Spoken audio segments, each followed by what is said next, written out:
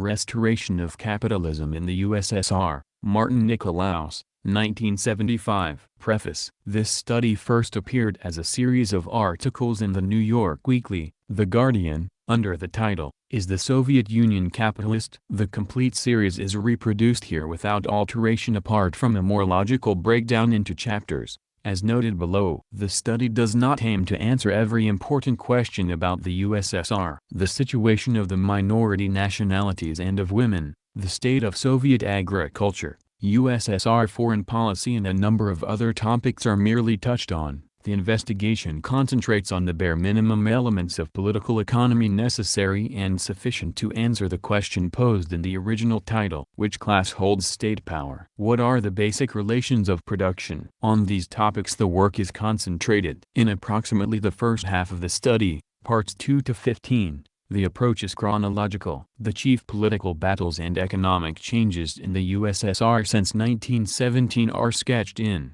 with emphasis on the crucial 1956-65 transition period. The second part of the study applies a magnifying lens to the post-1965 production relations, especially in regard to labor power, means of production, finance, planning, and the division of the social product among different classes. The general thesis defended in this work runs counter to the dominant opinion, the opinion of the dominant classes, in both the US and the USSR. In the latter it has been made a crime against the state to disseminate the opinion that capitalism has been restored there. The motives that incline most US and other Western Sovietologists to collude with the fiction of Soviet socialism are more subtle and diverse. Anti-communism, opportunism, ignorance, and metaphysics all play a role. The sum of the factors is that it presently serves the interests of the ruling circles in both superpowers to present the relation between them as one between different social systems. Like so many other propositions on which both superpowers agree, the theory of Soviet socialism today is based on falsehoods. Uncommon as the view here defended is in rival establishment circles, it is not the authors alone by far. The general thesis that a capitalist restoration has taken place in the USSR is today a common point of agreement among Marxist-Leninists in scores of countries. This study forms part of the growing international Marxist-Leninist literature on the topic,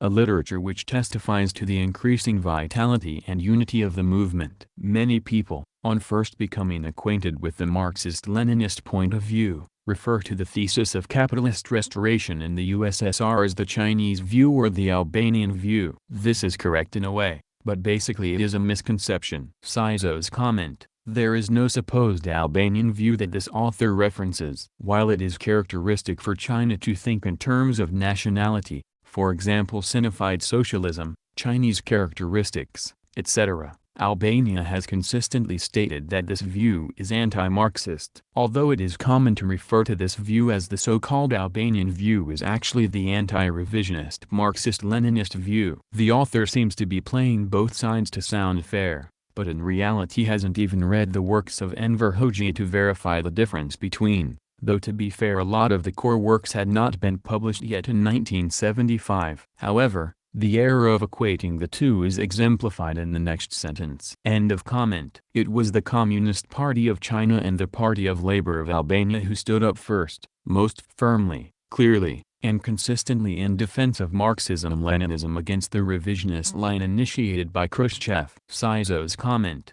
again, Maoism is not Marxism-Leninism.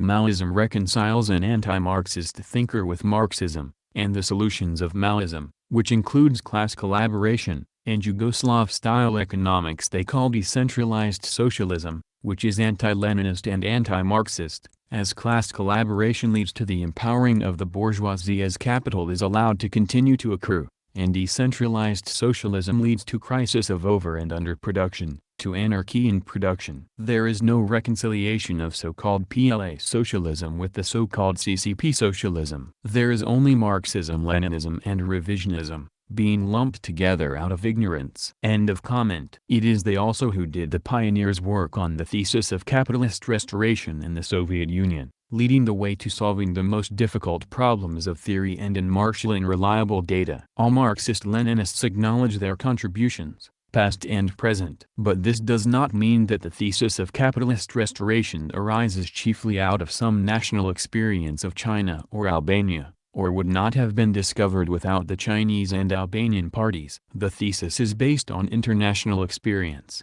not least, that of the Soviet workers and oppressed nationalities, and has objective validity independently of its first proponents. It has become, as was mentioned, the common property of Marxist-Leninists all over the world. Sizo's comment, again, there is no Albanian discovery. That is to say, the PLA didn't discover the revisionism of the USSR out of the national conditions of Albania. Such a conception is naive. Rather, what makes the PLA special is that they published their interactions with the revisionists and showed it to the world proletariat. Read The Khrushchevites by Enver Hoxha. Also, as laid out by Stalin in Foundations of Leninism, there exists within the USSR experience both a specifically Russian aspect of the revolution, and an international. Leninism is the international aspect of the experiences of 1917. Albania's experience is to have two sides to this. Both a national experience, born from different conditions, and an international, which is the application of Leninism to Albania. There was no such application of Leninism to China. Maoist China preserved bourgeois relations, and continued anarchy in production. China has no Leninist application, because they do not uphold a Leninist worldview. End of comment. Readers should also be aware that not all those who are often labeled Maoists or pro-Chinese hold to the view that there has been a restoration of capitalism in the Soviet Union. It is not uncommon in this period to encounter experiments in wearing the Chinese jacket while walking the Russian road. The position of the editors of the newspaper in which this study first appeared is a case in point. While sprinkling their writing with occasional references to the other superpower and Soviet social imperialism, they took care, in a preface atop each installment in the series of articles, to state that they did not believe the USSR had become a capitalist country. In this way the editors did a brisk business for a time, cultivating a prestigious Chinese image while acting as apologists for Soviet social imperialism on every burning question of world affairs. This whole topic obtains a vital urgency from the clouds of world war now gathering on the horizon. In many parts of the world, the question whether the Soviet Union is a big socialist country or whether it is an imperialist superpower like the US has become a shooting question. One has only to think of Angola or to recall such cases as Czechoslovakia, Bangladesh, and Chinpao Island, or the violent repression of Marxist-Leninists instigated by the pro-Moscow parties in India, the Philippines, Portugal and other countries. All these and other incidents are only the forerunners of a more general conflict in which, to judge by the scale of the preparations, Soviet social imperialism will attempt to displace its superpower rival on the whole of the Eurasian landmass and its flanking seas, and to grab a larger share of Africa and Latin America as well. To evade, minimize, or conceal the capitalist character of the USSR, and to paint this power as less evil, bloody and reactionary than US imperialism, is to abandon scientific thought and to enlist in the ranks of the other superpowers offensive. M.N. November, 1975. Note: the study is here divided into 24 chapters rather than the 28 installments of the newspaper serial. From installment 18 on, the newspaper installments sometimes began in the middle of a chapter of the original manuscript. In such a case the newspaper inserted a few lead-in lines for continuity. At other times the newspaper ran the beginning of a new chapter into the end of the previous chapter without indicating a break. This practice naturally caused some readers to lose stride. In the present edition the material added by the newspaper, as well as some superfluous footnotes, is deleted and the chapters follow the manuscript. The text is otherwise unaltered. 1. Introduction. The Soviet Union today, is it a friend or an enemy? Is it socialist or capitalist? Is it a bulwark of peace or an aggressive, imperialist power? Few differences within the broad movement against U.S. imperialism today run as wide and deep as those on this question. The different answers imply different views of the world situation, of strategy and tactics, of basic methods and philosophies. Like it or not, no one who is politically active against U.S. imperialism today can forever avoid taking a stand also on the character and role of the contemporary USSR. Today wherever anti-imperialists gather in the U.S., the question of the USSR is bound to arise. Whether it comes up in open debate or whether, By tacit agreement, nothing is said about it publicly. It burns all the same. Some 20 or 30 years ago the character and role of the USSR were a settled question for the great majority of people active on the left, and the US most believed the USSR was a socialist country, that its leadership in the main followed a correct, revolutionary political line, and that workers and oppressed people everywhere should look to this great land as the beacon of their emancipation. Those who openly disagreed, apart from the bourgeoisie itself, were forced to eke out some kind of political existence on the margins or in the crevices of the communist movement. Over the course of the year, the Soviet Union's achievements and victories had all but discredited its declared opponents within the ranks of the left. Unity in defense of the Soviet leadership had become an unassailable force within the broad movement against U.S. imperialism. Obviously it is very different today. The very fact that there is a large-scale debate shows that champions of today's USSR have lost the enormous prestige within the U.S. anti-imperialist movement that was enjoyed by the champions of the USSR a generation ago. The ideological hegemony that had been won by the pro-Soviet position has crumbled. Why? What has brought about this decline in the prestige and influence of the pro-Soviet position? Why is the left, once so strongly united on this question, now of several minds? The answer is that the Soviet Union is not what it used to be. The historical record shows unambiguously who shattered the former unity on the left in defense of the USSR and what it stood for. The opening salvo against the prestige and influence of the USSR among anti-imperialists was fired neither by the Chinese nor the Albanian Marxist-Leninists, but by a leader of the Soviet Communist Party, CPSU.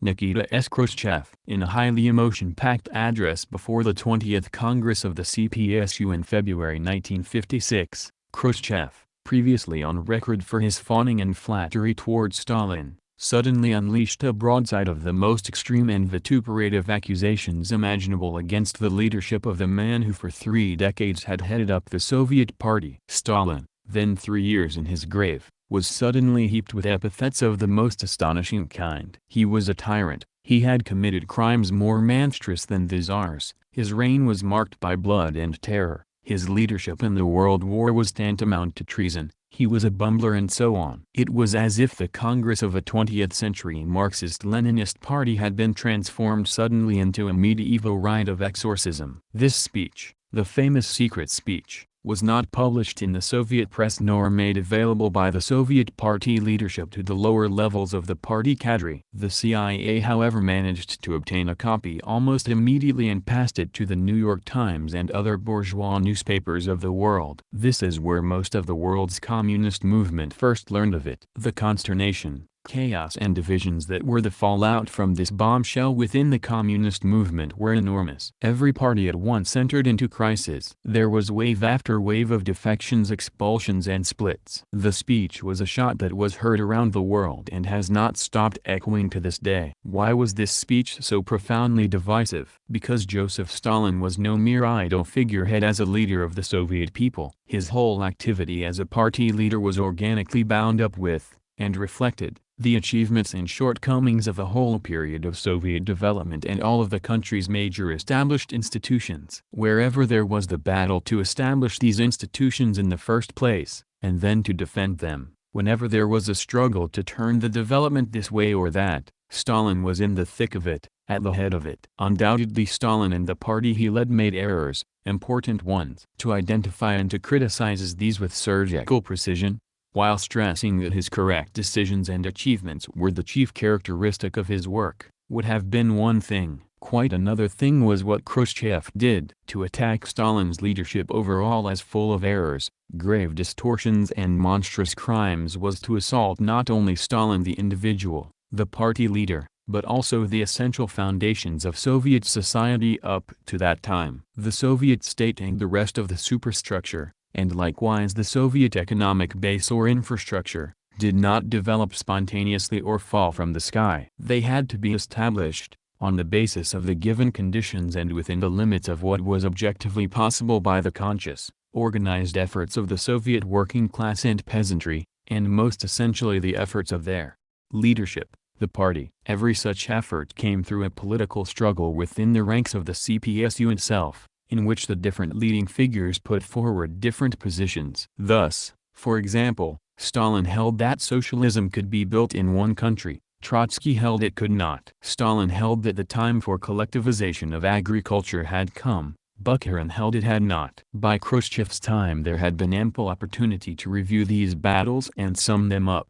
Whom had history proven correct? Whom had history condemned? To say, as Khrushchev did, that Stalin's errors were the main thing, was to attack implicitly the basic policy line that the CPSU had come to adopt over the course of the previous 3 decades. It was to imply that virtually all the major opponents whom Stalin had defeated at every major turn of Soviet policy had been correct. It was to insinuate that the foundations of Soviet society, as it came to be constructed, were basically wrong. These were the implications that unsettled the international communist movement, undermined its strength and unity, and marked the beginning of the end of the political, moral and organizational influence of the USSR and its champions within the broad ranks of people opposed to U.S. imperialism. In a sense, nearly every move of the Soviet leadership since then can be read as a series of footnotes to the Khrushchev secret speech, as declarations and actions that made explicit, though always under the socialist label, the hidden implications of the early Khrushchevian manifesto. In the nearly 20 years that have passed since this opening shot, the Soviet Party leadership has been engaged in a truly panoramic process of revising and transforming. No important stone has been left unturned. On questions of basic theory, the Soviet leadership has thrown out the Marxist view of the state as the repressive instrument of a class in favor of the view that the state is the representative organ of the whole people. They have similarly cut the heart out of the Marxist-Leninist theory of the role of a communist party. They have distorted the Marxist view on the transition to socialism to turn it into the illusion of peaceful overthrow of the bourgeoisie. They have discarded the core of Lenin's theory of imperialism in favor of the myth of irreversible détente with imperialist powers. This is to mention just a few examples. In foreign policy, the Soviet leadership beginning with Khrushchev broke the solidarity of the socialist camp by forming an alliance with India's expansionism against socialist China and with Yugoslav chauvinism against socialist Albania. It imposed unjustifiable conditions on its aid to these fraternal countries, and abruptly cut them off when they insisted on treatment as equals. It violated the independence of the Eastern European people's democracies, occupied them with its troops, proclaimed that their sovereignty was limited and turned the majority of them into its client states and dependencies. This, too, was merely the beginning. Most important have been the changes instituted by the new Soviet leadership in the economic base of Soviet society. They used the power of the Soviet state to nurture, fortify and put in command the traces of capitalism that survived in the relations of production, while breaking up the dominant strongholds of socialist relations. In their economic reforms of a decade ago, they erected an out-and-out capitalist economic structure of a state monopoly capitalist type. It is today a consolidated economic system that conforms in all essential features to the classic analysis of imperialism given by Lenin. To chronicle, much less to analyze, all or even the great majority of the theoretical and practical revisions carried out by the Soviet leadership beginning with Khrushchev would require a very large volume. The key elements are the changes in the Soviet superstructure, especially during the 1950s, and the subsequent transformation of the economic relations, especially during the 1960s. In the present-day struggle about the role and character of the contemporary USSR, the lines drawn between the Soviet revisionists and the Marxist-Leninists constitute the main battlefront. For its part, the CPSU has gone to great lengths to charge that the genuine Marxist view of the Soviet Union, which the Chinese and Albanian parties have pioneered in upholding, amounts to nothing more than Trotskyism in a new guise. The great irony is that it is the Soviet revisionists themselves, through the mechanism of Khrushchev's secret speech, that set the basis for a resurrection and revival of Trotskyism probably beyond the dreams of its prophet. It is from the CPSU itself that the Trotskyists have drawn and spread the defeatist line that its original pessimism regarding the impossibility of building socialism in one country has been vindicated. But it is precisely because of this temporary revival of Trotskyism that Marxist-Leninists, in explaining their view on the Soviet Union, must also draw a sharp line between themselves and the Trotskyists and show how, in fact, the Trotskyists and CPSU revisionists are the ones that conciliate and cover for each other, not only in their views of the world today, but in their overview of Soviet history as well. For these reasons, the analysis of the contemporary USSR cannot begin with 1956, but must go back to the beginning of the Soviet period. 2. Revolution. October 25, 1917, marked the beginning of a new period in Russian and in world history. It was the start of the period of Soviet power in the USSR, a period which came to an end nearly 40 years later with the rise to power of a new bourgeoisie. In order to gain a clearer picture of the present regime, it is useful to trace briefly some of the key aspects of the early period of Soviet development. The workers' insurrections in Moscow and Petrograd, the storming of the Winter Palace,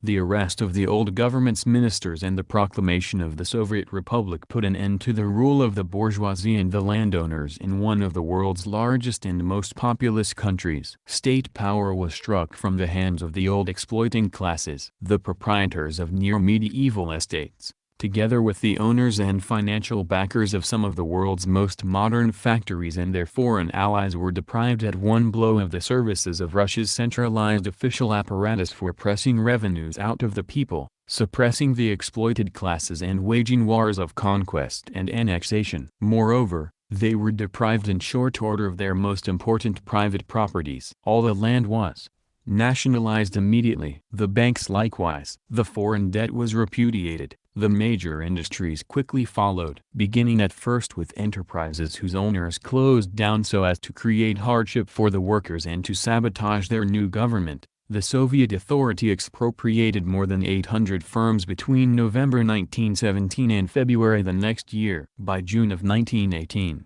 all large-scale industry and mining became state property along with the major transport facilities and warehouses. All foreign trade was made a state monopoly. Thus, within a few months of the workers' seizure of state power, the new state held the title and the keys to nearly all the country's major means of production. The commanding heights of economic life were in its hands. The swiftest and one of the most massive transfers of property from one class to another in history up to that time had been achieved. The U.S. writer Lincoln Steffens, after a visit to Soviet Russia in 1918, returned to say, "I have been over into the future and it works." This oft-quoted phrase, and similar remarks by other visitors at the time, reflected the enormous inspiration which the victory of the Soviet working class radiated. The new Soviet power was the harbinger of the future emancipation of all exploited and oppressed peoples everywhere. But few leaders of the Bolshevik Party in 1918 agreed in the literal sense with Steffens' judgment that it works. Quite the opposite. Very little worked. In the first place, the economy was ravaged by 4 years of inter-imperialist world war. Industry suffered from shortages of raw materials. Millions of working-age peasants were at the battlefront. Serious famine threatened the cities. In the second place,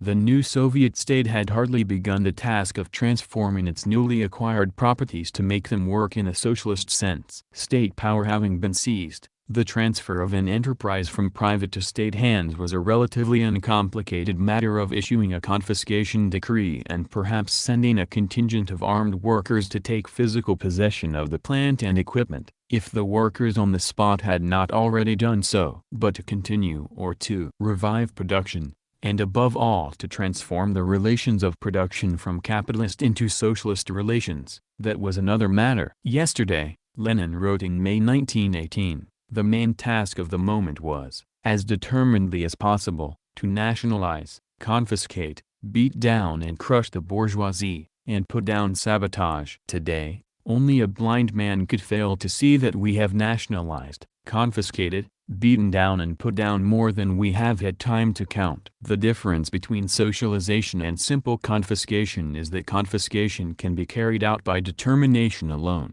without the ability to calculate and distribute properly, whereas socialization cannot be brought about without this ability. Collected Works, Volume 27, p. 333. If the new Soviet power could not even keep track of how many enterprises had been confiscated, it could even less take stock of their capabilities and needs so as to draw up an economic plan. The Central State Economic Council set up at the end of 1917 for this purpose achieved only the most superficial grip on economic affairs. In May 1921, Lenin wrote, "There is still hardly any evidence of the operation of an integrated state economic plan." CW Volume 32, p. 371, only the germs of socialist economy existed. The working class had seized state power. It controlled the key positions in the political superstructure of society. But the gigantic task of reshaping the economic foundation of Soviet society still lay before it. As Lenin said in May 1918, and repeated 3 years later, the name Socialist Soviet Republic implies the determination of Soviet power to achieve the transition to socialism, and not that the new economic system is recognized as socialist order. CW Volume 27, p. 335, Volume 32, p. 330. 3 years of civil war and invasion by 14 imperialist states, determined to crush the Soviet power in its cradle, compelled the young state to subordinate all other tasks to survival. The intervention, operating in conjunction with the armed counter-revolution led by the overthrown landlords and bourgeoisie, imposed further terrible sacrifices on the Soviet working people between 1918-21. The reactionary armies cut the urban centers of Soviet power off from the sources of fuel, raw materials and above all, grain. Extraordinary economic measures had to be taken: labor conscription, forced requisition of grain surpluses,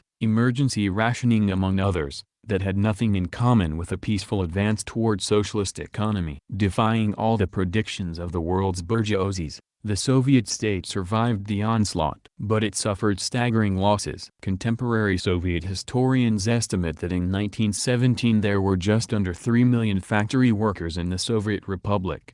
About 800,000 of them fought in the Civil War. Around 180,000 were killed in action. From 10 to 15% of the whole factory proletariat died of hunger and epidemics. As a result, the Soviet power counted only 1.7 million factory workers in August 1920 when the main body of the reactionary armies had been beaten. More dangerous than the physical losses suffered by the proletariat was its economic degeneration. As a result of the paralysis of industry, owing to our present deplorable conditions, Lenin wrote in May 1921, proletarians are obliged to earn a living by methods which are not proletarian and are not connected with large-scale industry. They are obliged to procure goods by petty bourgeois profiteering methods, either by stealing, or by making them for themselves in a publicly owned factory, in order to barter them for agricultural produce, and that is the main economic danger, jeopardizing the existence of the Soviet system. CW Volume 32, p. 411. So widespread and general was the ruin of large-scale industry, Lenin wrote in October 1921, that the proletariat has become declassed, i.e., dislodged from its class groove, and has ceased to exist as a proletariat. The proletariat is the class which is engaged in the production of material values in large-scale industry. Since large-scale capitalist industry has been destroyed, since the factories are at a standstill, the proletariat has disappeared. It has sometimes figured in statistics, but it has not been held together economically. CW Volume 33, p. 65. Such a situation posed special dangers for the Soviet power, since the proletariat was not only the working class, but the ruling class as well. Unless industry was revived, Soviet power would lose its footing and be overthrown. It was in the midst of this grave emergency, more dangerous than intervention and civil war, that Lenin proposed to the party in the country in early 1921 the new economic policy, NEP. When the Bolsheviks first took power, as Lenin put it, we assumed that we could proceed straight to socialism without a preliminary period in which the old economy would be adapted to socialist economy. We assumed that by introducing state production and state distribution we had established an economic system of production and distribution that differed from the previous one. CW Volume 33, p. 88. 3 years later, experience had proved that this was not possible. The attempt to introduce the socialist principles of production and distribution by direct assault, i.e. in the shortest, quickest and most direct way, had suffered defeat. The NEP meant a change in strategy based on the clear recognition of this defeat. Instead of immediate transition to socialist economy, there would have to be a fairly long transitional period, perhaps 5 to 10 years by Lenin's estimate, during which the groundwork for socialist economy was carefully prepared. Instead of an all-out assault, there would be a period of strategic retreat, regroupment and consolidation. Instead of merciless blows against the capitalists, the Soviet power would offer them concessions and encouragement with indefinite limits to get the economy going again. The plain fact, as Lenin put it in 1920, is that there is a firmer economic basis for capitalism in Russia than for communism. CW Volume 31, p. 516. Some 80% of the country were peasants, and of these the great majority were smallholders working an individual plot in an individualist way. There was a large stratum also of small workshops and manufacturers likewise engaged in petty capitalist production and exchange. Even in the most advanced sectors of large-scale industry, which in Russia at the time was more concentrated than anywhere else in the world, the foundations for socialism were not yet ripe. The proletariat lacked organizational, cultural and technological skills in sufficient quantity even to run them on the old capitalist basis, much less to operate them in a coordinated, planned, socialist way. A period of schooling, under the tutelage of the capitalists and their experts, was required even in this core of the state sector of the economy. The analysis of Lenin's new economic policy and of the circumstance under which it was adopted sheds important light on the transformations in the Soviet mode of production carried out several decades later under Khrushchev, Brezhnev, and Kosygin. The two sets of measures, as will be seen, have many crucial features in common, including the commanding role given to profits, the freedom given managers to engage in commodity exchange and others. In a number of respects, the latter even consciously copied from the former and drew on quotations from Lenin's speeches of the period to give their work a mantle of legitimacy. A crucial difference, however, was that Khrushchev and his followers portrayed their policies as an irreversible advance to communism, while Lenin,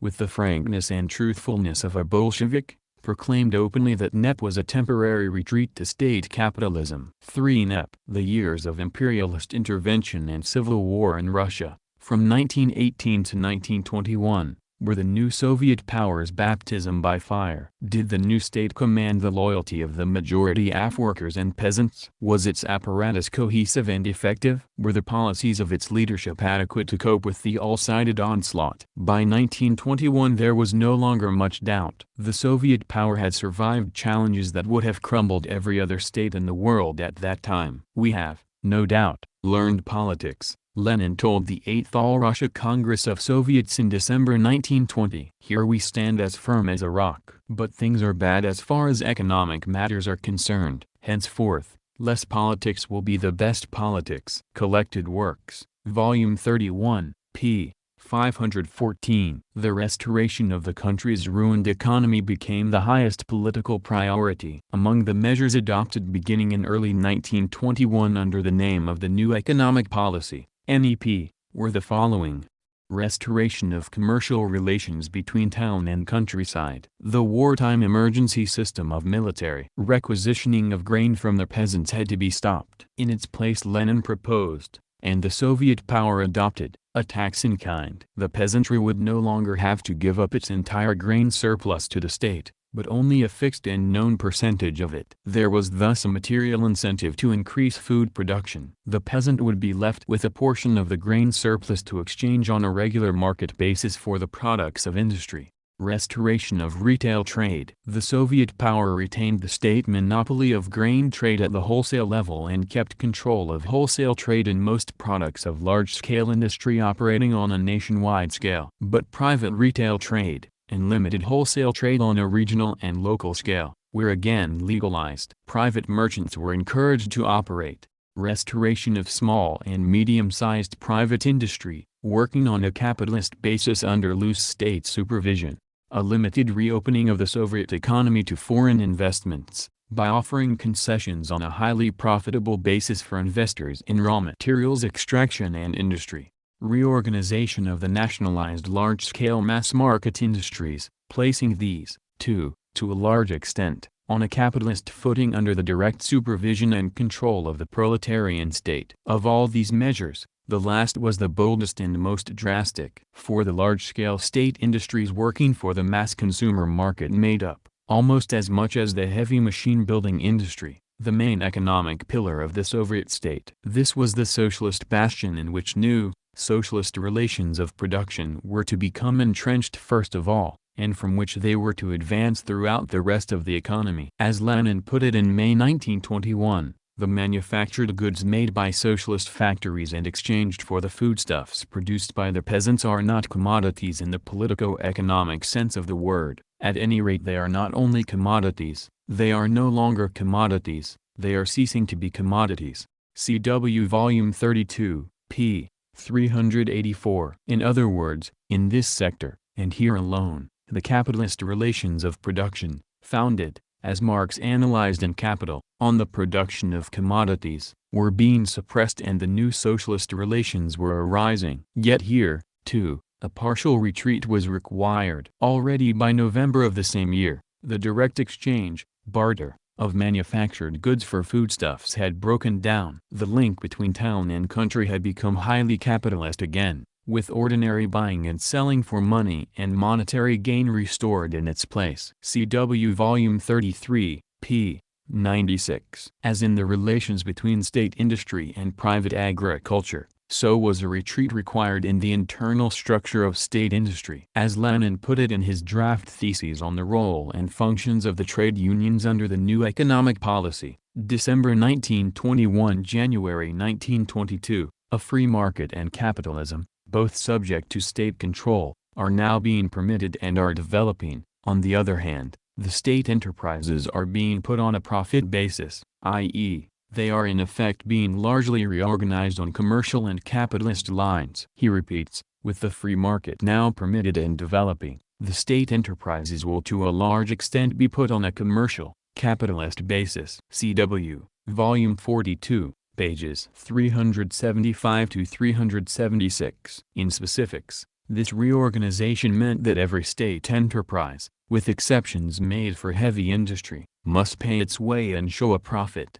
Ibid, p. 376. It meant that it is absolutely essential that all authority in the factories be concentrated in the hands of the management. The factory management, usually built up on the principle of one-man responsibility, must have authority independently to fix and pay out wages and also distribute rations, working clothes and all other supplies. It must enjoy the utmost freedom to maneuver, exercise strict control of the actual successes achieved in increasing production, in making the factory pay its way and show a profit, and carefully select the most talented and capable administrative personnel, etc. Ibid, p. 379, see also Volume 33, pages 184 to 196. To give them a material incentive, moreover, the directors of factories and trusts were paid on a partly commission basis, so that their income was made dependent on the profitability of their enterprises. There were experiments also with tying workers' wages to enterprise profitability. All this and more,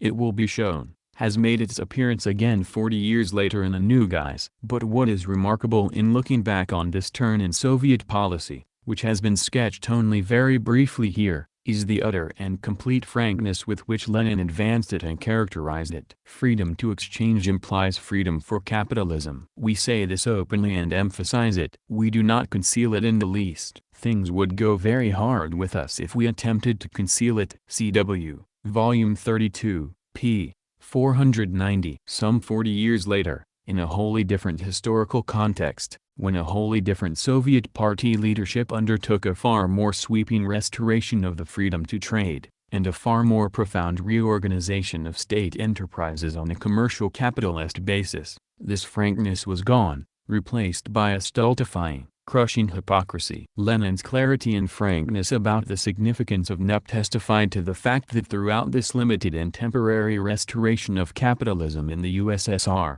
the proletariat remained the ruling class. The state capitalism that the NEP temporarily fostered was not the state capitalism found in bourgeois economics texts, in which the bourgeois holders of economic power collectively subordinate the state and state property to their interests. On the contrary, the proletarian political power subjected the bourgeoisie to its interests. No matter how great the freedom given to the bourgeoisie in economic matters, the proletarian power always kept the reins in its own hands and loosened or tightened them in accordance with its own economic and political policies. The NEP period of Soviet history comprised three broad phases: the retreat in the direction of capitalism, the consolidation, and the new offensive toward socialism. All three phases, and not only the retreat, formed part of the NEP design. Taken as a whole, NEP was the policy of transforming the capitalist, and even pre-capitalist, economic foundation of the USSR into a socialist foundation.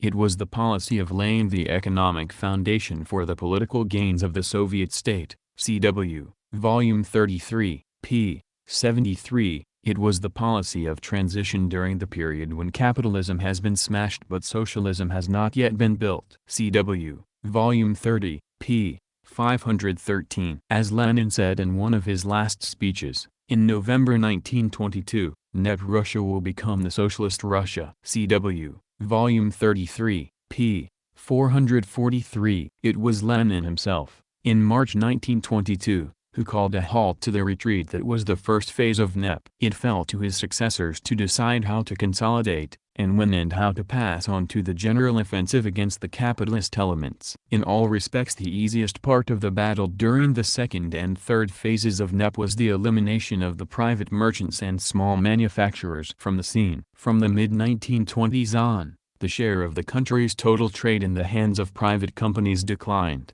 while the share of the state increased. By 1932, the hated private traders, who were called N-men, were all but gone. In manufacturing, where about 1/8 of the country's workers in 1923 were employed by private enterprise, the private share had been reduced in 1932 to less than 1%. See the periodic reports of the Soviet State Planning Commission, presented at party congresses by Stalin, Works, Volumes 12 and 13. And the Modern Revisionist Outline History of the Soviet Working Class by Y.S. Borisov et al., Moscow 1973. The gradual liquidation of foreign investments and leases presented few problems, as these never amounted to any significant proportion of output. Few capitalists had accepted Lenin's offer to invest in the proletarian state. More difficult and protracted was the struggle to reverse the capitalist measures introduced in the state-industrial sector during the first phase of NEP. Necessity dictated progress here. The managers of the state-industrial trusts quickly used their freedom to jack up prices beyond the point where the peasant and worker masses could afford to pay. In 1923 and 1924, the state cracked down on its trusts, imposing first a rigid credit control and then price controls that severely limited the management's freedom of action. In the spring of 1924, the first serious start was made to design a comprehensive long-term economic plan for all branches of nationalized industry. Meanwhile, the socialist planning principle made gradual headway on a patchwork, branch-by-branch basis. C.E.H. Carr, The Interregnum, Pelican Books 1969. By 1927, Stalin was able to report that the state now has every possibility of directing nationalized industry in a planned way, as a single industrial enterprise. Works, Volume 10, p. 309, and in 1929, the capitalist relations in the state sector had been so far suppressed that this possibility, with the adoption of the first five-year plan, became, at least in approximation, for the first time a reality. The hardest battle of all, during the third and final phase of NEP, was not however in industry but in agriculture. The restoration of the free market during the first phase of NEP had led, as was its intent, to a revival of agricultural production, and class struggle. Instead of suffering famine as before, the Soviet state in 1922 had been able to export grain, and there was a salutary improvement in the food situation. But the revival of agricultural production meant a revival of capitalist relations in agriculture,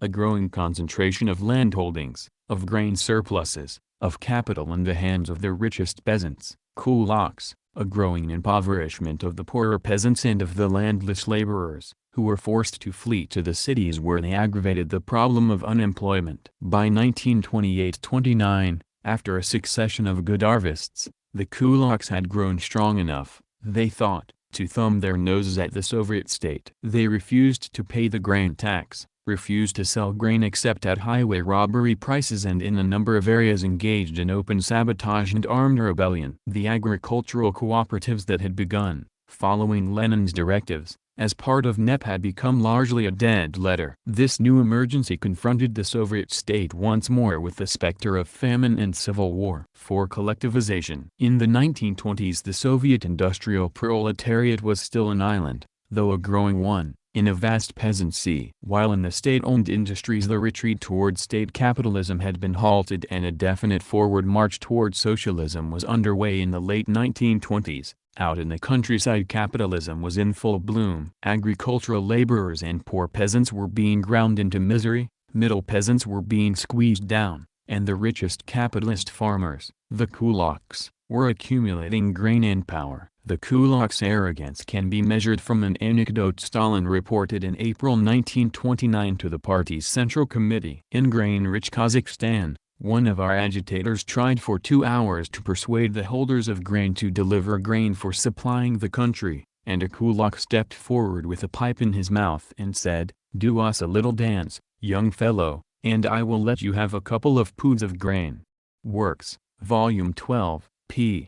95. The harvests had been good, yet the state was menaced by famine. The resistance and, in many areas, armed rebellion of the kulaks threatened to reverse the progress toward socialism in the cities and to undermine the power of the Soviet state. In this emergency, and after heated intra-party struggles against the left and right opposition, the Central Committee, led by Stalin, resolved to launch an all-out offensive against the last great bastion of capitalism in the USSR. Capitalism in agriculture. This was the campaign for collectivization of agriculture. Its aim was to combine the millions of small and medium-sized peasant plots into tens of thousands of collective farms, kolkhozes. In a collective farm, the individual patches of land are merged, apart from small plots for household consumption, into large tracts which the farmers cultivate collectively. A portion of the harvest is taxed off by the state, but the remainder is the property of the collective, to be sold by it to its best advantage, with the proceeds divided among the collective farmers in proportion to their work.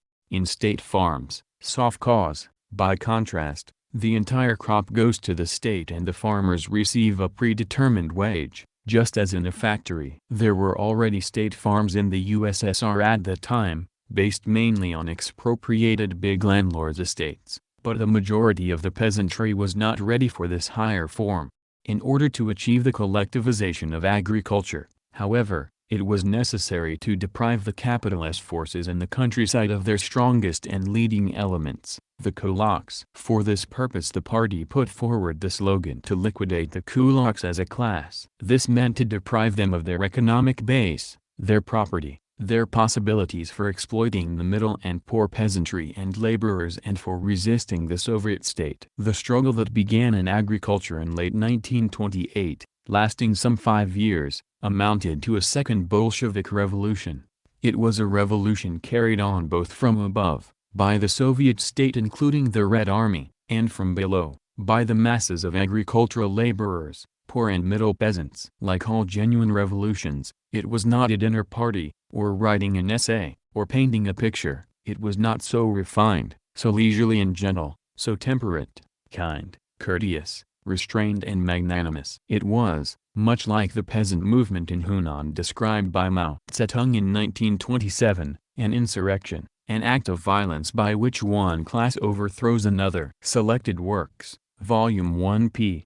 28. It therefore did not lack instances when the peasantry went too far, and liquidated the kulaks, as well as some who were mistaken for kulaks, not only economically but also physically. But, as the chief bourgeois critic of this revolution, Professor M. Lewin, admitted, in order to understand this process of wholesale dekulakization, it is also essential to bear in mind the misery in which millions of bedniks, poor peasants, lived. All too often they went hungry, they had neither shoes nor shirts, nor any other luxury items. The tension which had built up in the countryside, and the eagerness to dispossess the kulaks, were in large measure contributed to by the wretchedness of the bedniks' condition, and the hatred they were capable of feeling on occasion for their more fortunate neighbors, who exploited them pitilessly whenever they had the chance to do so. Lewin, Russian Peasants, and Soviet Power, Evanston, 1968. p. 488. There were also excesses committed from above, by overzealous party leaders, who were often members of the intra-party opposition intent consciously or unconsciously on sabotaging the process. Inexperience, shortage of cadre and honest errors played their part as well. The opposition, echoed by the bourgeois press abroad, lost no opportunity to focus on these excesses and errors, to magnify them out of proportion and damn the general line of the revolution because of its tactical blunders. But there was in reality no other socialist alternative, and those members of the opposition who were dedicated to the cause of Soviet power, as Professor Lewin records, soon came to see this truth. "He does the job badly," said these repentant oppositionists of Stalin, "but he does it." The most intelligent cadre, in Lewin's estimate at least, meaning the more enlightened followers of Leon Trotsky and of Nikolai Bukharin, then the chief left and right opposition faction leaders, complained of Stalin's iron hand and despotic methods, but conceded that thanks to this man's indomitable will, Russia is being modernized. Despite his shortcomings, a few more years of this terrible, almost superhuman effort will bring an all-round increase in prosperity and happiness. By the end of 1933, the long road of the new economic policy, NEP, had been completed. The initial retreat toward state capitalism, the consolidation, and then the general offensive toward socialism had been successfully executed. About two-thirds of the peasants were in functioning collective farms, private industry had all but vanished, socialist principles and state industry had gained the upper hand, and the first five-year plan had been triumphantly completed ahead of time. Unemployment was abolished. After 16 years of political rule, the new Soviet power had succeeded in remolding the capitalist economic foundation it inherited, and in creating the foundation appropriate to itself, the foundation of a socialist economy. At the 17th Party Congress in January 1934, Stalin, speaking for the Central Committee, was able to make the landmark declaration that the socialist economic formation now holds unchallenged sway and is the sole commanding force in the whole national economy. Works, Volume 13, p. 316. At the time that the USSR entered the new era in its economic development, the rest of the world was plunging into the depths of the Great Depression. A front-page editorial by Pravda in 1931, on the occasion of the 14th anniversary of the October Revolution, threw into sharp relief the contrast between the achievements of the Soviet power and the sufferings in the capitalist world. Proletarians, workers of all countries. Today in the squares, at meetings, demonstrations and rallies you will sum up the results attained by two economic systems, capitalism and socialism. Remember, in the capitalist countries tens of millions of unemployed, the deepening world crisis, thousands of bankruptcies, tens of thousands of closed enterprises, growing poverty, hunger and plunder of the colonies, preparations for fresh imperialist wars. In the country which is building socialism powerful growth of industry, no unemployment, creation of large-scale mechanized agricultural production on the basis of state and collective farms, improving material conditions of the working people, the rallying of the working people around the Bolshevik Party and its Leninist Central Committee. Quoted by Borisov et al. Outline History of the Soviet Working Class, Moscow 1973, p. 168. And in fact the triumphant march of socialism in the USSR in this new period appeared as a beacon amidst the gloom of the capitalist world. It was a period when phrases that today may seem strained and trite, glorious, triumphant, brilliant, dazzling and the like, came naturally to the lips of those who lived or saw it. It was as Marx had foretold. The integument of capitalist relations burst asunder, and the tremendous potentials slumbering in the lap of social labor began to stir. Momentous productive forces that the capitalists had tried for decades, in vain, to whip into life now suddenly found liberation. It was as if the country exploded with productive energy. It did not march ahead, it leaped, it stormed, it flew ahead. It left its critics in the dust as so many carping dwarfs. It threw terror into the world's bourgeoisies. It traced out for the first time in history the magnificent future that opens before the world's oppressed and exploited people once they have seized state power. Today these achievements are in danger of being slowly forgotten. The period of socialist economy in the USSR lasted only slightly more than 2 decades. From the early 1930s to the mid-1950s. The reversals that have occurred in the last 20 years have tended to obscure what existed during the socialist period, and to efface from consciousness not only its achievements, but its very character. What really is socialism? Was the USSR really ever socialist at all? If it was socialist, how could it have turned capitalist afterwards? In order to answer these questions, it is necessary to have a somewhat closer look at Soviet socialism in theory and practice. 5. Socialist economy. In the early 1930s, the Soviet Communist Party proclaimed that the USSR had entered the period of socialist economic development. The country could now call itself the Union of Soviet Socialist Republics, not in the future sense that Lenin had employed when he said, in 1921, that the name implies the determination of Soviet power to achieve the transition to socialism, and not that the existing economic system is recognized as a socialist order. It was now socialist rather, in the actual sense. What were the theoretical and practical grounds for recognizing the economic order of the 1930s as socialist? Though Marx and Engels,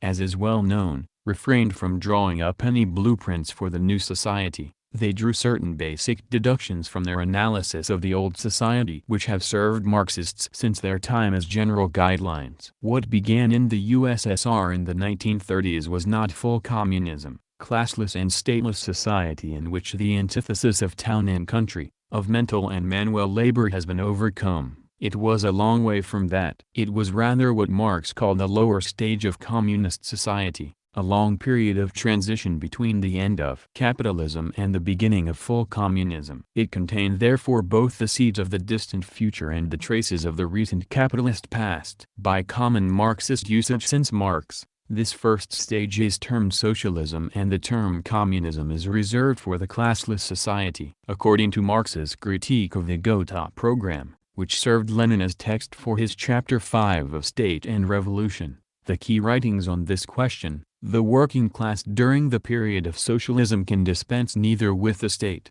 as an organ of repression by one class against another, nor with certain economic and legal relations taken over from the old bourgeois society. As far as the Soviet state was concerned, this was and remained in the period, a dictatorship of the proletariat. After the battles of 1917, of the Civil War period, of NEP and collectivization of agriculture, there was no longer any doubt about that. The many hundreds of thousands, perhaps a few million, of defeated, expropriated and embittered former kulaks, and unreconciled old regime officials, managers and privileged intellectuals with their families, offspring and hangers-on who remained in the country might have liked nothing better than the implementation of Trotsky's demand, voiced from exile abroad, for the freedom to form political parties rivaling the CPSU. But the party had no intention of allowing the state to wither away as a repressive force in this manner. Democracy for the vast majority of people, and suppression by force, i.e. exclusion from democracy, of the exploiters and oppressors of the people. This was the role Lenin, following Marx, laid out for the proletarian state in the period of socialism, and the party stood by that program, though not without making some political errors that proved in the long run very costly. As for economic relations, Marx and Lenin, in the above-mentioned texts, had laid out plainly that the model of socialist distribution could not yet be from each according to his ability, to each according to his need. This was for the communist future, when the progress of the productive forces permits the abolition of scarcity, and when social consciousness, ingrained desire and sheer force of habit leads all workers voluntarily to participate according to their ability in everyday production, so the distribution of articles of consumption can be a matter of each one taking freely from the public stores according to need. The motto, rather, was to each according to the amount of labor performed. This meant not taking freely, but paying money in exchange for commodities, and being paid at work not according to need but according to productivity. It was straightforward commodity money exchange, such as existed not only under capitalism but even earlier. It necessarily resulted in inequality of wages between workers in different kinds and grades of jobs, and between slow and fast workers on the same job. The gap between the lowest and the highest wages even increased during the 1930s, as an enormous influx of new recruits from the countryside more than tripled the ranks of the industrial proletariat between 1929 and 1940. Yet, while a growing inequality of wages was incompatible with the advance toward communism, wage inequality, and the commodity exchange relations and distribution of consumer goods on which it rested, were not in themselves in violation of the theory of socialism. Marx and Lenin were amply clear on this point. Socialism, as Lenin pointed out, does away with the injustice that consists in the means of production having been seized by private owners, but it is not capable of destroying at once the further injustice consisting in the distribution of the articles of consumption according to work performed, and not according to need. The socialist order of society, as distinct from the higher, communist order, does not remove the defects of distribution and the inequality of bourgeois right which continue to rule as long as the products are divided according to work performed. State and Revolution, ch. 5, sec. 3. As regards the distribution of consumer goods, the advance made by socialism over capitalism therefore does not lie in the abolition of wage inequalities. What it abolishes is rather the class of consumers standing far above even the highest paid workers, who draw stratospheric incomes not deriving from wages but from profits, i.e. not from their own labor but from the labor of others. Such a social layer did not exist under Soviet socialism. It has reappeared today, however, as will be shown. There was thus a wide sphere of commodity exchange relations in the USSR, embracing not only the output of the state consumer goods factories but also much of the food produced by the collective farms. All this was an objective breeding ground for what Marx and Lenin called bourgeois right, narrow self-interest, which compels one to calculate with the cold-heartedness of a Shylock whether one has not worked half an hour more than somebody else, whether one is not getting less pay than somebody else. To quote State and Revolution, these were among the traces left over from the past, obstacles in the path toward communism, potential nuclei, among others, of a restoration of capitalism. But, for all that, Soviet economy during this period was not capitalist, it was socialist. Marx, in analyzing and comparing different historic forms of production so as to identify the specific characteristics that defined capitalism, noted that money and commodities existed in many other forms of society, to varying degrees, without capitalism arising. The historic conditions of its existence are by no means given with the mere circulation of money and commodities. Capitalism, can spring into life only when the owner of the means of production and subsistence meets in the market with the free laborer selling his labor power. Capital, Volume 1, International ed. p. 170. Or, as Marx writes later in the same work, in themselves money and commodities are no more capital than are the means of production and of subsistence. They want transforming into capital. But this transformation can only take place under certain circumstances that center in this, viz., that two very different kinds of commodity possessors must come face to face and into contact. On the one hand, the owners of money, means of production, means of subsistence, who are eager to increase the sums of values they possess by buying other people's labor power. On the other hand, free laborers, the sellers of their own labor power and therefore the sellers of labor.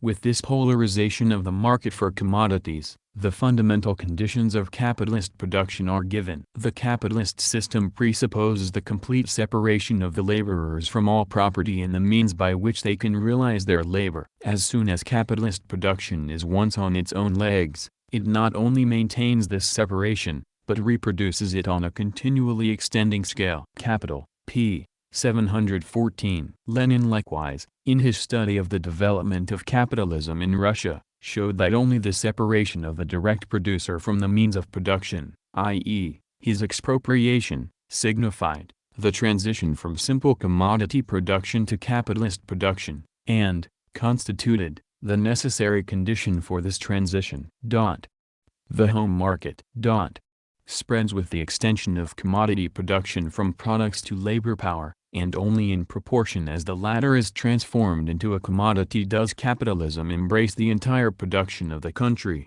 developing mainly on account of means of production. Collected Works, Volume 3, pages 68 to 69. Thus, in order to demonstrate that a given society was capitalist, in the scientific sense of the term, it would be necessary to show not merely that articles of consumption were commodities, which was true but proves little, but also and principally that commodity exchange, based on expropriation of the direct producers, embraced and governed the means of production and labor power. If the direct producers, the workers, are not divorced from the means of production, and if consequently neither these means nor labor power function as commodities, then no survivals of bourgeois right, nor any amount of other inequities and injustices, can allow of such a society being properly termed capitalist. Inversely, if the direct producers have been separated from the means of production, and consequently both labor power and means of production are exchanged as commodities, then no amount of social welfare benefits, no nationalizations, no statutory curbs on excess profiteering, no ameliorative measures whatever can conceal or modify the capitalist character of such a society. It is important to keep these elementary, but necessary and sufficient characteristics of capitalism firmly in mind in order to grasp the left and right, the forward and backward of Soviet development. There exists an enormous abundance of superficial definitions, half-truths and irrelevant notions in the literature about what is capitalism and what is socialism, all of which either innocently or with forethought serve to mystify or to distort the historical process and the present situation. 6 New Shoots. The history of the USSR during the 1920s and 1930s was like a long march to reunite the workers with the means of production. It was a complex and protracted struggle to revoke the great historic divorce arising at the dawn of capitalism, between the peasant and the land, between the weaver and the loom. This schism, constantly reproduced and universalized by the capitalist order, creates and recreates on the one side the millions of empty-handed workers and on the other side the relative handful of owners of the means of production. On this separation are founded the twin markets in commodities that characterize the capitalist order and distinguish it from all others: the market in labor power between the capitalist and the worker, with the workers always the sellers and the capitalist in the buyer's role, and the market and means of production, with the capitalists buying and selling from each other. Once the basic schism is suspended, these markets lose their reason for being. Labor power and means of production shed their commodity character and become transformed step by step into social property. Such, in broad outline, was the path of Soviet development toward socialism and in the socialist period. What were some of the specific steps that were taken by the Soviet power to reunite the working class with the means of production? Certainly, the nationalization of the means of production by the workers' state was the political basis for the whole process. But had the process ceased with the signing of nationalization papers, it would have been a paper socialism. In fact, the nationalization decrees in many cases only legalized factory seizures taken by the workers on their own initiative, and from then on, wave after wave of mass initiatives and movements spurred on the socialist transformation of Soviet society and gave it life. One of the earliest of the innovative mass movements pioneered by the Soviet working class was the practice of subbotniks, or communist Saturdays. The first was organized on their own initiative by the workers at the chief repair shop of the Moscow-Kazan Railway in May 1919. Working voluntarily and without pay after the regular shift had ended, the workers toiled out of political inspiration alone, in order to save and to strengthen the Soviet power against its foes during the Civil War. Despite end-of-the-week fatigue, the workers' productivity during the subbotniks regularly was 2 or 3 times higher than during regular hours. Communist subbotniks are extraordinarily valuable as the actual beginning of communism, Lenin wrote, identifying the subbotniks as one of the new shoots pointing ahead of the then existing stage of social development toward the ultimate goal of a classless society. Following the first local initiatives, the party organized nationwide subbotniks with excellent results throughout the Civil War period, and the practice was revived again and again. In the late 1920s, a new form of the subbotnik arose, the Voskrenik, voluntary overtime work to raise funds for the great industrialization drive projected by the first 5-year plan. Like the subbotniks, these initiatives also were quickly popularized by the party and government press, and mobilized millions of workers. The shock work team movement, initiated in 1926 by the same railway workshop that had begun the subbotniks, was in part a drive to bring the subbotnik spirit into regular working hours. It laid emphasis at the same time on reorganizing the work, discarding the old patterns of division of labor inherited from capitalism and inventing new ones that promoted greater productivity. Led by the Komsomol, Communist Youth League, activist Nikolai Nekrasov, the movement produced not only higher production but far greater enthusiasm by workers in participating in production meetings, where all aspects of the existing work methods were criticized and reshaped to bring out the workers' initiative. Borisova et al. Outline History of the Soviet Working Class, pages 121 to 124. The Stakonavite Movement, beginning in 1935, was the successor of the shock work teams. Like the latter, it emphasized reorganizing the division of labor, and developing teamwork to achieve higher output. But it contributed also a stress on quality output, and, above all, on improved work technique and technology. The redesign and innovation of machinery and machine processes by the workers themselves, frequently, as Stalin pointed out in his Economic Problems of Socialism, 1952, p. 28, over the objections of conservative engineers and technicians, was the keynote of the movement. A bourgeois U.S. scholar, David Granick, in his study The Red Executive, 1960, defended the movement against Western charges that it was mainly a form of speed-up. Primarily, it was aimed at motivating workers to use improved techniques on the job, he wrote, and to innovate new ones. Its emphasis was thoroughly modern, being on rationalization rather than on sweating. p. 213, it too was popularized by the party, not without opposition from engineers and managers, and spread to large proportions of industry, mining and transport. Such mass initiative brought about extremely rapid increases in labor productivity. During the first 5-year plan, beginning in 1929, labor productivity had risen 41%.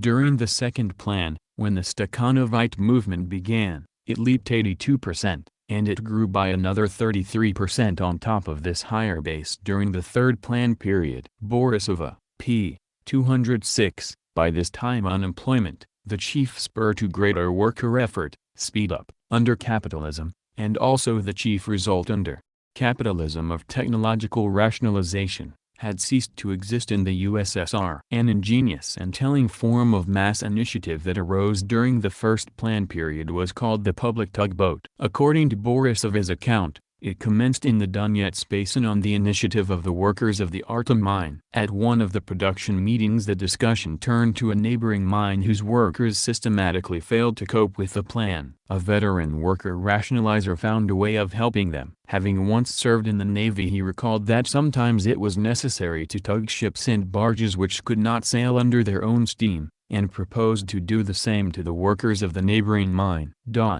His proposal was approved, and shortly afterwards the first tugboat team arrived at the backward mine, only to receive a hostile welcome. "You've no business to be here. We can get along without your help, so turn around and head for home." "We've come here not to chit-chat, but to extend comradely assistance," the Artem miners replied. "And we shall stay here until we have fulfilled our assignment." Assisted by the party organization, they grouped the foremost workers around themselves and got the socialist competition going. Within a short space of time the backward mine caught up with the plan. At the end of the 5-year plan period, public tugboat teams were operating at many industrial enterprises. p. 148. A more thoroughgoing form of mass initiative was the participation of workers in criticizing the 5-year plan and drawing up revised plans of their own. This was called counterplanning. Borisova writes that it was first advanced in the summer of 1930 by the shock workers of the Karl Marx works in Leningrad. This was done in response to the address of the shock workers of the Znemyatruda factory to the Leningrad shock workers. The address was published in the Leningradsky Pravda on April 9, 1930 under the heading, "Znemyatruda shock workers are drawing up an extended counter-industrial and financial plan." At the time the workers of the Elektrozavod factory in Moscow were devising counterplans for the enterprise as a whole and for each of its shops and lathes. Through their participation in the elaboration of counterplans, thousands of workers became acquainted with the organization and management of production. Many of them acquired an inclination for planning and enrolled at higher educational institutions offering specialized training in this field. p. 147. Counterplanning, even more than the Stakonavite movement, frequently upset those engineers and managers who had retained or acquired a basically bourgeois outlook. Numbers of them fled to the capitalist countries, where intelligence services and scholars would pump them for inside information on Soviet conditions. One such scholar, Joseph Berliner, gave the following transcript, in his 1957 study, Factory and Manager in the USSR, of an account of counterplanning by a renegade plant manager, All the workers, all are called to the production conference. And then begins the so-called counter-planning, in a very crude form, which quickly ends in a fiasco. They read off the plan. Here, our chief administration has given us such and such information, such and such indices. Of course we have to meet them. We all understand that this has to be done. Thus, the agitation proceeds further. This we have to do. We have to fulfill and overfulfill. I hope that some of the workers, this is said by some engineer or a representative of the party organization, will bring forth counter-proposals. Now everyone wants to manifest his activity. Some butterfly, some milkmaid gets up in her place and says, I think we should promise Comrade Stalin to overfulfill by 100%. She takes no account of materials, no account of supply. Then a second stands up and says we should all promise 100% and I personally promise 150%. In short, it piles up higher and higher, and the engineers and economists scratch their heads. Nevertheless, this is called counter-planning, a manifestation of the new socialist morality and higher socialist enthusiasm. All this goes to the top and there, you understand, there is confusion, downright confusion, a complete muddle. p. 275. Dripping with chauvinism, contempt and sarcasm, such a factory manager as the one who furnished this account naturally saw the workers' enthusiasm as contradictory to efficiency and rationality. What about materials? What about supply? It did not occur to such bourgeois minds that if the enthusiasm were to spread to the other factories producing materials and supplies for this factory, and so on in a chain reaction, then a forward leap in production might very well be achieved all around. This narrow bureaucratic spirit also had its partisans in the office of Gosplan, the Central State Planning Bureau, as the bourgeois Sovietologist M. Lewin, in his 1968 Russian Peasants and Soviet Power, recounts. At the outset, Lewin wrote, Gosplan in a body tried to stem the flood of unreasonable demands, which reached them from the factories below and the Central Committee above, demands for vastly increased production. But the party leadership had little tolerance for this foot-dragging. An atmosphere was created within Gosplan, Lewin recounts, such that it would have been an act of civic courage on the part of the planners to insist that there were sectors on which the brakes should be applied. The planners were aware of the risks involved in arguing too much, or raising objections on technical or other grounds. In the privacy of their own offices, they remarked that it was better to comply with the demand for rapid growth rates than to go to prison for having advocated more moderate ones. p. 346.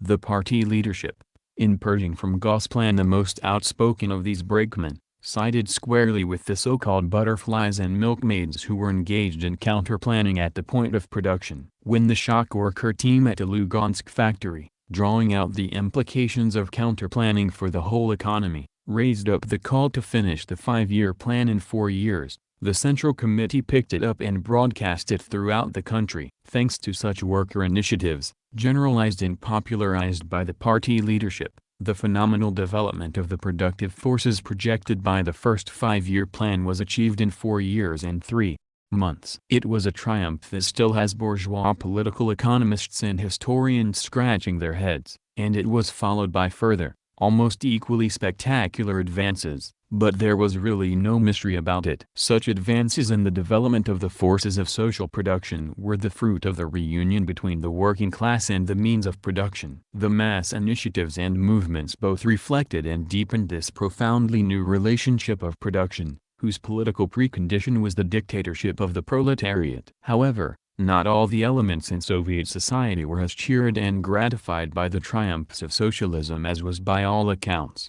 the great majority of working people and party cadre. 7. Bourgeois right. The Soviet Union of the mid-1930s was predominantly a scene of triumph and unity. Its elementary features were that state power was solidly in the hands of the working class. The major opposition blocks within the party had been exposed and defeated and the unity of the party was strong. The alliance between the working class and the peasantry had been cemented by the collectivization of agriculture. The foundations of socialist economy had been laid, and gigantic forward strides were being made on this basis. It was this triumphant spirit that animated the party's 17th Congress of 1934, inspired the adoption of the historic Soviet Constitution of 1936 and provided the context for extensive measures of democratization in the Soviet government apparatus in 1937 and the strengthening of democracy and centralism in the party at the 18th Congress in 1939. There was nothing phony or hollow at the basis of the predominant spirit of the time. The victories in the area of political, economic, social and cultural construction achieved by the Soviet power were as real and tangible as the victories being achieved in our own day by the national liberation struggles of the peoples of Indochina. There was, and is no legitimate ground for a cynical or pessimistic attitude regarding them. And yet, some 20 years after the landmark adoption of the 1936 Soviet Constitution, the elementary features of Soviet society had undergone a complete change of character. State power came into the hands of a bourgeois class, the party changed nature, the worker-peasant alliance came under attack, the foundations of the socialist economy were put to the sledgehammer and wrecking ball, and the bottom began falling out from under the forward strides in the development of social production. To understand that the USSR was once socialist is not difficult in itself. Nor is it so difficult to see, as will be shown, that it is today capitalist. Not so easy, however, is to grasp these two opposite and contradictory states in their interconnectedness and as a process, to see the seeds of the later in the earlier and to mark the point where an accumulation of gradual, insignificant quantitative changes produced an abrupt turnabout in the whole character of the society. In this connection, a highly important contribution has recently appeared in the Chinese theoretical journal Red Flag. Although it addresses itself mainly to current questions in the Communist Party of China, it has direct and clear reference also to the ongoing discussions among Marxist-Leninists everywhere about the transformations that took place in the Soviet Union. Entitled On the Social Basis of the Lin Piao Anti-Party Clique, by Yao Wenyuan, the article is a critique of shallow, idealist or vulgar interpretations of the Soviet capitalist restoration and deserves lengthy quotation in the context of the present study. It is rather clear, writes Yao, a veteran communist and a leader in the Cultural Revolution, that the Lin Piao and anti-party clique represented the interests of the overthrown landlord and bourgeois classes and the desire of the overthrown reactionaries to topple the dictatorship of the proletariat and restore the dictatorship of the bourgeoisie. The Lin Piao anti-party clique opposed the great proletarian cultural revolution and had inveterate hatred for the socialist system under the dictatorship of the proletariat in our country, slandering it as feudal autocracy. Khrushchev, it will be recalled, upon taking command of the Soviet Communist Party in 1956 engaged in similar name-calling against the dictatorship of the proletariat in the USSR under Stalin. Yao then goes on to recall the intra-party machinations and intrigues of the Lin Piao faction which culminated in Project 571, an attempt at a military coup, which failed and cost its author his life during his hasty flight to escape to the USSR in 1971. All this reflects the life and death struggle between the proletariat and the bourgeoisie, the two major antagonistic classes, under the dictatorship of the proletariat, a struggle that will go on for a long period. So long as the overthrown reactionary classes still exist, the possibility remains for the emergence within the party, and in society as well, of representatives of the bourgeoisie who will try to turn their hope for restoration into attempts at restoration. Therefore we must raise our vigilance, guard against and smash every plot by reactionaries at home and abroad and not permit our vigilance to slacken. Thus far Yao's article moves on familiar ground. It begins to dig deeper, however, with the following: but seeing this much, that is, seeing that the remnants of the old bourgeoisie present a danger, is still not grasping the whole issue. The Lin Piao anti-party clique represented the hope not only of the overthrown landlords and bourgeoisie for restoration but, also, of the newly engendered bourgeois elements in socialist society for usurping power. They themselves had some characteristics of the newly engendered bourgeois elements and a number of them were in fact such elements. And certain of their slogans met and reflected the needs in developing capitalism of the bourgeois elements and those who want to take the capitalist road. It is precisely this aspect of the question that merits further analysis. Chairman Mao points out, Lenin said, small production engenders capitalism in the bourgeoisie. Continuously, daily, hourly, spontaneously and on a mass scale.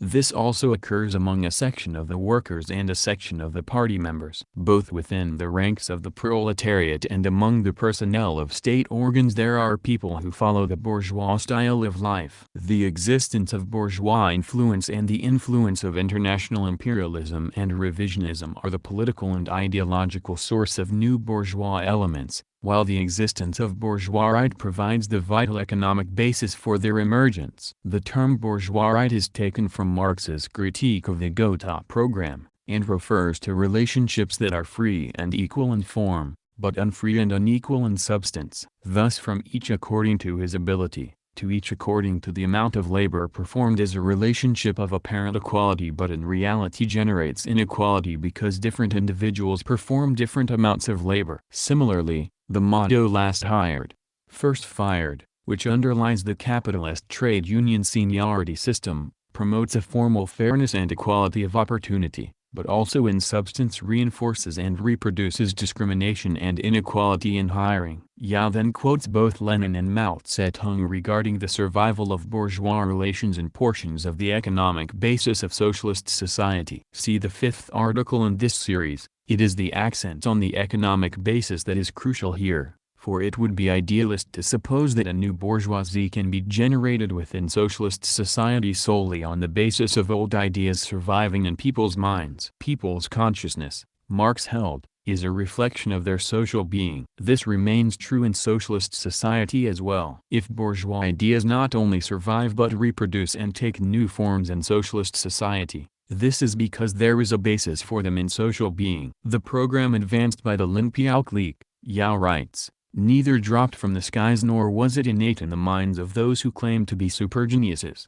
It was a reflection of social being. The analyses made both by Lenin and Chairman Mao tell us that bourgeoisite which is bound to exist as regards distribution and exchange under the socialist system should be restricted under the dictatorship of the proletariat so that in the long course of the socialist revolution the three major differences between workers and peasants, between town and country and between manual and mental labor will gradually be narrowed and the discrepancies between wage grades will be narrowed and the material and ideological conditions for closing such gaps will gradually be created. If the opposite is done, Yao says, the inevitable result will be polarization, i.e., a small number of people will in the course of distribution acquire increasing amounts of commodities and money through certain legal channels and numerous illegal ones. Capitalist ideas of amassing fortunes and craving for personal fame and gain, stimulated by such material incentives, will spread unchecked.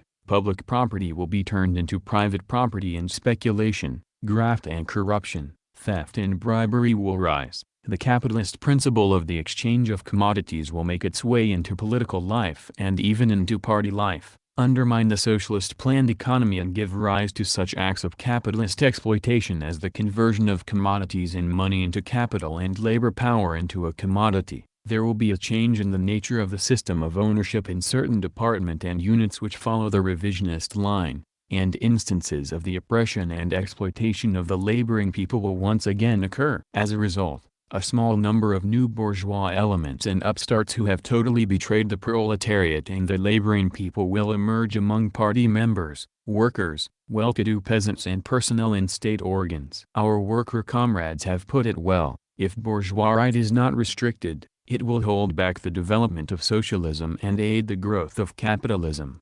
When the economic strength of the bourgeoisie grows to a certain extent, its agents will demand political rule, the overthrow of the dictatorship of the proletariat and of the socialist system and a complete change of socialist ownership, and openly restore and develop the capitalist system. Yao also takes note of the particularities entailed in a restoration attempt by newly engendered bourgeois elements, as distinct from remnants of the old bourgeoisie. The new bourgeois elements who arise as a result of erosion by bourgeois ideas and the existence of bourgeoisite generally share the political features of double dealers and upstarts. In order to carry out capitalist activities under the dictatorship of the proletariat, they always put up a certain socialist signboard, since their restorationist activities aim not at snatching back any means of production of which they have been dispossessed but at seizing the means of production they have never possessed. They are especially greedy, anxious to swallow at one gulp the wealth belonging to the whole people or to the collective and place it under their private ownership. In order to avoid such a restoration, Yao concludes, it is necessary in practice to dig away the soil breeding the bourgeoisie and capitalism, and, in consciousness, to be able in good time to see through the new bourgeoisie. As it appears or is taking shape. There in a nutshell Yao has put the cardinal mistake made by the Soviet Communist Party during the period when Stalin was its leader. They did not dig away fast enough the political economic social soil that was engendering a new bourgeoisie and did not perceive the danger it posed until the initiative had already slipped out of their hands. A closer look at these problems is in order. 8. Old soil. The gradual emergence and maturing of a potential new bourgeoisie within the fold of Soviet socialist society was a silent and largely secret process that can be sketched today only in the barest outlines. There is some sketchy data available to indicate the common economic situation, the material foundation, by which the bourgeoisie that later took power was engendered. But the process by which it gradually organized itself as a class, shaped its own associations and acquired collective self-consciousness prior to its bid for power are almost entirely unknown. And necessarily so. For the potential bourgeoisie had to emerge under the conditions of the dictatorship of the proletariat. Any open association for or intentional advocacy of capitalist aims was impossible. A highly efficient secret police made even conspiracy, historically a favorite mode of bourgeois organization, dangerous in the extreme. It is unlikely that future historians will unearth any reliable documentary record of what passed through the minds of the nascent Soviet bourgeoisie. While it was a suppressed class, the content of its secret ideas and of its whispered conversations can only be deduced ex post facto, from the content, for example, of Khrushchev's 1956 secret speech and above all from the character of the measures taken after the accession to power. What the record does show fairly clearly is that the remnants of the old society, the pre-1917 bourgeoisie and the Hetman and kulaks pushed out in the late 1920s and early 1930s,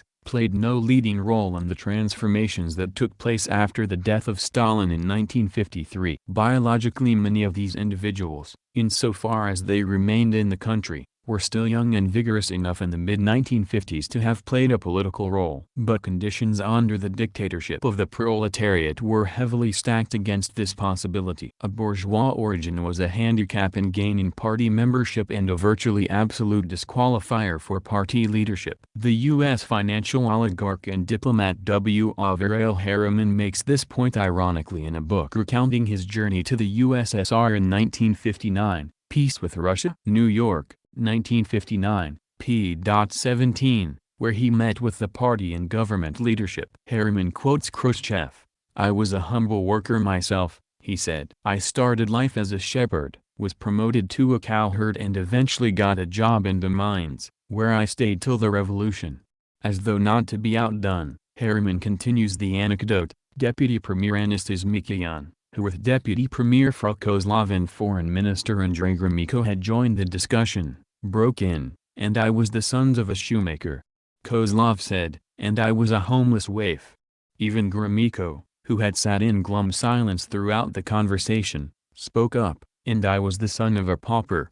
I told them they all sounded like American politicians on the stump boasting of the log cabin origins. The seizure of power after Stalin, in short, was not the restoration of the old expropriated bourgeoisie. It was the rise of a new bourgeoisie engendered within socialism under the proletarian dictatorship. But where and how was this bourgeoisie engendered? The classically recognized breeding ground of capitalists under socialism is in agriculture, particularly in the collective farms. Though the Soviet collective farms were no longer characterized by that small-scale production, which Lenin had noted engenders capitalism and the bourgeoisie continuously, daily, hourly, spontaneously and on a mass scale, there was still enough of this ground to constitute a danger. It was not only the private household plots. More problematic was the form of collective farm property itself. It was socialist property, in the sense that the proletarian state owned the entire land as well as the major agricultural machinery,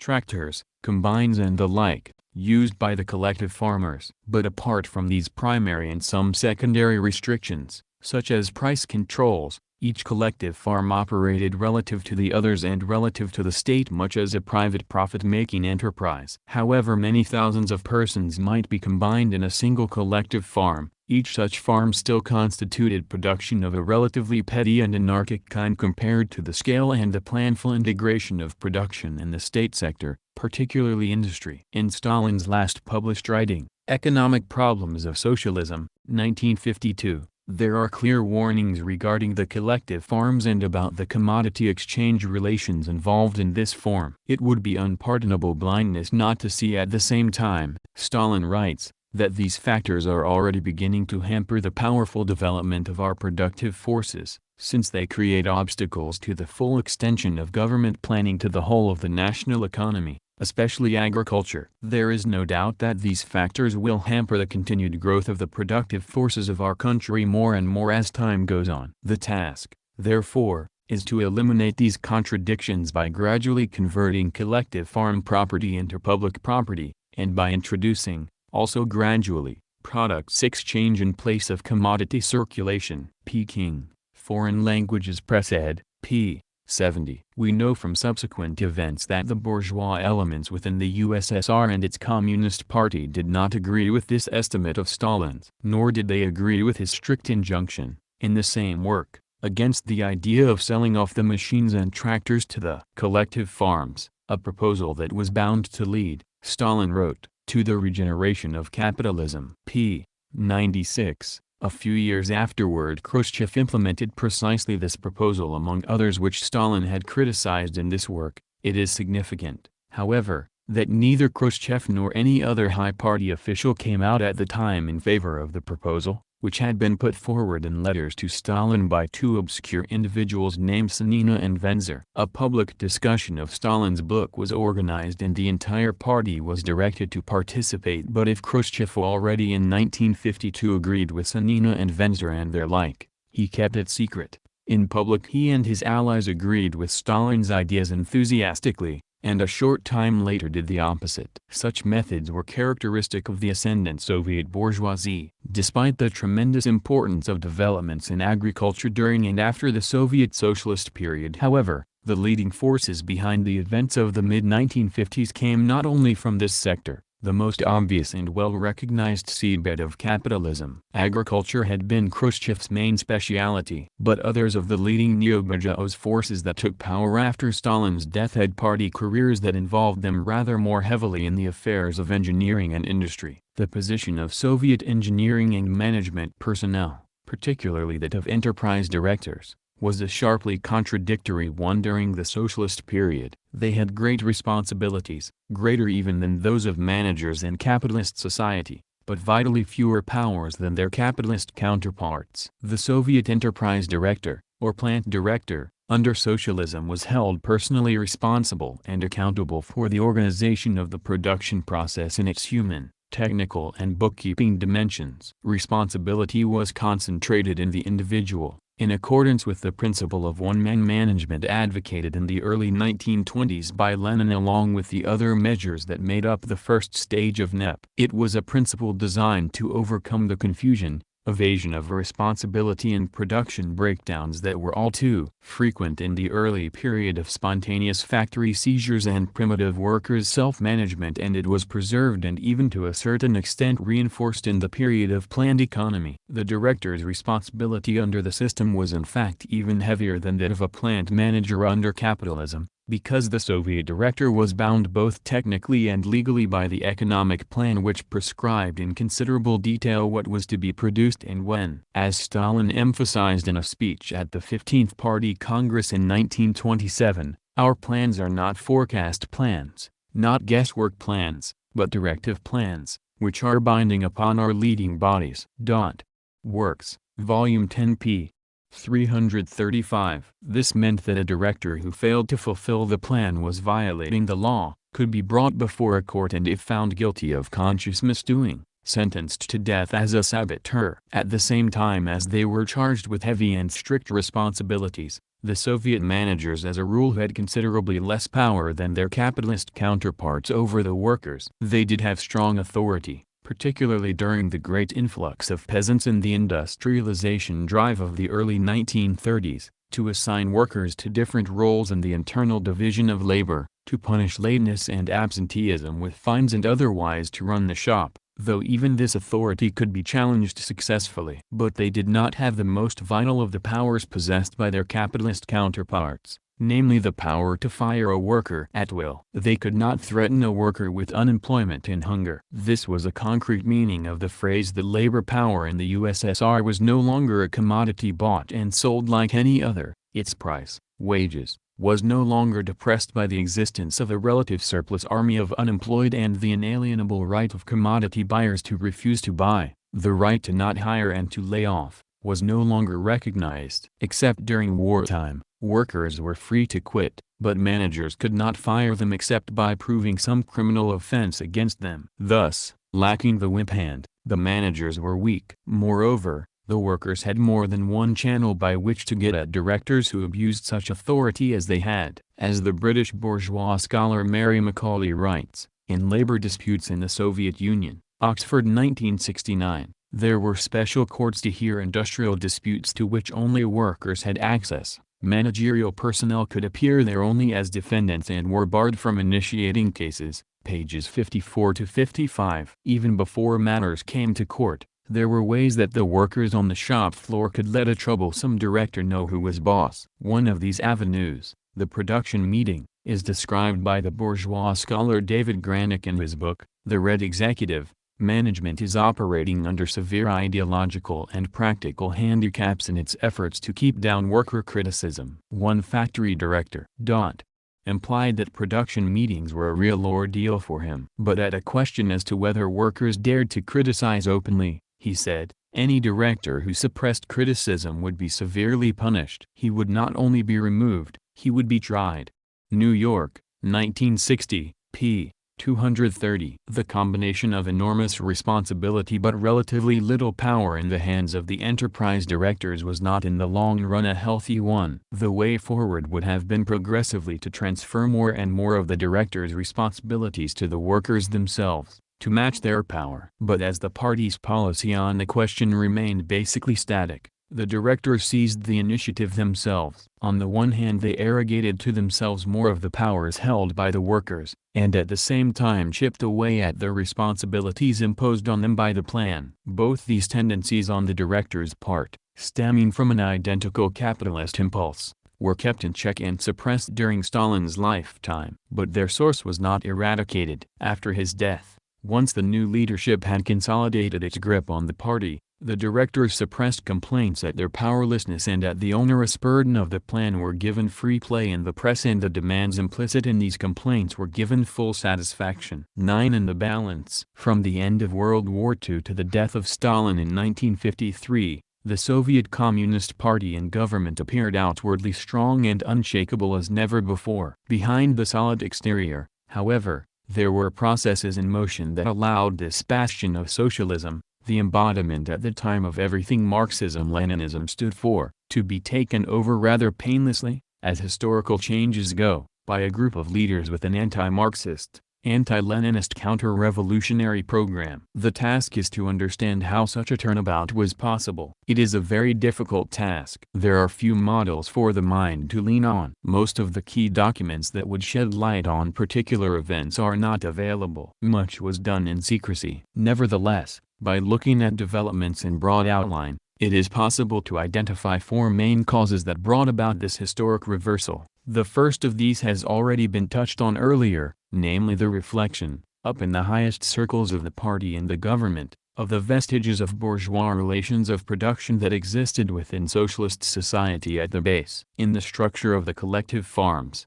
as was pointed out, there remained a certain objective basis for the narrow, self-centered, profiteering and anarchic behavior that is a mark of capitalism. At the point of production and industry, likewise, an excessive concentration of responsibilities in the hands of individual directors and engineers engendered among the latter some feelings of superiority and a desire to gather power into their hands as well. In both these main branches of social production, the leading people at the base necessarily operated with one toe, or even one foot, on capitalist or semi-capitalist ground. The aspiration of moving further in that direction, rather than toward communism, could not but arise in their heads in one or another form. While in the minds of most this notion, at least in its most obvious dress, was undoubtedly quickly repressed, it was to be expected that such ideas in disguise would exert a significant influence over many, and become the altogether dominant impulse in the heads of a few. All this is inevitable in any socialist society as it emerges out of capitalism, carrying with it not only many of the old ideas but also some of the old soil. Even the working class is bound to be touched in its consciousness by the survivals under socialism of what Marx called bourgeois right, for the inequalities of the wage scale, supplemented too often in the USSR by individual bonuses and premiums, must have worked counter to the brilliant spirit of collective enthusiasm and the new attitude toward labor which the Soviet working class displayed par excellence. It is equally inevitable that such remnants of capitalist relationships of production at the base of socialist society will percolate up into the higher levels of party and government, as well as other institutions. It is part of the work of the higher levels to keep in the closest possible touch with conditions below. In the countless meetings, visits and conferences where Soviet cadre of different levels daily rubbed elbows, the backward aspects of reality and thought at the base were bound to be transmitted upward along with the progressive ones. The collective farm manager whose underlying motives were not much different from those of a kulak, the factory director who thirsted to hold the whip hand over the workers, the engineer who developed delusions of genius, the lower-level party cadre who wanted privileges, all were bound to find or to shape, sooner or later, a sympathetic ear on the higher levels, a leader who knew both how to conceal and to advance their interests. Con men, careerists and, ultimately wreckers such as Khrushchev, turned out to be the natural products of the shady side of socialist society, just as the great builders of socialism, leaders of the working class and teachers of Marxism-Leninism such as Stalin were the natural products of the bright socialist mainstream. The presence of two-faced, careerist and opportunist individuals in high party and government circles in the USSR was an historically inevitable and constantly recurring condition. So long as society remains in the socialist stage of development, such persons will be climbing or trying to climb up the ladder, just as they do in communist parties and capitalist society. The exposure and ouster of one or two of them does not discourage the others.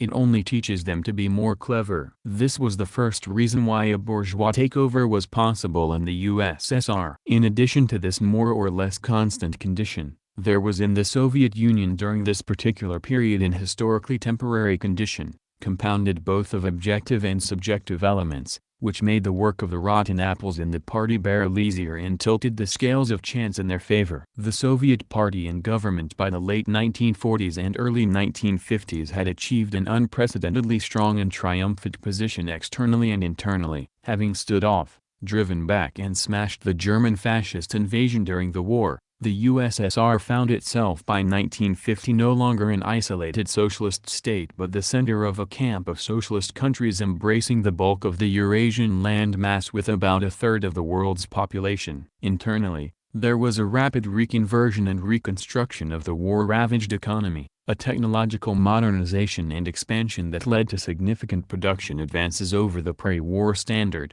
Relatively short time, all without the spasms of unemployment that marked the post-war reconversion in the capitalist countries. Though there was still much to be done, the Soviet party and government had cause to celebrate. Their achievements were spectacular. This historical conjuncture, however, inevitably gave rise to a certain mood of self-satisfaction among many of the leading cadre who had been involved in the victories. There was a feeling among entirely honest and dedicated cadre that they could now retire on their laurels while remaining at their posts. A penetrating description of this development during the last years under Stalin was published in 1968 by the Albanian party newspaper Zari Populit. The members of the Bolshevik party, who were led to legendary battles by Lenin and Stalin, were cadres of a class origin and with revolutionary vigor, tempered in revolution, in struggles, in the building of socialism, in battles against Trotskyism, against deviators and other traitors. They were ideologically and politically tempered and had a firm and legitimate confidence in their glorious Bolshevik party, in Lenin and Stalin, in the correct line and norms that they had mapped out. To them the party was everything. It was their heart, brain and eyes. That is why they defended it, were educated by it and by their great leader. But while trying to carry out their party's and Stalin's correct line and norms, the Soviet cadres, at first not all of them and not in a clear-cut way but gradually, became susceptible to a feeling of stability which is alien, in the revolutionary sense, to development. Successes at work nourished the feeling of self-complacency and, parallel with these successes, the Soviet cadres began to lose their proletarian simplicity, raised unjust claims, which they considered politically legitimate because these people had worked and fought. With their rise to responsibility there was taking shape in them the feeling of ease and complacency, and they were ever more infected by bureaucratism, intellectualism and technocratism. Many cadres no longer listened, as they had done previously, to the voice of the masses. Among them the thought began to prevail that they knew everything themselves, that they were specialists in everything, that they stood above the masses, above the working class politically and ideologically, and were more far-sighted than the latter. The authority and prestige which the Bolshevik Party and Stalin enjoyed among the masses of the Soviet people and in the working class were confounded by these cadres with their personal authority and prestige. All these anti-proletarian features deformed the revolutionary concepts among these cadres. As this also infected the party line and its implementation, the revolutionary norms of the party remained formal. The life of the party itself and its organization as well as the whole Soviet state administration were in the process of becoming sclerotic. The Party of Labor of Albania in Battle with Modern Revisionism, Tirana 1972, pages 419 to 421. In short, the problems within the Soviet Party were larger than the presence of a few opportunists. There was a dulling of the fine edge of revolutionary vigilance which would have uncovered the opportunists and caused their downfall. Sincere and dedicated proletarian cadre failed to unmask the bourgeois elements among them, and even united with them to a certain extent, because they themselves had become infected with bourgeois moods. These two conditions alone, however, one more or less constant and the other due to temporary historical events, could not by themselves have ensured a revisionist takeover had it not been for a serious political and theoretical error committed by the party leadership, headed by Stalin, nearly 2 decades before and never corrected. This was the thesis, advanced publicly by Stalin as early as 1936, that the USSR had become a classless, socialist society. History of the CPSU. Short Course, New York 1939, p. 329. Stalin consistently maintained that the USSR is free of class conflicts. Report to the 18th Party Congress, 1939, and that therefore there was no danger, indeed no possibility, of a regeneration of bourgeois forces and of a capitalist restoration from within Soviet society. The danger of restoration came exclusively from the outside via foreign invasion. Letter to Ivanov, New York, 1938. Even in his last published writing, The Economic Problems of Socialism, 1952, Stalin corrects himself only to the extent of saying that, even under socialism there will be backward, inert forces that do not recognize the necessity for changing the relations of productions, but still asserts that there can be no real danger because socialist society does not include the obsolescent classes that might organize resistance. Peking 1972, p. 52. Because of this basic gap in Stalin's analysis, the long series of educational campaigns, cultural purification measures and party-wide theoretical discussions undertaken at his direction after the war could not sufficiently arouse and mobilize the party and the people and shake up the complacent. The campaigns remained to a great extent formal, lifeless exercises because their point was not aimed at the heart of the question. Stalin's theoretical development on this vital point lagged behind the demands of the practical movement and did not give it the revolutionary leadership that was urgently required. This was the third of the major reasons why revisionism could triumph. All of this, however, would probably still not have been sufficient to ensure a revisionist victory if there had been among Stalin's closest associates in the party a leader of a stature and ability comparable to Stalin's own. For as long as Stalin himself was alive, the newly engendered bourgeois forces in Soviet society and their incognito representatives in the party and the government dared not take a decisive step, They made progress by inches if at all. They might insinuate their program in minor ways here and there, claim and receive one or another petty privilege that meant nothing and float now and then a tiny,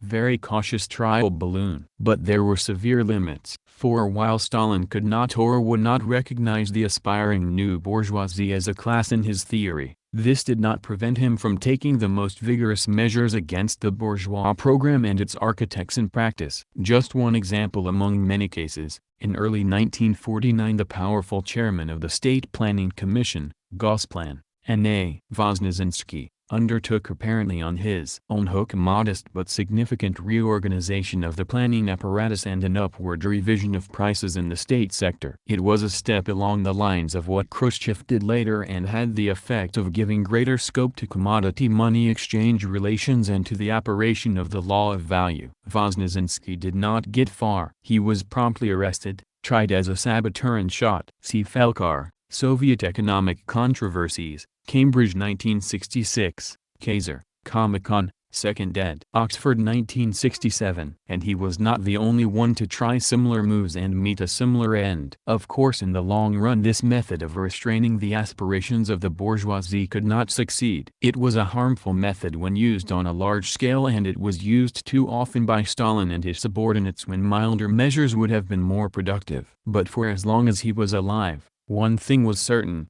The newly engendered bourgeoisie and the capitalist roaders knew beyond a doubt that they were living under the dictatorship of the proletariat. They might have had a certain status and some minor material benefits, they might sun themselves on festival occasions in the party's praise for work well done, but let them take one step out of line and they were done for. They did not have and could not achieve the most important thing, political power. 10 After Stalin. In late October 1952, a few months before he died, Stalin proposed to more than double the number of members of the highest party bodies, from which a successor to his leadership was certain to be drawn. His plan was approved by the Central Committee, and Stalin's list of nominees to the expanded party presidium and to the new secretariat was accepted in full. It was a move that made Khrushchev nervous, if his purported memoirs are to be believed on this point. He had not been consulted. Was Stalin preparing to oust him? A number of Western Kremlinologists thought so. But no one could be sure. Whatever Stalin's intent, he did not live to carry it out. At his death there were some 36 persons, members of the Presidium and the Secretariat,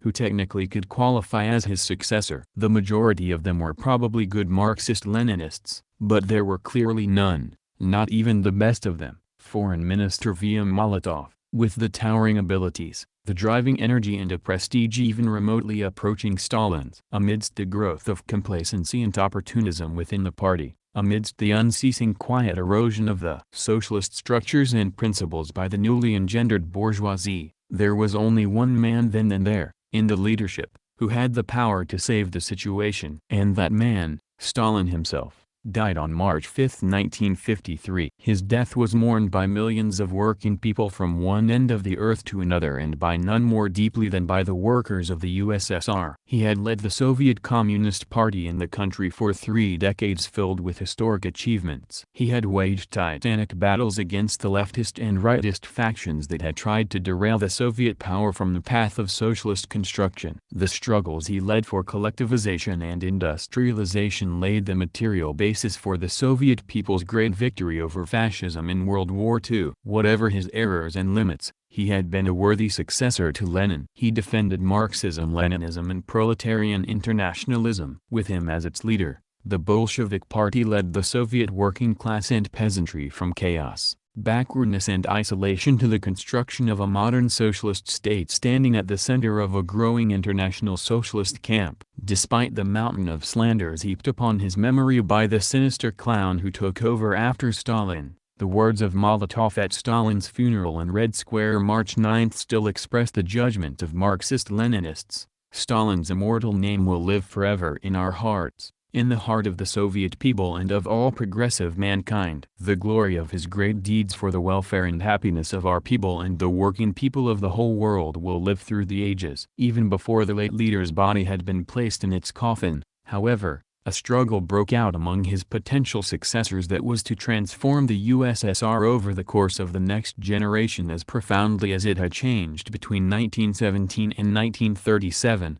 but in the politically opposite direction, from the proletarian dictatorship to the dictatorship of the bourgeoisie, from socialism to state monopoly capitalism, from proletarian internationalism to social imperialism. Although in essence a struggle between two different classes, it took the form at the outset of a rivalry for power between different leaders. It quickly grew into a fight within and between the leaderships of the country's major institutions, party, government and army, and spread finally through nearly the whole of the superstructure of Soviet society. Only the briefest overview can be given here of the extraordinarily complex and twisted path of the power struggle that opened with Stalin's death and concluded with the defeat of the anti-party group and the consolidation of Khrushchev's power in June 1957. Politically, the broad course of events was this. Khrushchev rose in power and influence by posing as the heir and defender of Stalin and of Marxist-Leninist ideology for over 2 years. He declined very sharply in power when he suddenly turned against Stalin openly at the 20th Congress in 1956. He was rescued from certain overthrow in 1957 only by the intervention of the General Staff of the Army and Air Force. The key events in the Struggleworthies: the Beria Putsch of March 6, 1953, the struggle between Khrushchev and Malenkov during 1953 to 1955,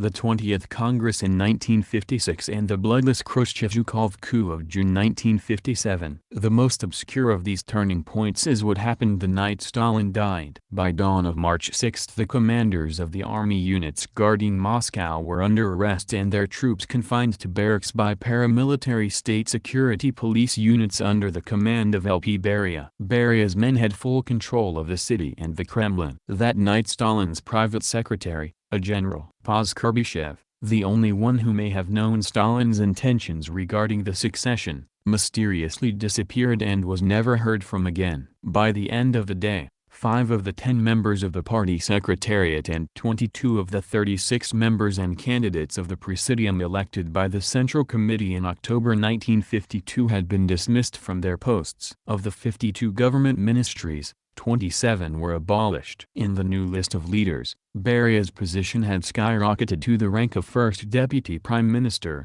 right behind Agim Malenkov. Malenkov was also named first secretary of the party, its top post. Khrushchev was right behind him. Marshal G.K. Zhukov emerged from obscurity to become co-deputy minister of defense. There are no reliable accounts or explanations of how these drastic decisions were reached. The British Sovietologist Edward Crankshaw wrote that Beria's troops had been essential for the execution of the coup. There was no other word for the destruction of Stalin's Presidium. Khrushchev, A Career, New York 1966, p. 188. Whatever the case may have been, the surviving leadership decided in June that year to get rid of Beria. According to the account in Khrushchev's purported memoirs, the members of the Presidium summoned Beria to appear. They accused him of being a careerist who had wormed his way into the party. A secret button was pressed, the door opened and Marshal Zhukov stepped in from the next room saying "hands up," and arrested Beria. Khrushchev remembers, New York 1970. Pages 364 to 366. Later Beria was shot. Control over the state security police went to a crony of Khrushchev's. Malenkov emerged after Stalin's death as the apparent successor, holding both the top party and the top government posts. Within 2 weeks, however, he resigned the party leadership, leaving Khrushchev in effective control of the party structure. In August Malenkov, still premier, launched his new course policy. He promised sharp and quick increases in the supply of consumer goods. In effect, he campaigned on a platform of a chicken in every pot. There were 2 main weaknesses in this program. 1. It involved upgrading light industry at the expense of heavy industry and defense production. 2. It was announced without prior approval of the party. Khrushchev skillfully exploited these weaknesses. He posed as the champion of heavy industry, traditionally the leading sector in socialist construction, as the defender of the country's military preparedness against the Cold War capitalist encirclement, and above all as upholder of the leading role of the Communist Party over the government ministries where Malenkov had his base. In February 1955, with his ministries openly steering a course different from the party's. Izvestia, the government newspaper, advocated priority for consumer goods. Pravda, the party organ, defended heavy industry. Malenkov was forced to resign the premiership. It was during this contest that Khrushchev succeeded in pinning the label anti-party group on Malenkov and his followers. Khrushchev triumphed over Malenkov by seeming to defend the old course, the course of Stalin, against Malenkov's rightist deviations. He used the victory to remove from the party large numbers of Malenkov's supporters and install his own people in their place. Thus fortified, Khrushchev tackled Molotov and foreign policy. Here the situation was different. The foreign minister had embarked on no new course or other departures in foreign affairs. He moved squarely along the lines laid out by Stalin. Nor would Molotov be provoked by calculated insults such as his exclusion from negotiations with China in December 1954 and from state visits to India, Burma and Afghanistan a year later, and his downgrading in the four-power Geneva talks that winter. Against this implacable old Bolshevik, Khrushchev had to reveal himself ideologically. It was he, not his opponent, who had to embark on a new course. In May 1955 came the first step, over Molotov's vigorous objections, in the form of Khrushchev's visit to Yugoslavia, where he blessed Marshal Tito's bourgeois regime as socialist. Then came Khrushchev's flattery of India's Nehru, the sworn enemy of the Chinese Revolution, and, immediately after the four-power summit in Geneva at the end of 1955, Khrushchev put forward his new general theory of peaceful coexistence between socialist and imperialist states. But he had so far said nothing in public against Stalin. What exactly were the forces and processes that caused Khrushchev at the end of the 20th Congress in February 1956 to launch his secret speech remains today a matter of speculation. In his general report at the opening session, which Khrushchev delivered on behalf of the Central Committee in his capacity as its first secretary, a post he had formally assumed in September 1953, there was nothing but praise for the deceased leader. According to the account in Khrushchev's purported memoirs, Khrushchev proposed to the Presidium while the Congress was sitting that a speech on Stalin's abuses be made. Molotov, Kaganovich, Voroshilov protested. It was a stormy session. Finally Khrushchev laid down an ultimatum. May I remind you that every Presidium member has the right to speak at the Congress and to express his own point of view, even if it doesn't coincide with the lines set by the general report. Khrushchev remembers, p. 381. The others had to relent. Thus, if the memoirs are to be believed, the special closed session was arranged where Khrushchev delivered the secret speech. In the words of the reactionary publisher William Randolph Hearst Jr., who ought to know, nothing anti-communist writers had ever said about Joseph Stalin equaled the charges leveled at him that night by his successor. Ask Me Anything,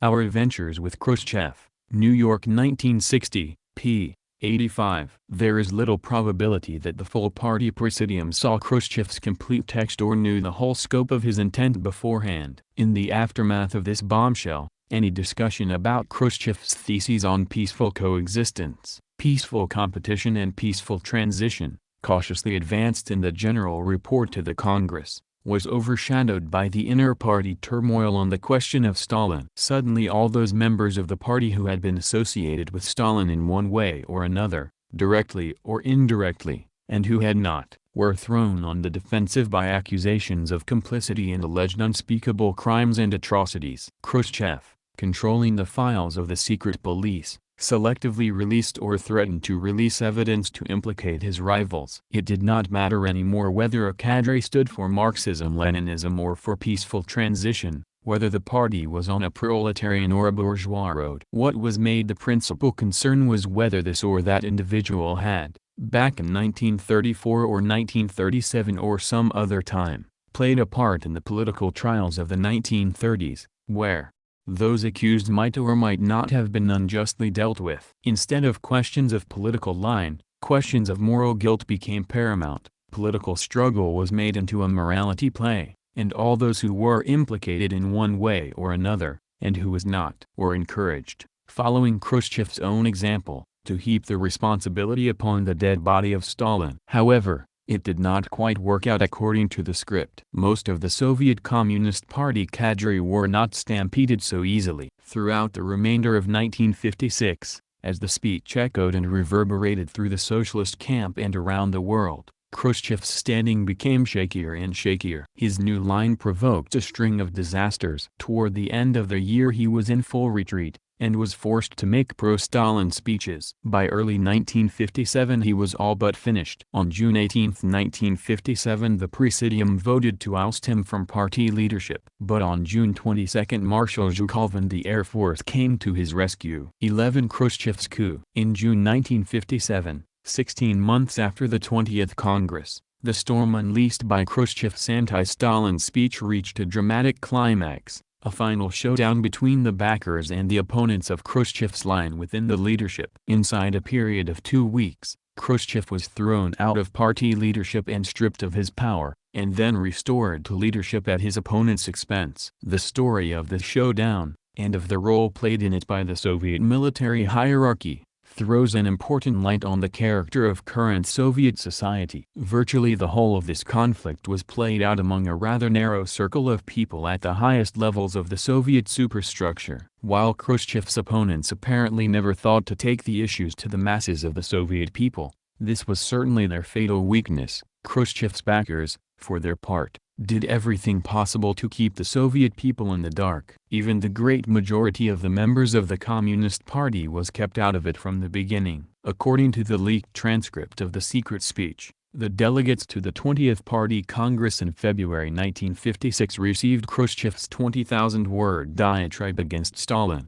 with tumultuous, prolonged applause ending in ovation. All rouse. But, if the description is accurate, such enthusiasm was evidently stronger on the highest party levels than below, because for the first time in the party's history, it was decided to keep a major Congress speech by the top-ranking party official concealed from the party membership at large. What the party press published for all to see after the Congress was a fairly innocuous-seeming document that formed the last half-dozen paragraphs of Khrushchev's marathon speech. 3 theses that called for ending the cult of personality and for reviewing unspecified erroneous views connected with it. It was a very moderately phrased document, containing no hint of the poisonous invectives. Treason was among the milder ones, hurled at Stalin during the closed session of the Congress. Stalin's name was not even mentioned.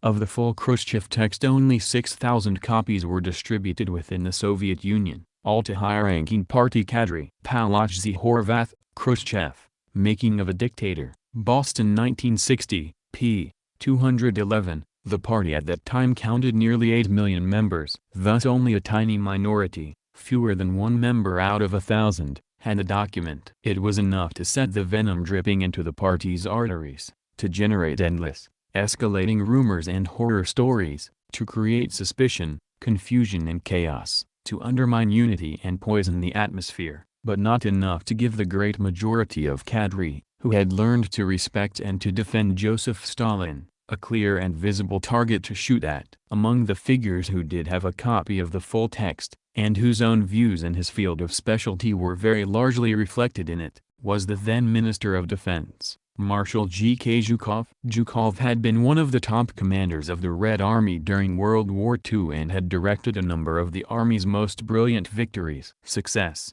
however, appeared to have made him vain and arrogant toward superiors and subordinates, and after the war Stalin relegated him to secondary roles. The resentment Zhukov appeared to have harbored because of this treatment brought him into alliance with Khrushchev. Promoted to co-deputy defense minister in 1953, Zhukov was made full defense minister at the time of Malenkov's ouster by Khrushchev in 1955. He was the first professional military man ever to hold that post in the USSR. Khrushchev took the opportunity also to create nearly a dozen new marshals, the highest army rank. Although Khrushchev posed as the champion of the party's supremacy over the government and other institutions, he encouraged and rewarded for his own benefit the blatantly anti-party attitudes of Marshal Zhukov. Barely a week before the 20th Congress opened, Zhukov had published in the official army organ the following unmistakable advice to the party to stop telling the generals what to do. Certain efforts have been made in the district to subject the official activity of commanders to criticism at party meetings. Such efforts are blameworthy. Our task is the comprehensive strengthening of the authority of the commanders. giving support to exacting officers and generals. Quoted by Palachzy Horvath, p. 190. On February 23, while the Congress was winding up its regular session, and on the eve of Khrushchev's secret speech, Zhukov expressed similar sentiments, this time with a more clearly anti-Stalin tendency. In addressing a Moscow gathering of top officers on the 38th anniversary of the Red Army, a week later Zhukov was promoted to candidate membership on the party presidium, an extraordinary advance for a military man. Khrushchev was later to say of Zhukov, in the second volume of Khrushchev Remembers, p. 14, that the Marshal had Bonapartist tendencies and had plans in mind for a South American-style military takeover in our country. That is not implausible from the evidence. He put expertise over politics and clearly had personal ambitions for power. But this bothered Khrushchev only later. Meanwhile Zhukov was much too useful in Khrushchev's own designs. What the masses of average Soviet workers and collective farmers were thinking and doing politically during the first few months after Khrushchev's speech is difficult to know reliably. According to an account by a clandestine group of Marxist-Leninists that operated in the USSR briefly before being suppressed in the early 1970s, the rank-and-file party members demanded that the Central Committee make an objective, Marxist evaluation of Stalin's contribution. So insistent was this demand of the membership that the opportunist leadership of the CPSU was forced to resort to attacks and persecutions against many party members and to disband quite a number of party organizations which were known for their militancy. Program and Principles of the Revolutionary Soviet Communists, Bolsheviks, New York 1967, p. 4. As for the non-party masses, not even these indications are available. But, judging from the series of little economic crumbs that were tossed at them during this period, Khrushchev now freely borrowed from Malenkov's new course program that he had earlier denounced. There must have been a certain measure of dissatisfaction. Palachzy Horvath speaks of considerable unrest, of spontaneous demonstrations and strikes, though not all of this activity may have been progressive. Large numbers of people detained by the dictatorship of the proletariat years before, among them hardcore reactionaries of all kinds, had been released under a general amnesty decreed by Khrushchev, and were actively stirring. In any case, in the autumn of 1956, Palachzy Horvath writes, the Soviet armed forces and state security services held their annual maneuvers extraordinarily near the cities and towns, as a precaution and a warning. Palachzy Horvath, p. 219. But the explosions that nearly blew Khrushchev away came not from inside the USSR but from its Eastern European allies. In the summer and fall of 1956 came the Polish workers' uprising and the attempted counter-revolution in Hungary. Both events were widely laid at the door of Khrushchev's anti-Stalin line and his preaching of peaceful coexistence. His handling of these crises brought him further criticisms. By late fall he was in deep trouble, in imminent danger of being overthrown. According to Crankshaw, Khrushchev, A Career, p. 239. His position was most insecure, according to Palachzy Horvath, p. 246. He was rarely seen in public anymore that winter, and when he did make an occasional speech, it was to pose once again as a loyal disciple of Stalin and praise Stalin to the skies. Crankshaw, p. 243. He appeared to have abandoned the keynote theme of his Congress performance. Deeply isolated both in public opinion and in the party presidium,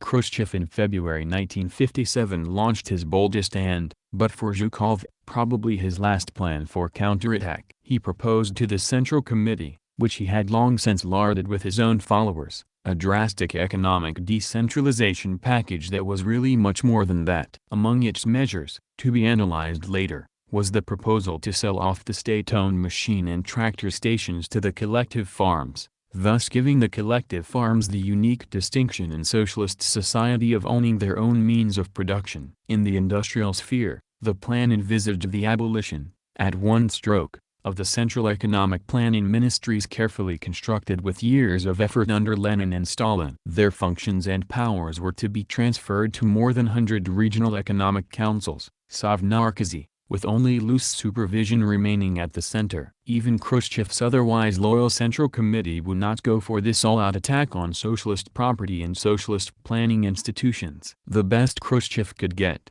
after weeks of struggle, was to have the proposal published in the press for public discussion. This took place in the spring of 1957. Khrushchev, perhaps knowing it was his last chance, went barnstorming around the country to drum up support. Crankshaw says Khrushchev, on his campaign, offered to key men of all kinds throughout the provinces the promise of undreamed-of advancement, increased scope and promotion for tens of thousands of local and regional officials, once the Moscow bureaucracy was abolished. p. 247. Khrushchev's opponents on the party presidium, Malenkov, Molotov and Molotov's ally Kaganovich still had their posts there, meanwhile kept utterly silent on the issue of the proposal. It is probable that they expected to win without an open fight. The program was manifestly unpopular, Palachzy Horvath writes. Even the party press, controlled by Khrushchev, printed numerous criticisms of it. p.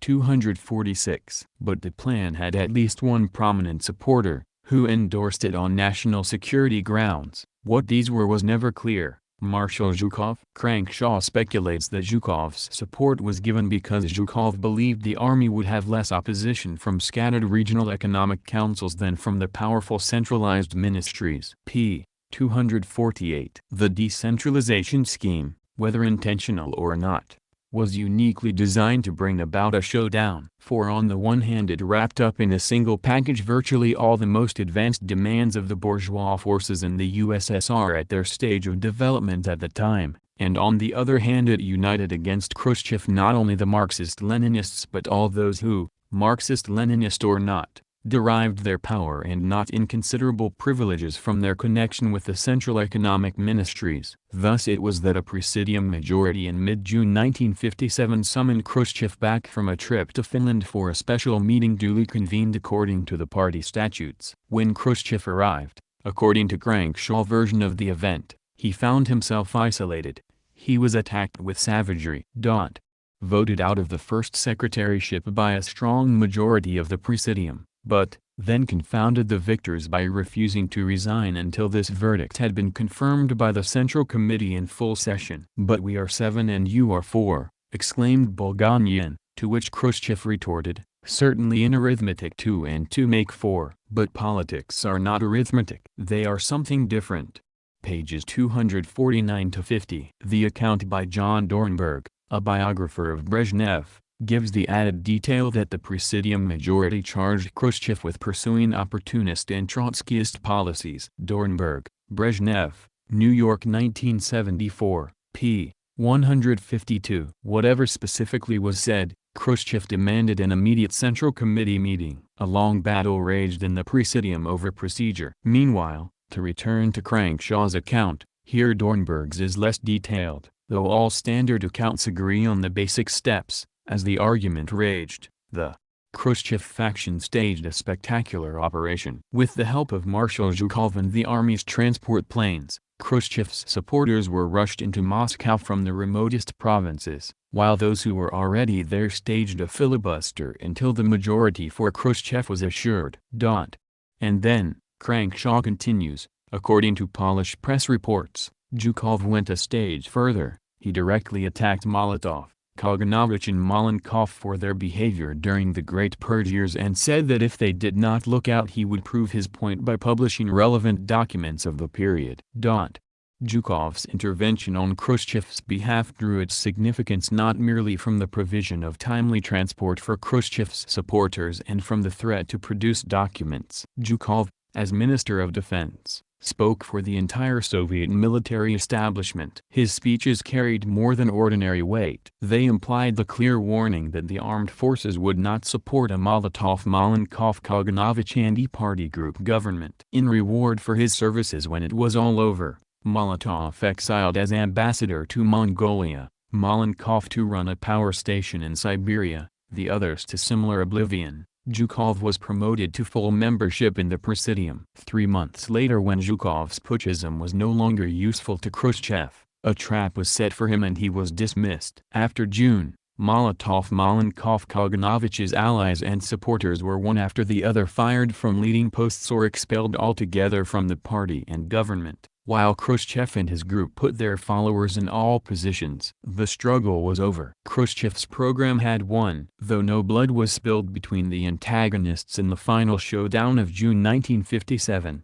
Molotov, Malenkov and Kaganovich and their allies were put out of power, fundamentally, by military intervention. The takeover was bloodless and completely legal according to party rules, but it was nevertheless in essence a right-wing military coup that ensured the Khrushchev victory. Without a doubt, his power grew out of the barrel of a gun, only not the gun of the revolutionary soldiers and peasants, but the gun of a bourgeois officer corps. 12. Consolidation. The palace coup of June 1957 expelled from the pilot house of the Soviet state the only leading group, Molotov, Kaganovich, Malenkov, that had some potential, then and there, for grasping the helm and steering back onto a Marxist-Leninist course. It is an easy matter today, with the benefit of hindsight, to sit back in one's chair and dispense advice as to what Molotov and his allies should have done to prevent their defeat. Without a doubt they should not have allowed a struggle to be cooped up mainly within the highest circles of the superstructure. They should have taken it boldly to the masses. As one Sovietologist records,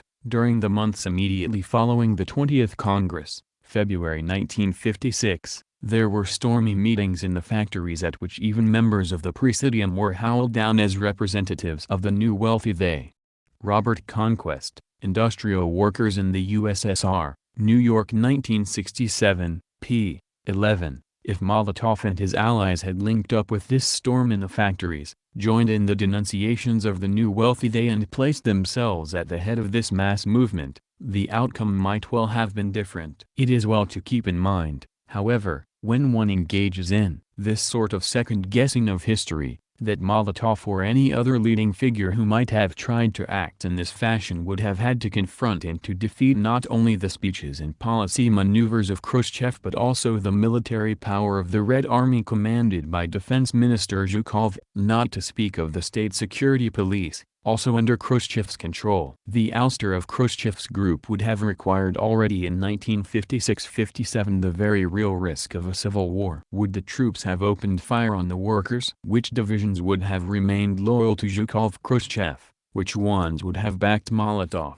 Obviously no one can give an answer to this sort of question. Yet precisely this sort of question would have been at the top of the agenda for any leadership attempting in 1956-57 to lead a mass movement against the Khrushchev group. Then too there was the international situation to consider. What would have been the effect of a new civil war in the USSR on the Eastern European allies? Would such a development not have encouraged further counter-revolutionary comeback attempts, as in Hungary? Was there not a real danger, given the Cold War climate, of imperialist intervention? In short, when one looks at the historical situation more concretely, dozens of very difficult and complex questions show up that quickly make a mockery of anyone today who tries, like an armchair quarterback, to tell Molotov and his allies what they should have done. What might have happened if is a matter for speculation. But what did happen once Khrushchev's group consolidated their position in the highest party bodies is a matter of historical record. In this regard, the British Sovietologist Crankshaw, already quoted earlier, has turned a phrase that deserves repeating here. Khrushchev, he said, moved backwards into the future. Khrushchev, a career, p. 270. While Crankshaw meant it primarily as a description of the Khrushchevian style, it applies even more so to the concrete policies and programs that were put through by the Soviet state once his group had fastened its grip on the helm. Just as Khrushchev released and/or rehabilitated thousands of individuals whom the dictatorship of the proletariat had earlier suppressed as counter-revolutionaries, so he began also to resurrect, piece by piece, the counter-revolutionary political line that the Bolshevik Party had, at various points in its history, combated and defeated. This was the inner logic of his attack on Stalin, and necessarily so. For there was nothing in substance new in the Khrushchevian program except the rhetoric. Its concrete elements, its content, had all been put forward before by other leaders or would-be leaders, most of whose names and ideas could be looked up by any Soviet citizen in the widely available history of the CPSU, short course written under the supervision of Stalin, or in any number of other documents. Not surprisingly, One of the first points in Khrushchev's program was the discrediting and suppression of that book and the substitution in 1961-62 of a revisionist party history.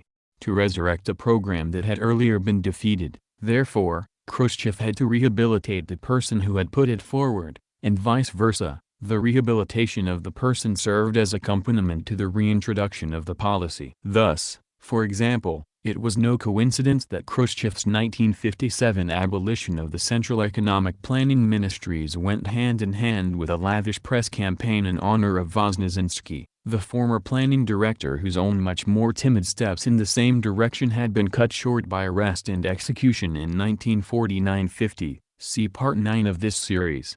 And it was only the feeling that there were certain limits beyond which he could not go in public that prevented Khrushchev in 1956, as he recounts in his memoirs, from openly rehabilitating Zinoviev, Bukharin, Rykov and other leaders of the people who had opposed the collectivization of agriculture in the early 1930s and defended the interests of the kulaks. See Part 4 of this series. Khrushchev Remembers, Boston 1970, p. 385. Unmistakable law. Also in Khrushchev's 1957 barnstorming oratory against the Moscow bureaucracy are the echoes of Trotsky's earlier demagogy from exile, and the silence in Khrushchev's memoirs regarding Trotsky is remarkable. In order to push through his program, Khrushchev had, first of all, to gain a complete victory within the Communist Party. Even after the ouster of Molotov, Kaganovich and Malenkov from the leading party bodies, this group retained a number of sympathizers and allies even on the Presidium and on the Central Committee,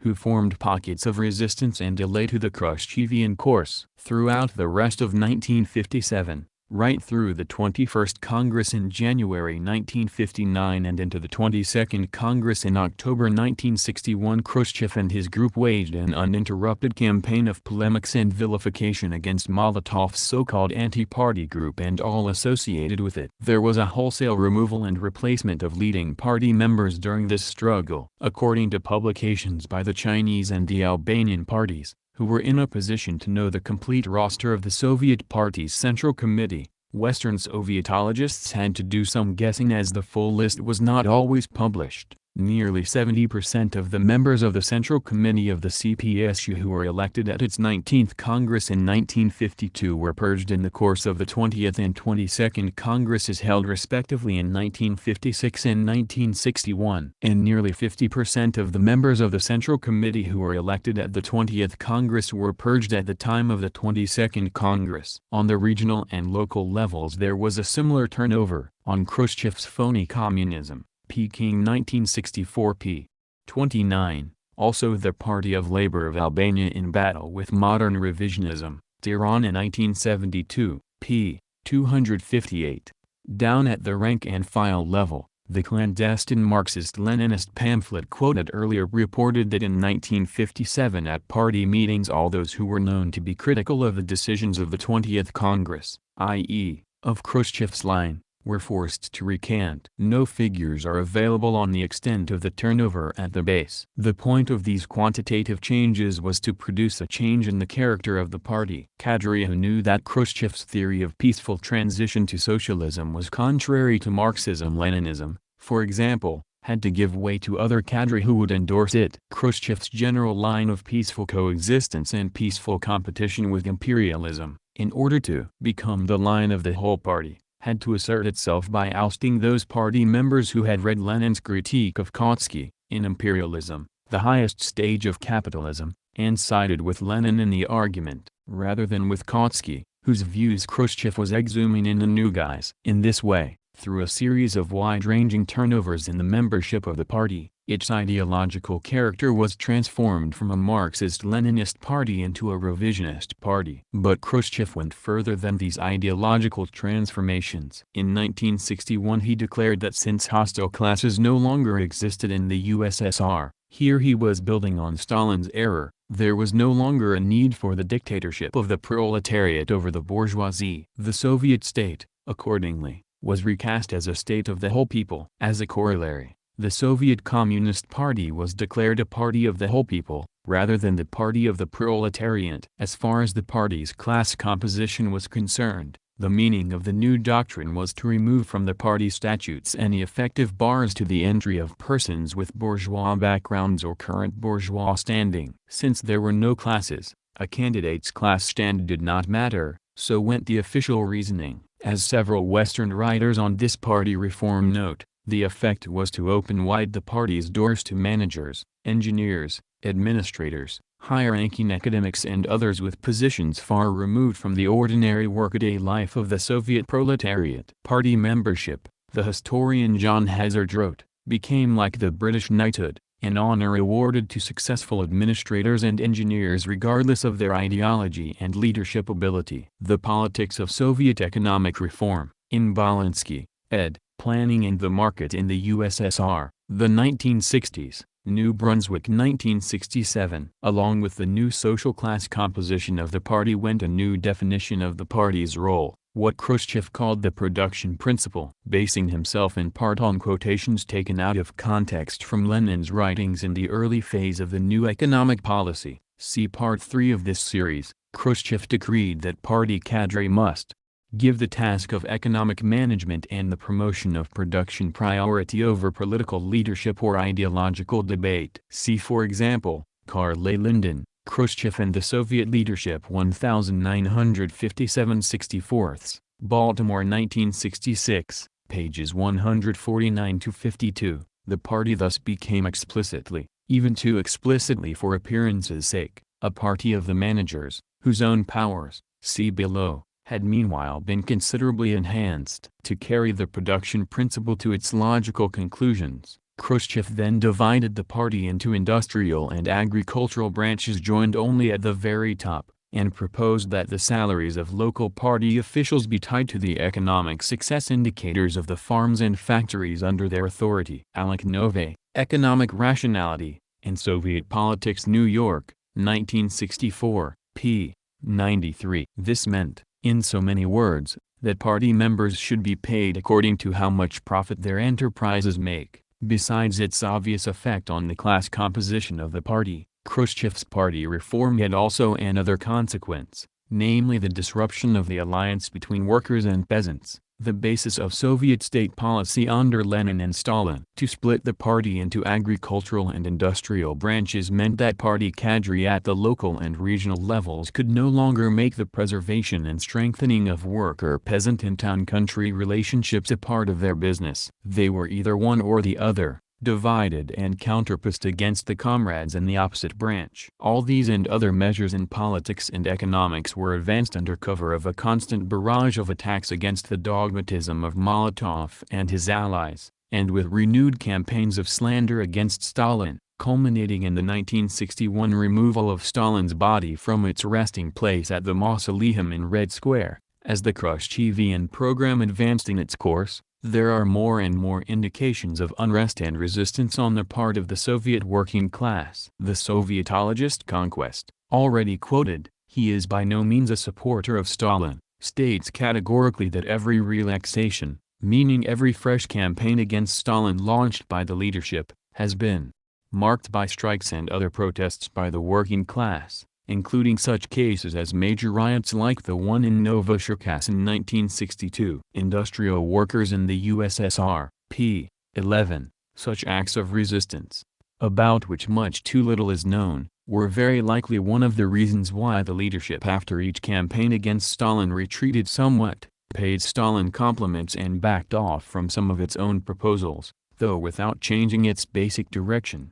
About the inner life of the new Soviet Communist Party, after its conversion into a party of the newly engendered bourgeois forces, it is difficult to find much information. That there was and is struggle, faction fighting and disagreements of all kinds we can deduce from history, notably the ouster of Khrushchev himself in 1964 and subsequent events. But it does not seem, at least not since the early 1960s, that any public leader or group in the party has stood in strategic, basic opposition to the line launched by Khrushchev. Such high-level disagreements as have come to the light of day, or can be plausibly inferred, have not been between revisionists and Marxist-Leninists, but rather between one and another bourgeois faction. What life is like at the lower levels, especially for workers and peasants who remain members of it for whatever reason, can only be imagined. A publication by the Albanian Party described the inner life of the Soviet and East European revisionist parties in 1968 as a vicious caricature of Leninism. In these parties, they speak loudly of democratic centralism, but that is Leninist no longer. They speak of Bolshevik criticism and self-criticism, but they are Bolshevik no longer. They speak of party discipline, but it is no longer a Leninist, but a fascist discipline, of proletarian morality, but the morality is bourgeois, anti-proletarian, anti-Marxist, of free expression of opinions in the party, about everything and everybody, but the expression of thoughts in the party spirit, in the proletarian spirit, in the revisionist countries leads to jail and concentration camps. The Party of Labor of Albania in Battle, p. 415, it is at about this time, in the early 1960s under Khrushchev, to judge from remarks in the clandestine pamphlet cited earlier, that the first underground Marxist-Leninist grouplets and clusters began to take shape, necessarily in extreme secrecy and isolation from each other. 13 Expropriation. After the Khrushchev Group's decisive victory in the battle for state power, 1956-57, an historically unprecedented situation came about in the Soviet Union. A ruling group representing the newly engendered bourgeois forces was in command of an economic system in which socialist, proletarian production relations had the upper hand. The superstructure of Soviet society, in other words, was now, at least in its decisive points, in the hands of bourgeois forces. But the key centers of the infrastructure or base continued to function and to operate more or less as before in the established socialist way. As far as the elementary relations of property in Soviet society are concerned, the seizure of state power by Khrushchev's forces already constituted, in and of itself, the expropriation of the Soviet proletariat and the end of the socialist period of Soviet history. The major means of production remained the property of the state, but the state itself was no longer the property of the working class. The bourgeois forces, in the very act of capturing state power, usurped the ownership title to the means of production. The Khrushchev Group thus reintroduced the great divorce between the working class and the means of production which the Soviet Communist Party under Lenin and Stalin had fought ceaselessly to bridge over and to eliminate. The great reconciliation, unification, between the working class and its tools, achieved during the socialist period, was once again ruptured. Khrushchev's seizure of state power in the USSR was the newly engendered Soviet bourgeoisie's primitive accumulation of capital described by Karl Marx in Capital, the process. That clears the way for the capitalist system can be none other than the process which takes away from the laborer the possession of his means of production, a process that transforms, on the one hand, the social means of subsistence and of production into capital, on the other, the immediate producers into wage laborers. The so-called primitive accumulation, therefore, is nothing else than the historical process of divorcing the producer from the means of production. Capital, I, International ed. p. 714. Like the primitive accumulation of capitalism on the basis of feudalism, which Marx discusses, the new, or second, development of capitalism in Russia, this time out of the socialist basis, was in essence a violent process. As is shown by the role played in the seizure by the bourgeoisified leadership of the Soviet army, see the 11th article in this series, the methods of primitive accumulation are anything but idyllic, as Marx correctly pointed out. Force played the main part. Capital, IBID. The USSR, in sum, ceased to be a socialist country in the full and complete sense of the term already in 1956-57. With the expropriation of the proletariat. In the same sense the Soviet Union shortly after its birth in 1917, with the formal expropriation of the land, the banks and the major industries by the proletariat as ruling class, ceased to be fully capitalist. Ownership of the means of production was taken over by the working class. The fact that the expropriations in 1917 were proclaimed openly, proudly and defiantly, while their reversal 40 years later took place so covertly that no one could clearly and firmly establish that it had taken place until years later, when the consequences surfaced, does not of course affect the substance of the matter. Unlike the proletariat, the bourgeoisie historically, see again Marx, has shrouded the ways of its great robberies under various guises, even when it expropriated the feudalists. All the more so when it expropriates the proletariat. At the same time, however, the transfer of property and the means of production from one class to another, both in 1917 and in the reverse case of the mid-1950s, did not in itself bring about any profound changes in the actual relations of production operative in the economic base of the society. As was pointed out in parts 2, 3 and 4 of this series, the economic basis of the USSR in 1917 remained predominantly capitalist, and petty capitalist at that. The new Soviet power had to embark on a long struggle, full of twists and turns, so as to transform the economic basis and lay the foundations of socialist economy. It had to isolate, restrict, then attack and destroy, the key areas of economic life where capitalist principles prevailed, and establish socialist relations of production in their place. Khrushchev's group had a reverse problem. By seizing state power, they gained legal title of ownership to the means of production. But the transformation of the actual production relations and the infrastructure, the isolation, restriction, destruction of the key strongholds of socialist relations and their replacement by capitalist relations still lay ahead. The main blows that Khrushchev and his followers struck in the economic field were touched on earlier, parts 8, 11 and 12, abolition of the central planning ministries and the sale of the machine and tractor stations to the collective farms, and some details about them can now be given to fill in the picture. The abolition of the central industrial ministries in Moscow, as several writers on the period have suggested,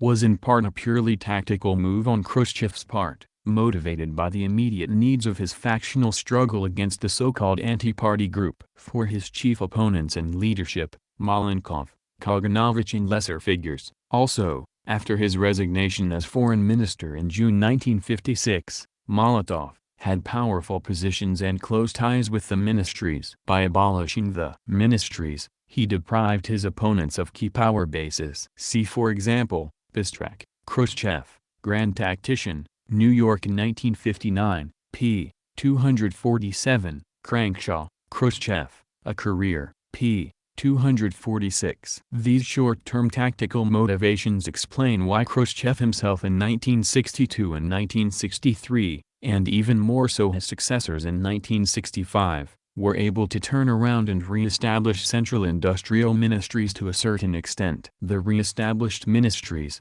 as will be shown, had a different personnel and the kind of planning they were to do had nothing in common with socialism. Of this, more later. Meanwhile, Khrushchev's blow at the centralized socialist planning ministries, their functions were taken over by 105 regional economic councils, Sovnarkozy, had the immediate effect of a widespread resurgence and expansion of the sphere of commodity money exchange relations. The minister in Moscow, one bourgeois writer on the period noted correctly, may have had his views distorted by narrow departmentalism, but at least he was able to look at things on a national scale. The chairman of the Sovnarkoz at Omsk cannot see beyond the confines of the Omsk province. Whenever he has choices to make he cannot, with the best will in the world, take the national interest properly into account. Alec Nove, Economic Rationality, New York 1964, p. 59. An immediate result of the abolition of the ministries,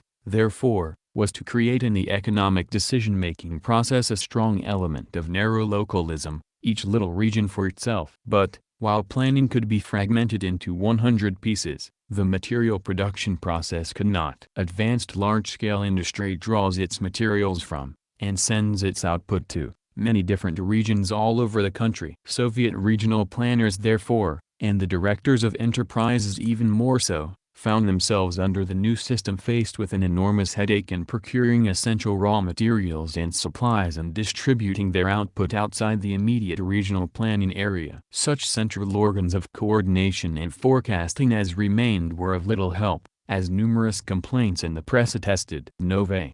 p. 104. They were compelled by the setup to rely on their own enterprise and ingenuity. Thus arose what another writer describes as an unofficial network of inter-enterprise relationships in which Blatt, personal influence, and Tolkachi, brokers, fixers, created the nationwide links formerly provided by central planning. An enterprise director needing materials phoned a crony in another region who had them or contacted a broker who knew where to get them, and this whole system of deals was worked off the books, informally, under various covers, through person-to-person negotiations. A veritable army of Tolkachi.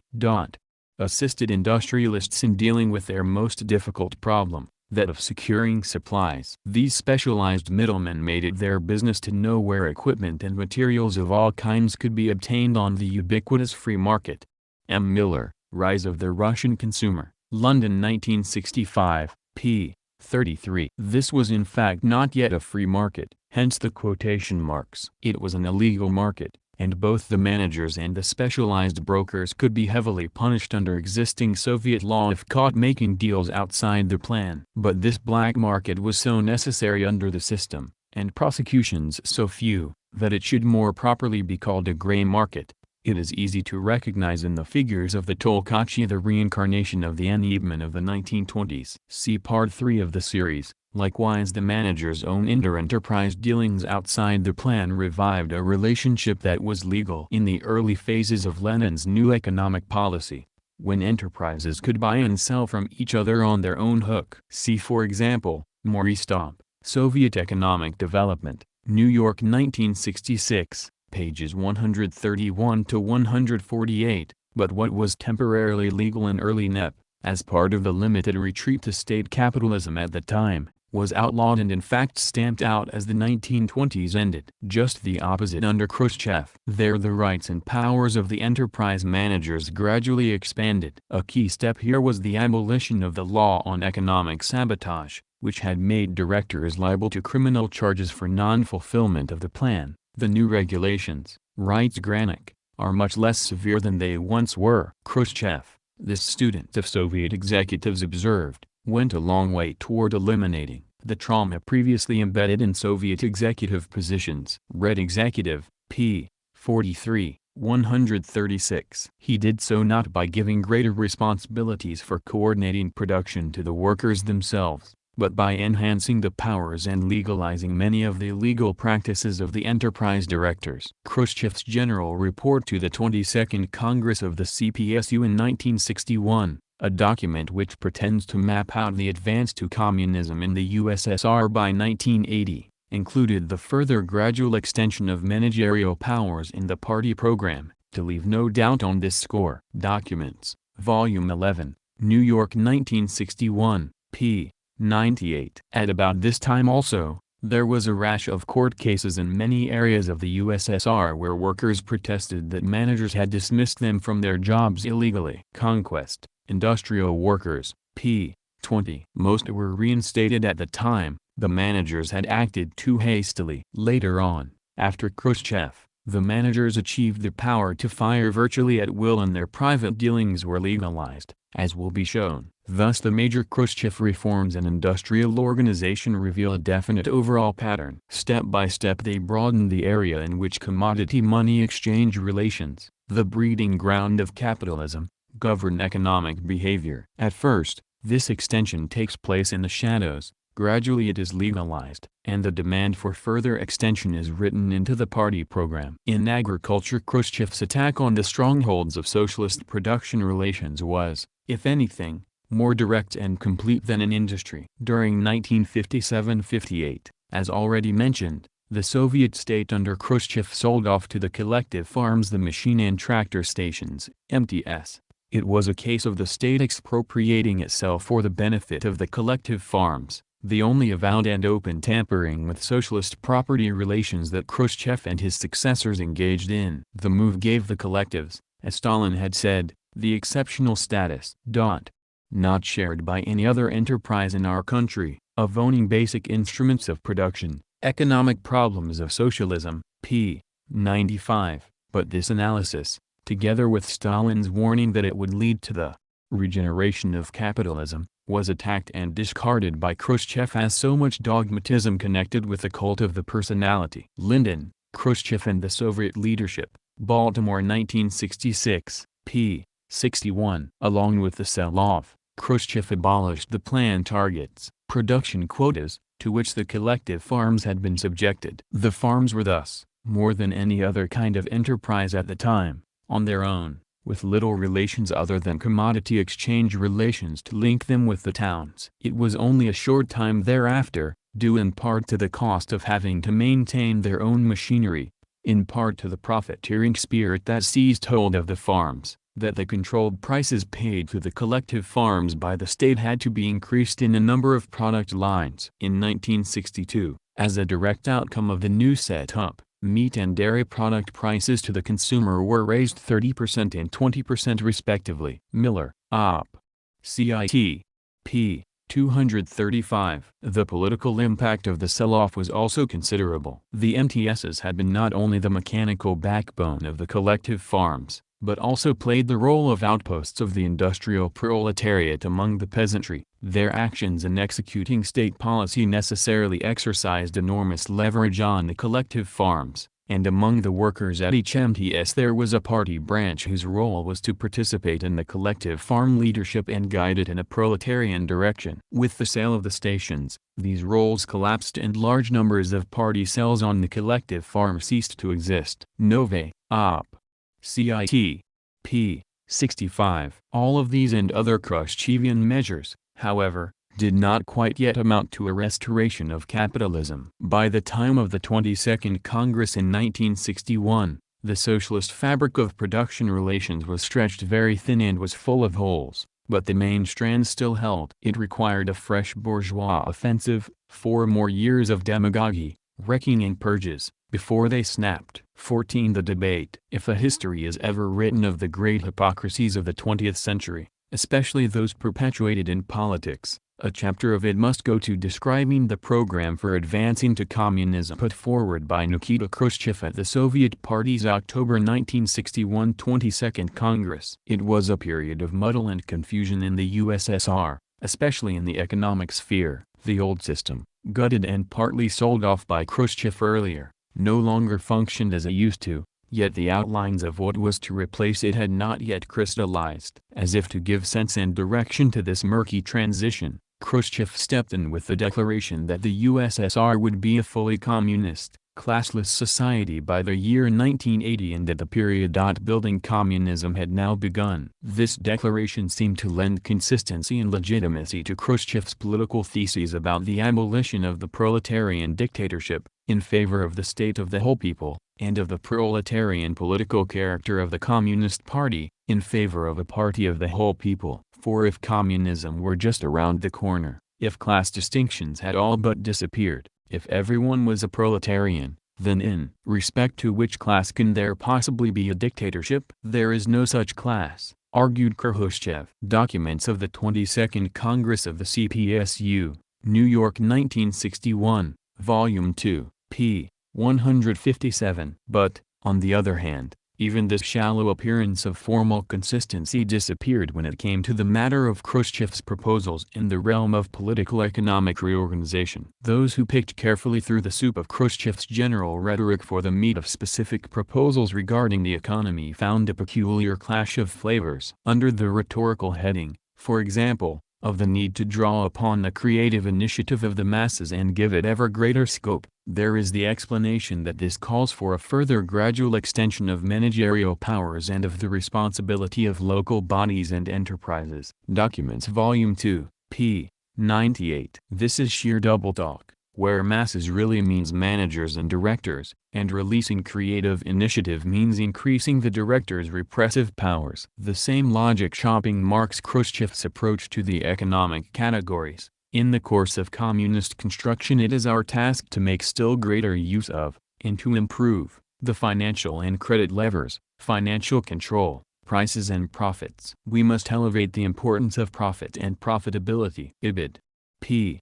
99. The advance toward communism, in other words, is to be achieved not by downgrading and gradually eliminating profit and profitability as drives that regulate economic behavior, but just the contrary by extending and strengthening them. To illustrate more clearly what he meant, Khrushchev observed, "It would do no harm if we were also to learn from the foremost capitalist models how to speed up construction, initiate and run new enterprises." We should not scorn useful foreign experience, and should critically adopt all technically and organizationally valuable points available in the West, including the field of speeding the turnover of funds and getting greater returns from capital investments. p. 96. Borrow from the West not only technology, Khrushchev was saying, but also the secrets of its economic organization, which allow its corporations to realize maximum profits with the maximum speed. These passages, to be sure, were wrapped up in so many layers of communist reassurances and promises that an inattentive reader might altogether miss their significance.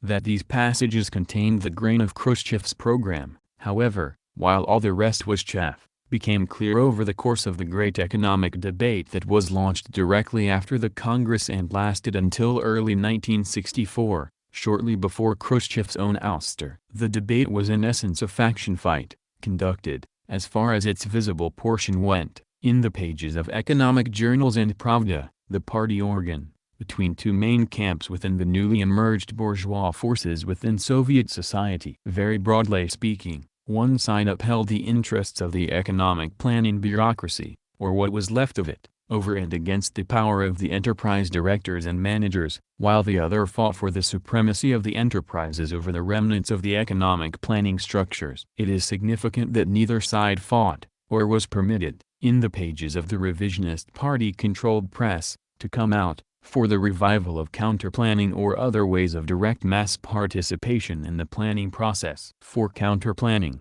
see Part 6 of this series. Insofar as Marxist-Leninist points of view occasionally crept into the debate, they were on the side of the planners, but this planning machinery had grown so distant from the activity of the working class at the point of production that it represented, at the time of the debate, only another form of bourgeois hegemony. The partisans of planning pushed a scheme known as the NVP, for normative value of processing, a mildly novel way of keeping the accounts of enterprises and evaluating their performance under the plan. It was basically a minor adaptation of the old machinery, and it was said that it forced managers to be more economical in the use of raw materials and supplies. Because the intent of the new wrinkle was to keep the old planning forms basically intact, the NVPers were dubbed the conservatives in the debate. On the other side, calling themselves liberals, was a loose coalition of economists whose best-known spokesman was Yevsei Liberman, professor at a business management institute in the Ukrainian city of Kharkiv. Though there were many differences among them,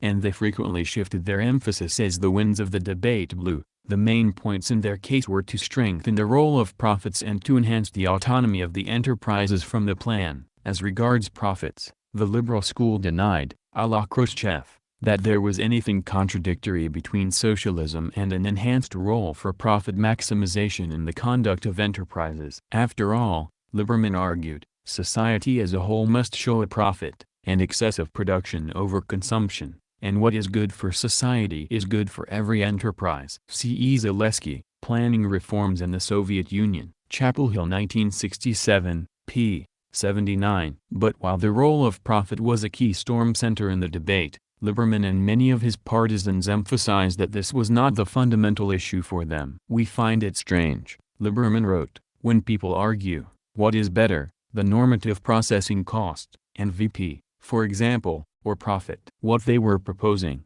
Liberman underlined, was not merely a revision of indices, but a reform of the enterprise's relations with the national economy. It was, he said, the whole system of relations that required change. Felkar, Soviet Economic Controversies, Cambridge, 1966, p. 87. There is little doubt that the Liberman School proposals echoed the views primarily of the enterprise directors and managers who wanted to gather into their hands not only more power over the workers, on this both camps agreed, but also more power relative to the planners. What was variously hinted at or spelled out by the liberal ideologists was that the enterprise management, in order to be able to pursue maximum profit, must be made free of restrictions imposed from above and allowed to decide more or less where to buy supplies and where to sell their output and at what price. Since Khrushchev's 1957-58 reforms, they had been doing so to a great extent already, but in the shadow of illegality. See Part 12 of this series.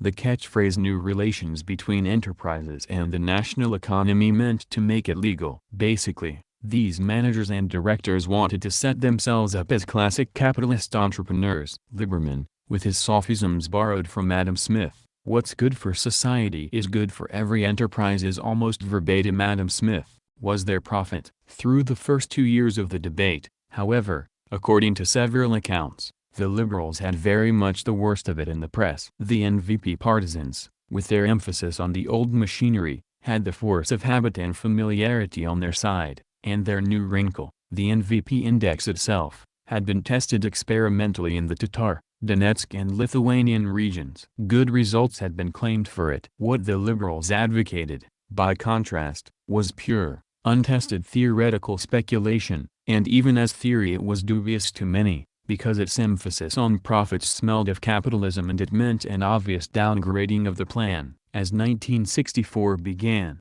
the liberals went on the defensive and grew increasingly silent. A note of triumph crept into the pronouncements of the NVP partisans.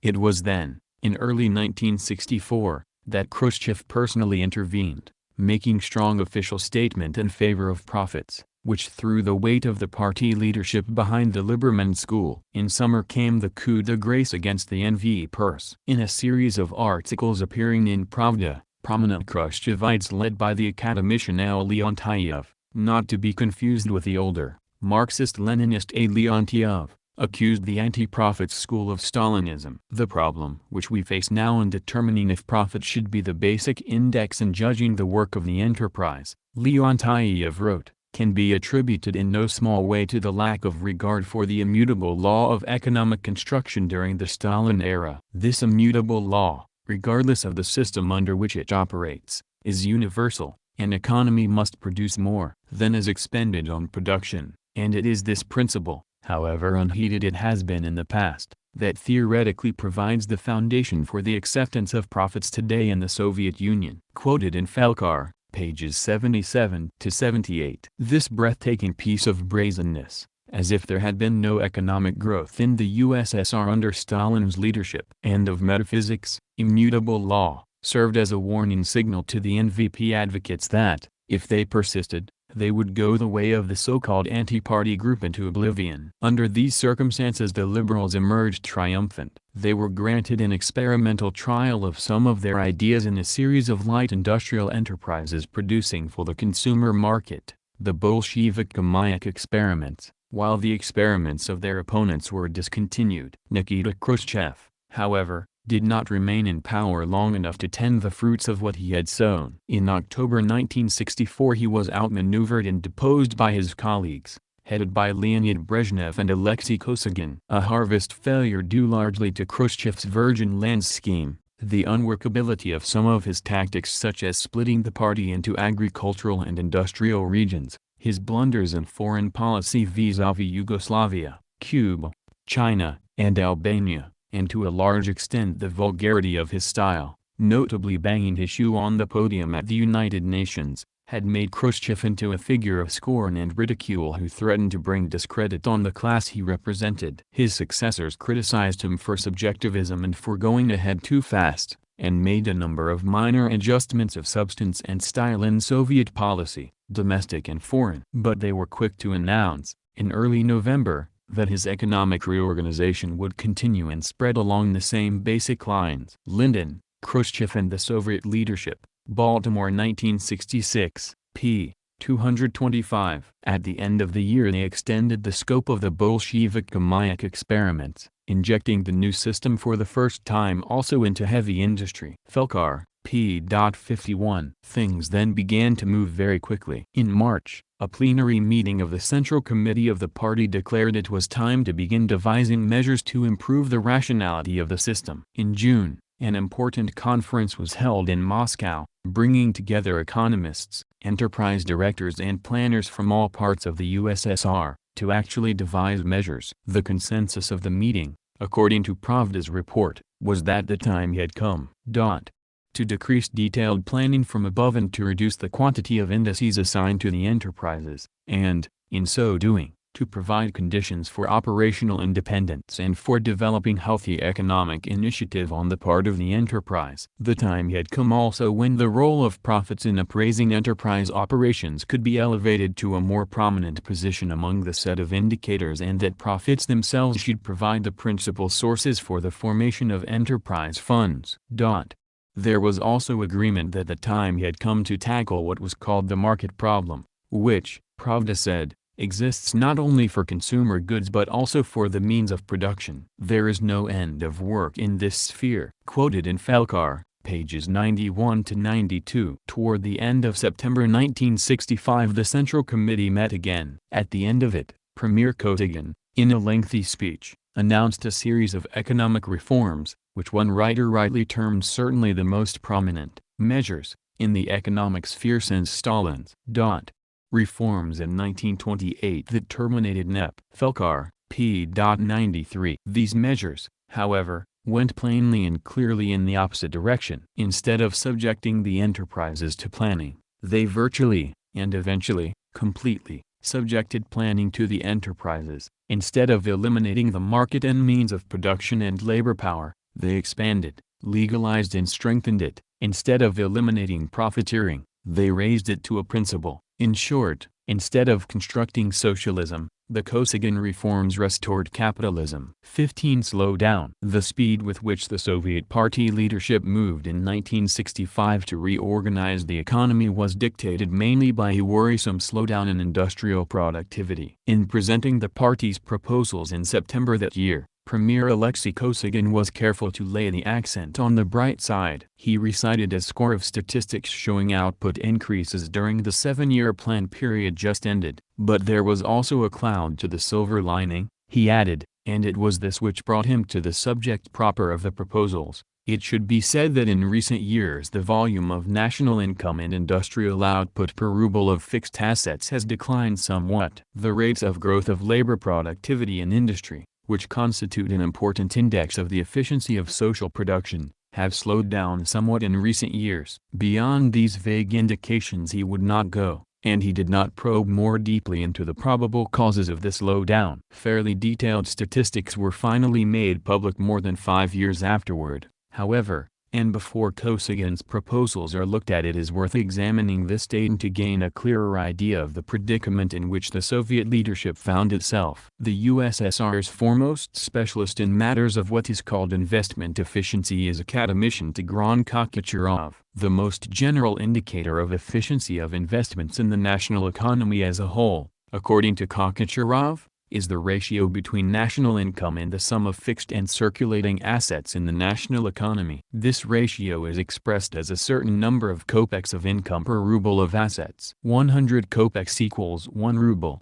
If the number of kopecks of income realized per ruble of assets is rising, then efficiency in the economy is rising, and this is good. And, in Kokacherov's view, the inverse is also true. Thus in a single ratio it was possible to estimate how rationally the plan is formulated and how fully the available resources are utilized. Kokacherov presents the following trend in this general index: 1959, 62.6, 1960, 61.6, 1961, 60.5, 1962, 58.2, 1963, 55.0, 1964, 54.7, and lastly, 1965, 53.2. T. Kokacherov, The Economic Reform and Efficiency of Investments, in Soviet Economic Reform, Progress and Problems, Moscow 1972, p.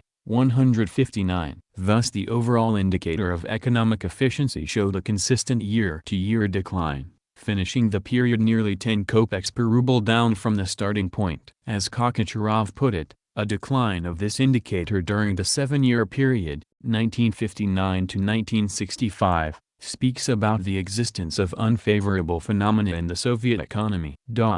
What were these phenomena, more precisely? In the paper just cited, Kokacherov lays the emphasis on subjective reasons which depended on shortcomings in planning and management. This is a guarded but clear reference to the Khrushchev system of planning via regional economic councils, see Part 13 of this series, which, under the 1965 reforms, was scrapped as unsound. But in a later paper that goes into the matter somewhat more deeply, Kokochorov tacitly withdraws this line of explanation, without however offering a substitute. Here he compares the rate of increase in the amount of capital per industrial worker with the rate of increase in the amount of output per industrial worker. Capital per worker increase between 1950 and 1955 was 50%, between 1955 and 1960 was 44%, and between 1960 and 1965 was 43%. Output per worker increase between 1950 and 1955 was 49%,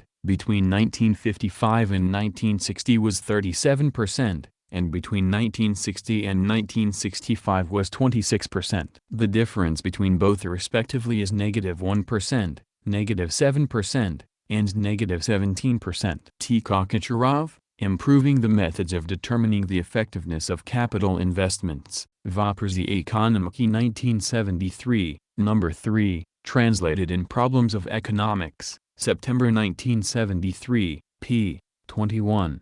Thus, as is shown in the top line of the table, there was a slowdown in the growth rate of capital per worker. Shortcomings in planning and in the coordination of production might very well explain this. Hampered as it was by the localism inherent in regional planning, one could plausibly argue, management was unable to put additional means of production and materials into the factories at the stormy rates of the previous period. The same reasoning could be invoked to explain why the output per worker, line 2 of the table, also decelerated. The sticky point however comes in explaining why the latter decelerated so much more steeply than the former. During the 1950 to 1955 period, a 50% increase in capital per worker produced a practically equivalent, 49%, increase in output per worker. This is what one would expect: give the worker more machinery, get correspondingly more output. But in the next 5-year period, the output per worker increased 7% less than the capital per worker,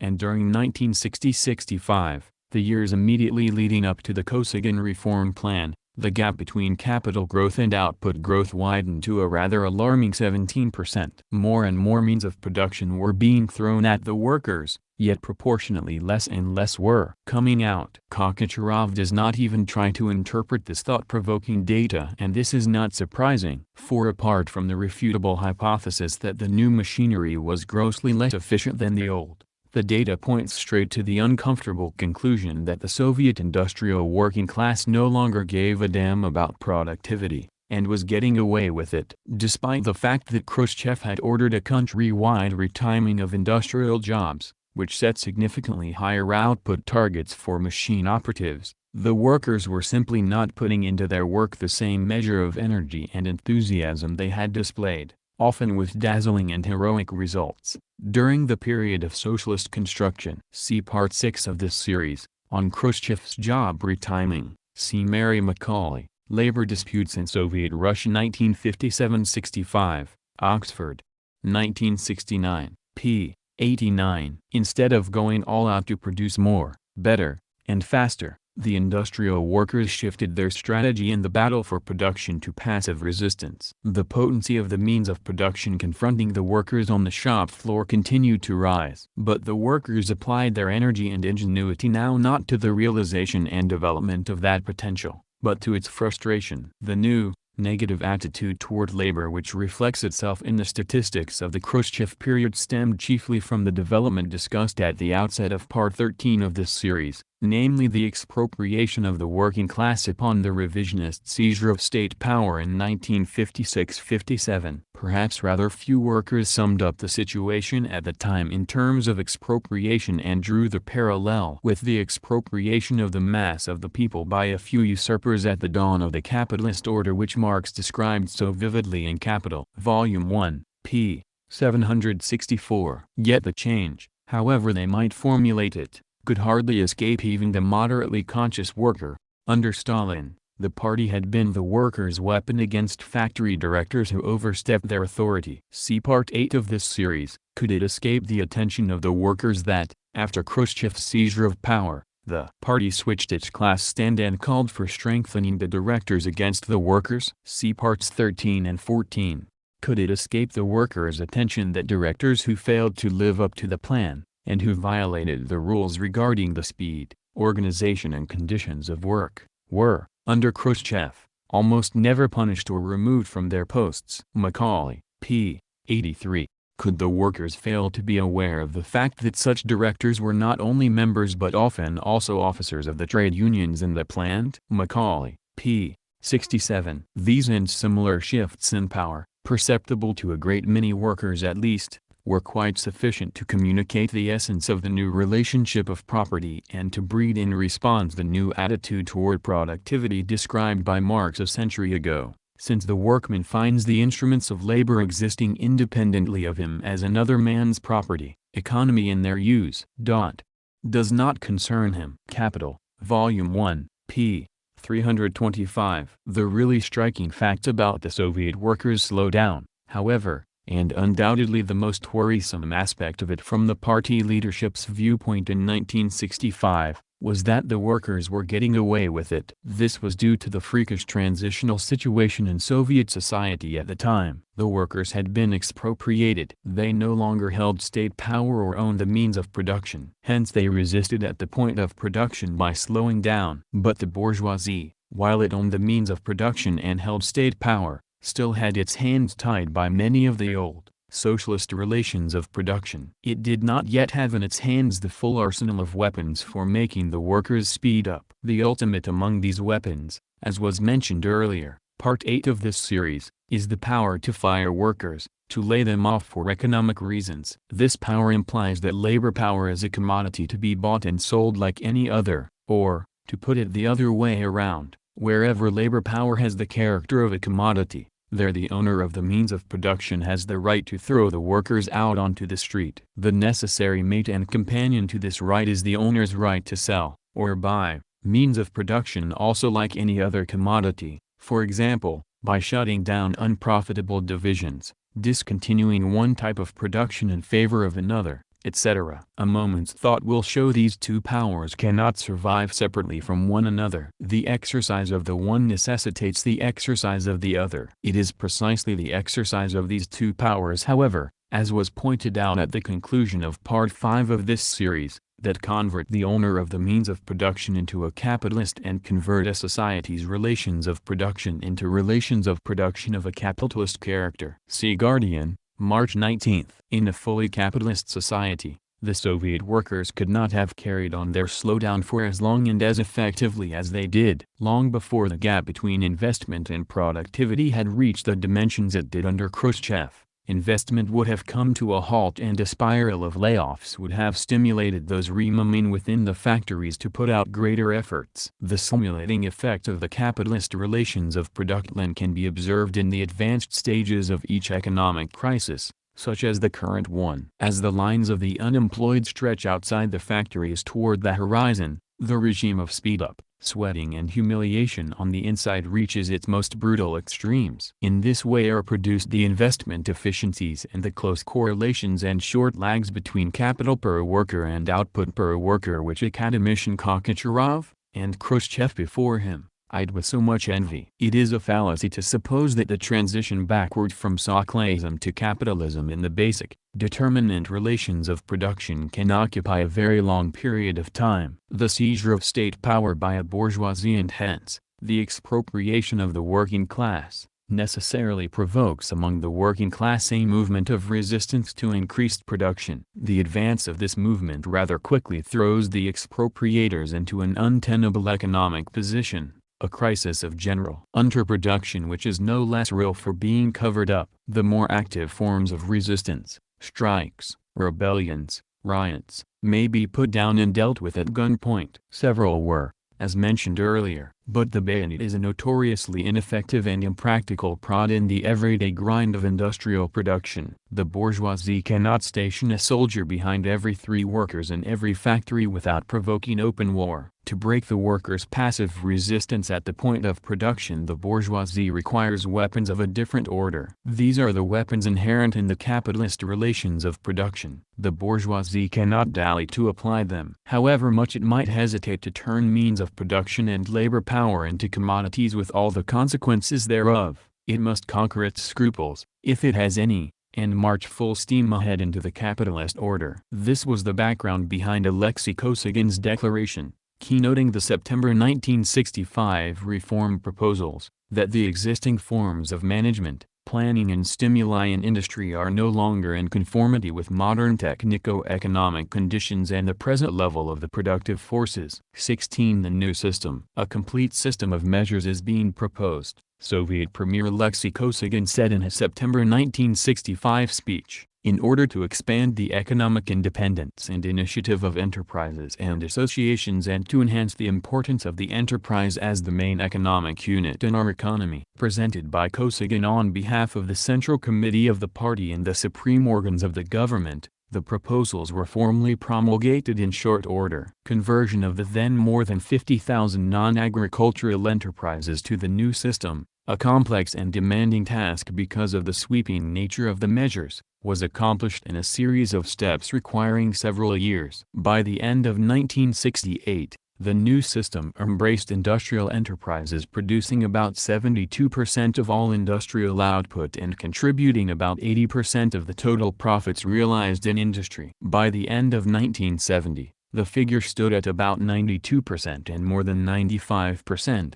respectively. In other words, the measures were implemented in a full and all-round way. N.Y. Drozdchinsky, The Economic Reform in Action, in Soviet Economic Reform, Progress and Problems Moscow, 1972, pages 200, 202. Drozdchinsky is head of the Department of New Planning Methods of the USSR State Planning Committee. What exactly were the features of the new system? At the risk of wearying the reader with quotations, here is a brief survey of the main specific proposals in Kosygin's words. In order to expand the economic incentive of the enterprises, it is proposed to reduce the number of indices that are assigned from above, i.e., by the planning bodies. In order to orientate the enterprise toward raising efficiency, it is best to use the profit index, the index of profitability. The size of profits characterizes, to a considerable extent, the contribution made by an enterprise to the country's net income. In this way, enterprises will be encouraged to search for ways of increasing labor productivity. An end must be put to the system whereby virtually all enterprise profits go to the state. Instead, it is necessary to leave to the enterprises more of their profits. In direct proportion to the effectiveness with which it utilizes the fixed assets assigned to it. An end must also be put to the state of affairs where the achievements of the enterprise in increasing profits and the profitability of production do not have any direct effect on the earnings of the staff of the enterprise. To this end, a set of new funds must be set up in each enterprise, including a material incentives fund and a fund for the development of production, geared to enterprise profitability. Furthermore, the enterprises will enjoy broader powers in the use of their circulating assets, depreciation allowances, and also the money from the sale of surplus equipment and other material values. The enterprises will enjoy wider powers in the use of the money saved in the wage fund during the year.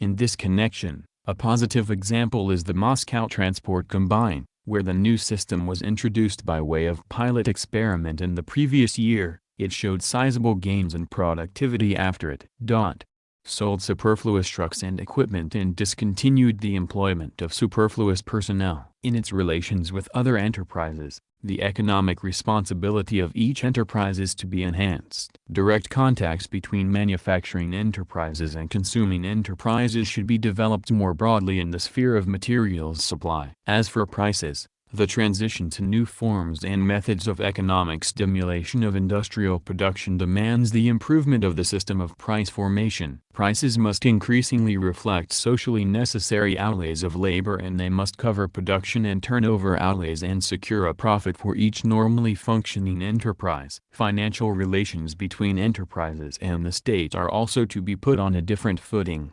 Financial grants made by the state to enterprises for capital investment must be restricted and the use of credits must be expanded. Lastly, in place of the regional economic councils, set up by Khrushchev, there will be central ministries again for each major industrial branch, and at the same time, in close conjunction with the ministries, there is to be a new form of organization, branch amalgamations operating on the cost accounting principle. to which the ministries are to hand over many operative functions. The new ministries will work in entirely different conditions from the old ones, and to think that a mere return to the former ministries is being suggested.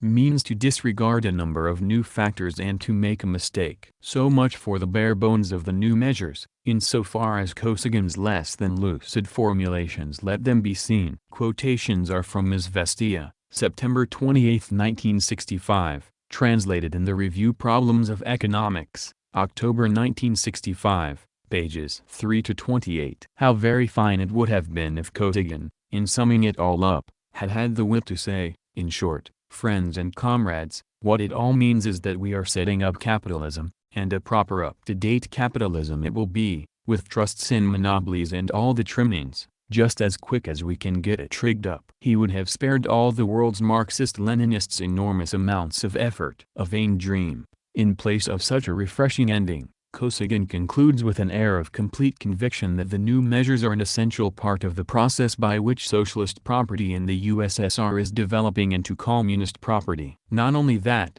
but the central feature of the new economic measures allegedly bears the endorsement of the great revolutionary teacher, Lenin himself. V.I. Lenin pointed out, Kosygin declared, that each enterprise must function on a profitable basis, i.e., it should completely cover its expenditures from its income and should make a profit. In short and in sum, anyone who balks at marching in the direction indicated by the Soviet leadership not only blocks the path toward communism, and is thus an anti-communist in the most literal sense, but also presumes to try to give Lenin lessons in political economy. It is a revealing commentary on the political climate in the land of Lenin in 1965 that the supposedly Leninist press did not run Lenin's actual words and use them to pillory Kosygin and the whole leadership from morning to midnight. The press, of course, was controlled by that same leadership. This is what Lenin had to say about enterprise profits. The conversion of state enterprises to what is called the profit basis is inevitably and inseparably connected with the new economic policy. In the near future this is bound to become the predominant, if not the sole, form of state enterprise. Actually, this means that with the free market now permitted and developing, the state enterprises will to a large extent be put on a commercial capitalist basis. This circumstance, in view of the urgent need to increase the productivity of labor and make every state enterprise pay its way and show a profit, and in view of the inevitable rise of narrow departmental interests and excessive departmental zeal, is bound to create a certain conflict of interests between the masses of workers and the directors and managers of the state enterprises or the government departments in charge of them. Therefore, it is undoubtedly the duty of the trade unions, in regard to the state enterprises as well, to protect the class interests of the proletariat and the working masses against their employers. Collected Works, Volume 42, p. 376. Lenin, speaking for a proletarian state that is compelled by ravages of war and famine to resort temporarily and in a limited way to capitalist relations of production, does not hesitate to call these relations by their name. He insists, moreover, on laying bare the antagonism of class interests between labor and capital bound up with these relations, and calls on the workers' mass organizations to openly put in the forefront the protection of the class interests of the proletariat in its struggle against capital. And Kosygin, this spokesman for a bourgeois state, compelled by the workers' resistance to attempt to impose capitalist relations fully and without time limit, puts out the most ridiculous pretense about the communist character of its measures, denies any ground for class antagonisms or even conflicts of interests, and on top of that has the nerve to invoke Lenin's authority. It would be laughable, except this kind of big light technique commands state power, enjoys an undivided monopoly of the entire legal media, controls the educational system and is backed up by the full apparatus of repression, police, courts and the like. The conditions prevailing at the time Lenin proposed the NEP,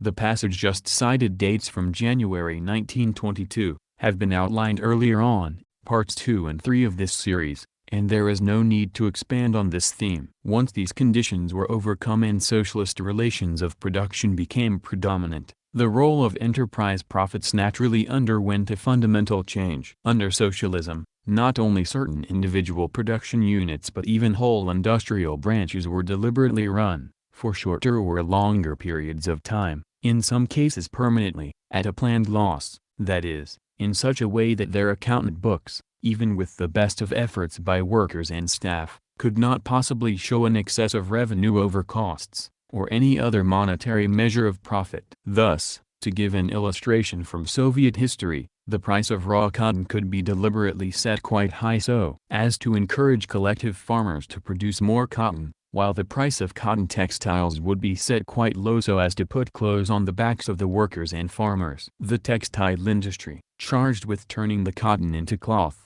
necessarily showed a loss in its account books. The difference was made good by transferring to the textile industry a portion of the funds generated in other branches that had a profit. Since all profits generated in any part of the state sector, an insignificant fraction excepted, were directly centralized in the state, their redistribution from profitable branches and units to unprofitable ones was regulated by the plan. The plan, in turn, reflected the order of priorities decided upon by the political party of the working class, the Bolshevik Party. In this way the goal of immediate profits in the textile industry was subordinated to the higher immediate goal of putting food in the mouths of cotton farmers and clothes on the backs of the working people. Or, to put it another way, the profits of the textile industry were realized not in the monetary form, but in the form of the satisfaction of people's needs. Later on, as the textile industry was modernized, it too began to generate revenues for use elsewhere. In this way also the long-term goals of the working class could be given their proper weight relative to the short-term ones. The production of means of production, to give the most important example,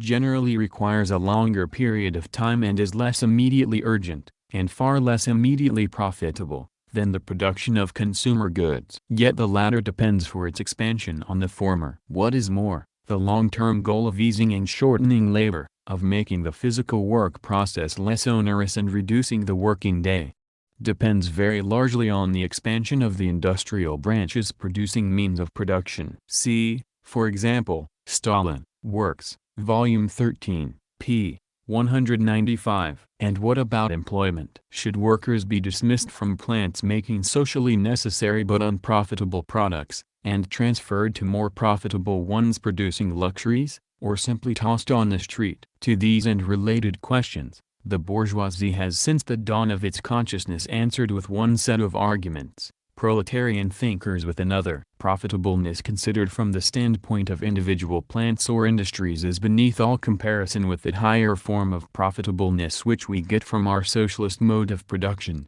which saves us from crises of overproduction and ensures us a continuous expansion of production. This was the Soviet socialist answer. Stalin, Economic Problems of Socialism, p. 57. The Liberman view, that what is good for society is good for each enterprise, embodied in the 1965 measures, is its direct opposite and contradiction. It is merely a more elegant, really an evasive, way of asserting that what's good for General Motors is good for the economy. 17. Labor power. Like certain tribes in the Old Testament who trembled to speak the name of the Omnipotent, the advocates of the new Soviet system recoil from naming labor power a commodity. Other economic categories and relations, such as profits, interest and rent among others, are freely spoken of in the official Soviet literature. In fact, it speaks of little else. It is quite permissible also, even obligatory, to praise in general terms the virtues of commodity-money relationships in the socialist economy. But when it comes to the category labor power,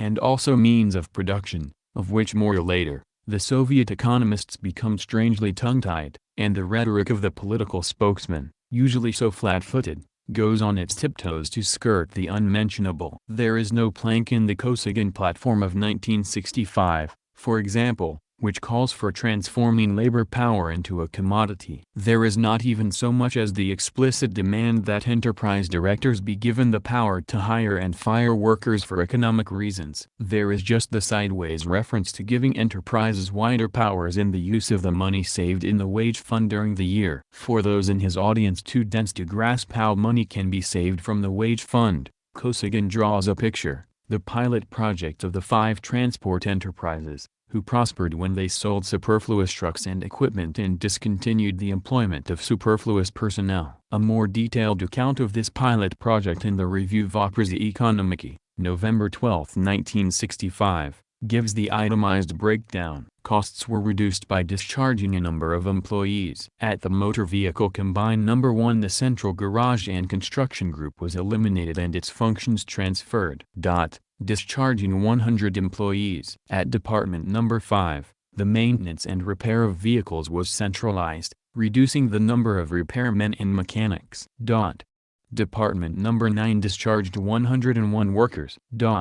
And so on. In a similar way, as the new economic system radiated out from the pilot plants in Moscow and Leningrad to fasten itself across the length and breadth of the vast territory of the USSR, the Soviet workers' security of employment, all that remained to them of the socialist relations of production, was broken up. They were reduced once again to the status of hired laborers, wage slaves with nothing to sell but their labor power, like their colleagues in the capitalist West. The new system of planning and economic stimulation, Kosygin cynically remarked in his sum-up of the pilot results, increased the workers' interest in the results of their work. A 31% increase in output per worker was achieved, he noted with satisfaction, and enterprise profits more than doubled. The longer-term results on a country-wide scale, when the data had been gathered a few years later, did not quite live up to these first figures, but the basic trend was the same. The investment efficiency specialist,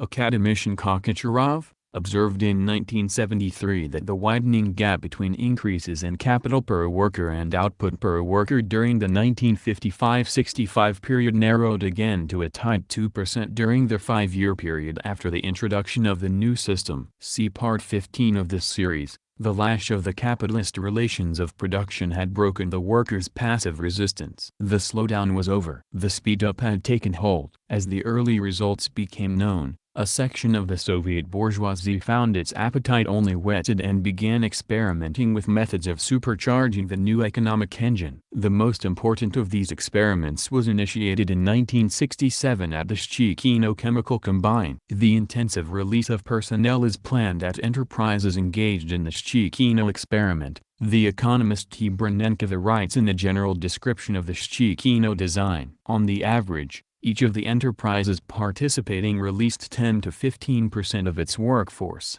Between 1/5 and 2/3 of the layoffs, depending on the enterprise, were made possible, she reports, by the methods of combining occupations or increasing the volume of work performed by the remaining workers. In compensation, and this was said to be the novel side of the Shchikino method, the workers who were left received as a bonus a portion of the funds saved in wages by dismissing their colleagues. As a result, absenteeism markedly declined. Work under the conditions of the experiment has enabled enterprises to achieve positive results in their production activity in a short time. Technical progress and the movement of personnel in industry. Voprzy Ekonomiki, 1970, Number 2, translated in Problems of Economics, September 1970. In short, the standard capitalist methods of slave driving, upping the pace, making one worker do the work of two, were supplemented with the cannibalistic touch of throwing the surviving workers some scraps of the flesh of their departed comrades. But only scraps.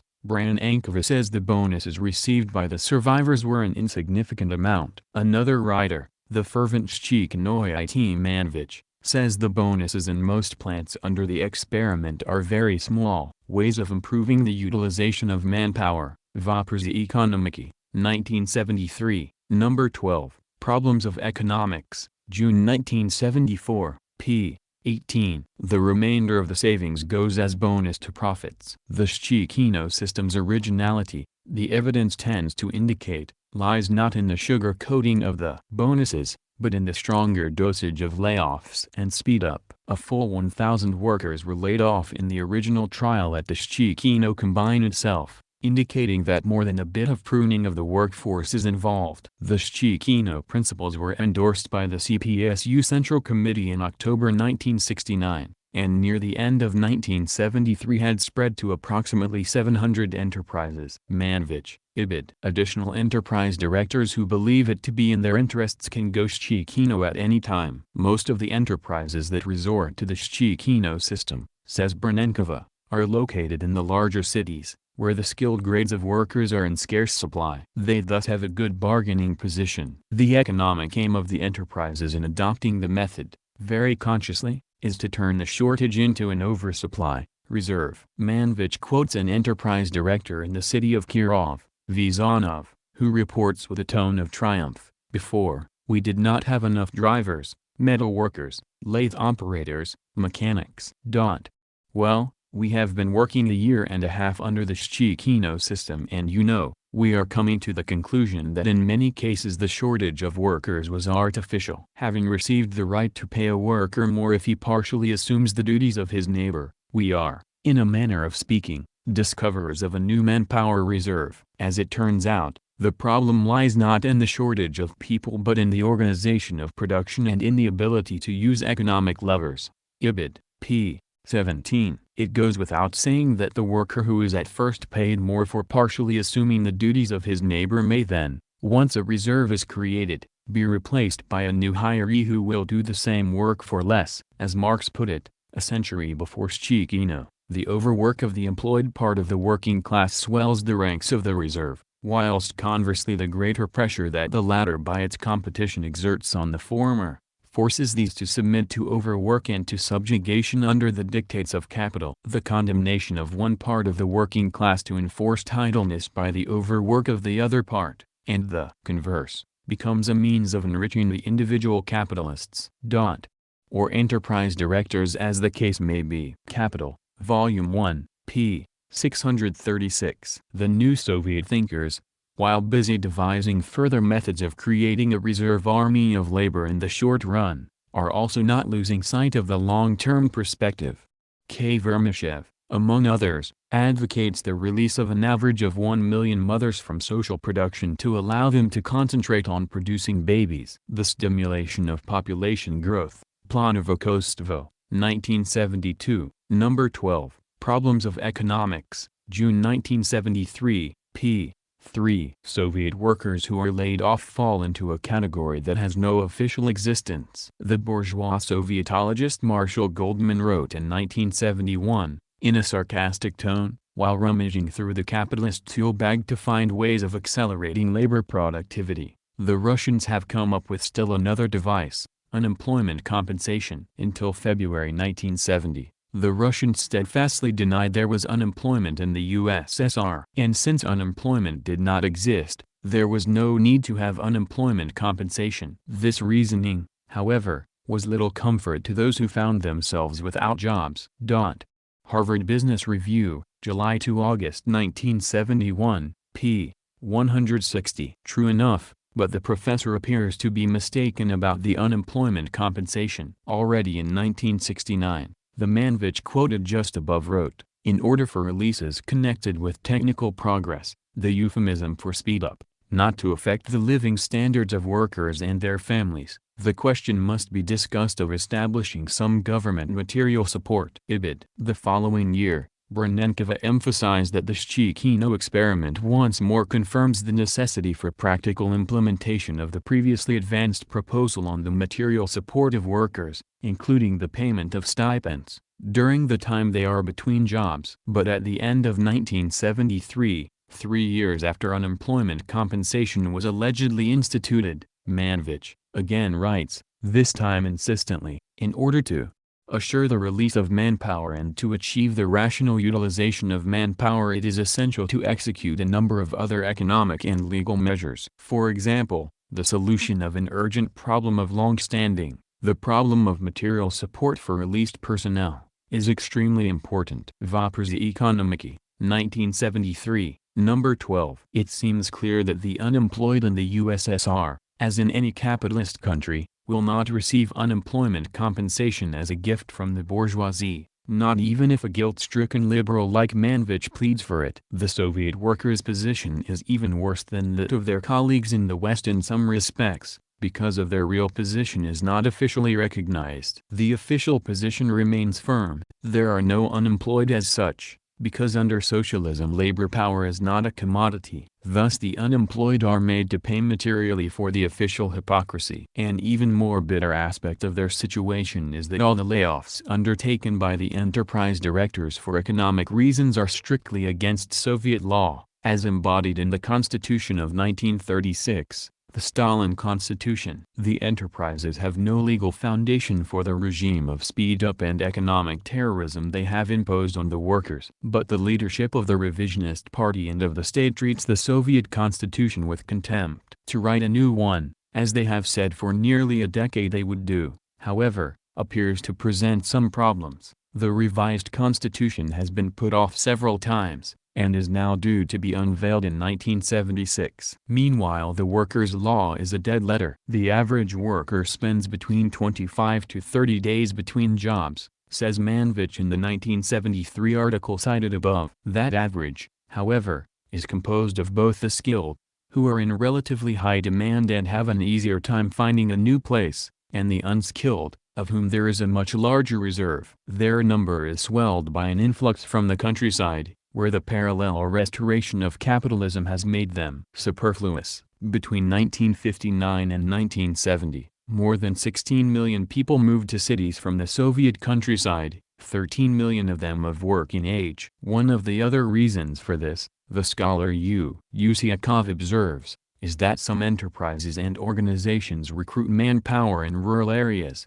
i.e., the cities raid the countryside of its people, much as in the Tsarist times described by Lenin in his Development of Capitalism in Russia, 1899. Migration of the population from the countryside to the city, Planovokostvo, 1972, No. 12, in Problems of Economics, June 1973, p. 14. Moreover, this migration does not necessarily end in a stable settled pattern. On the contrary, there are continuous, seemingly unpredictable population movements between different points. The Soviet writers call this variable migration. Of late the scale of variable migration has increased with ever greater intensity in the USSR, says the demographer L. Lugovskaya, Planovokostvo, 1972, No. 8, in Problems of Economics, May 1973, p. 96. This testifies that the workers and collective farmers, recognizing that their labor power has become a commodity, are actively moving from place to place in search for a better, or at least less oppressive, terms for its sale. If they must take their hides to market, at least they intend to get the best price. Needless to say, from the standpoint of production lost by this roaming and floating, the social cost of this instability is high. The time lost by floating workers in industry during 1972, according to an estimate in Planovokostvo, quoted by Peking Review September 24, 1974, amounted to about 4 billion rubles. The conversion of labor power into a commodity has thus brought about a large-scale labor market from one end of the country to the other, with a high rate of exchanges. The first published study that has attempted to get an estimate of how many workers change their employment how often has found that in the course of 1 year 59.1% of all personnel in the national economy change their position. The average length of time a worker spends at the same enterprise is only 3.3 years, and every 12 to 15 years on the average a worker migrates from one region to another. Every year in the national economy several tens of millions of persons make transfers. The author of this study estimates their overall number exceeds 100 million. Approximate calculations show that not more than half of this movement is associated with the interests of the development of production and of the workforce. V.S. Nemchenko, Mobility of Labor Resources, Vestnik Moskovskogo Universiteta, Ekonomika, 1974. Number 1, in Problems of Economics, October 1974, pages 80–88. In short, while neither the economists nor the political spokespersons will admit that labor power in the USSR has become a commodity, the reality is clear enough. The workers themselves, to judge by recent Soviet sociological surveys, have no illusions about being the masters of society that the official propaganda paints them. In a 1974 survey in Yaroslavl, 78% of the working-class parents who were questioned said they did not want their children to be factory workers. In families where only one parent was a factory worker, 96% did not want their children to go into that life. A survey of high school students ranked the occupation of steel worker in 28th place in their preference, lathe operator, 39th place, tractor driver, 51st place and carpenter, 68th place. Quoted in Christian Science Monitor, September 11, 1974. Another survey of workers, 18 to 25-year-olds at a large locomotive plant in Voroshilov in the Ukraine, found that 66% said they were dissatisfied with their pay, 71% were dissatisfied with the equipment and 70% with the plant's sanitary conditions. The rate of dissatisfaction was 18% higher, by the survey index, than 5 years earlier. The workers were particularly critical of the so-called socialist emulation system. It exists only on paper, one worker said. It's just fiction, said a author. What emulation? Asked a third. There is simply a quota that you have to meet. Quoted in New York Times, December 2, 1973. 18 means of production. There is a widespread belief that the USSR today, whatever else might be said about it, remains fundamentally a planned economy, as opposed to an economy ruled by the anarchy of production. This theme is recited 7 days a week by every organ of mass propaganda available to the Soviet authorities, and no revisionist primer for popular consumption fails to claim it as one of the most important advantages of the Soviet socialist system today. Millions of people take this claim as good coin, including many who are critical of Soviet revisionist rule in other respects. Even some people who set out to expose how capitalism has been restored in the USSR echo the refrain that under the reforms of 1965, central planning, without quotation marks, was retained. Yet this is a fallacy. Among those who know from their practical experience that the fundamental plannedness of the new Soviet economy is a myth are not only the Soviet workers who know it most concretely, but also the directors of Soviet enterprises, Soviet economists specializing in the study of the planning process, and the most responsible and authoritative Soviet planners themselves. Writing in the secluded pages of specialized academic or professional publications,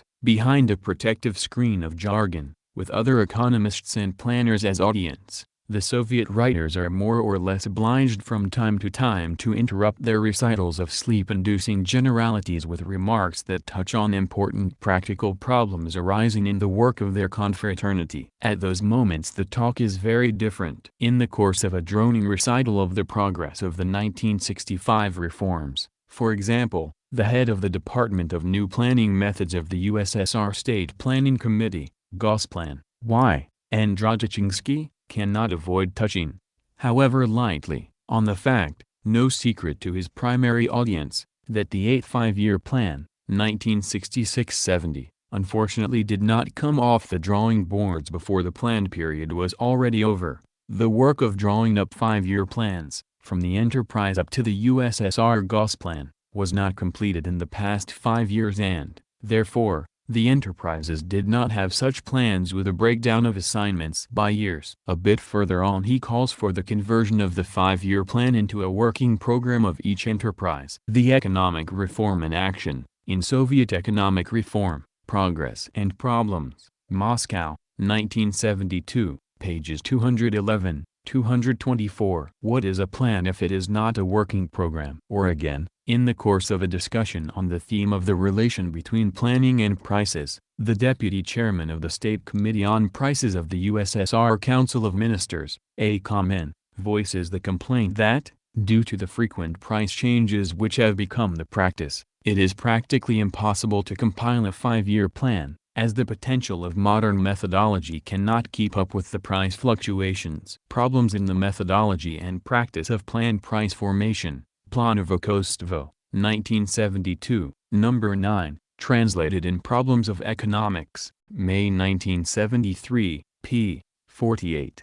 Speaking on the same theme, Deputy Gosplan Department Chief V. Kotov admits that in fact, the planning of distribution never attains completed form. Merging with operational management of production, it is completed only with the end of the planned period. In a considerable and ever-increasing portion of the economy, he admits, there is not even an attempt at planning, but rather the actual cessation of planning, and in this situation the plan essentially loses its meaning and an objective assessment of the fulfillment of the plan is impossible. Prices, the instrument of national economic planning and the basis of the value indices of the plan, same source as above, pages 62, 64, 69, 61.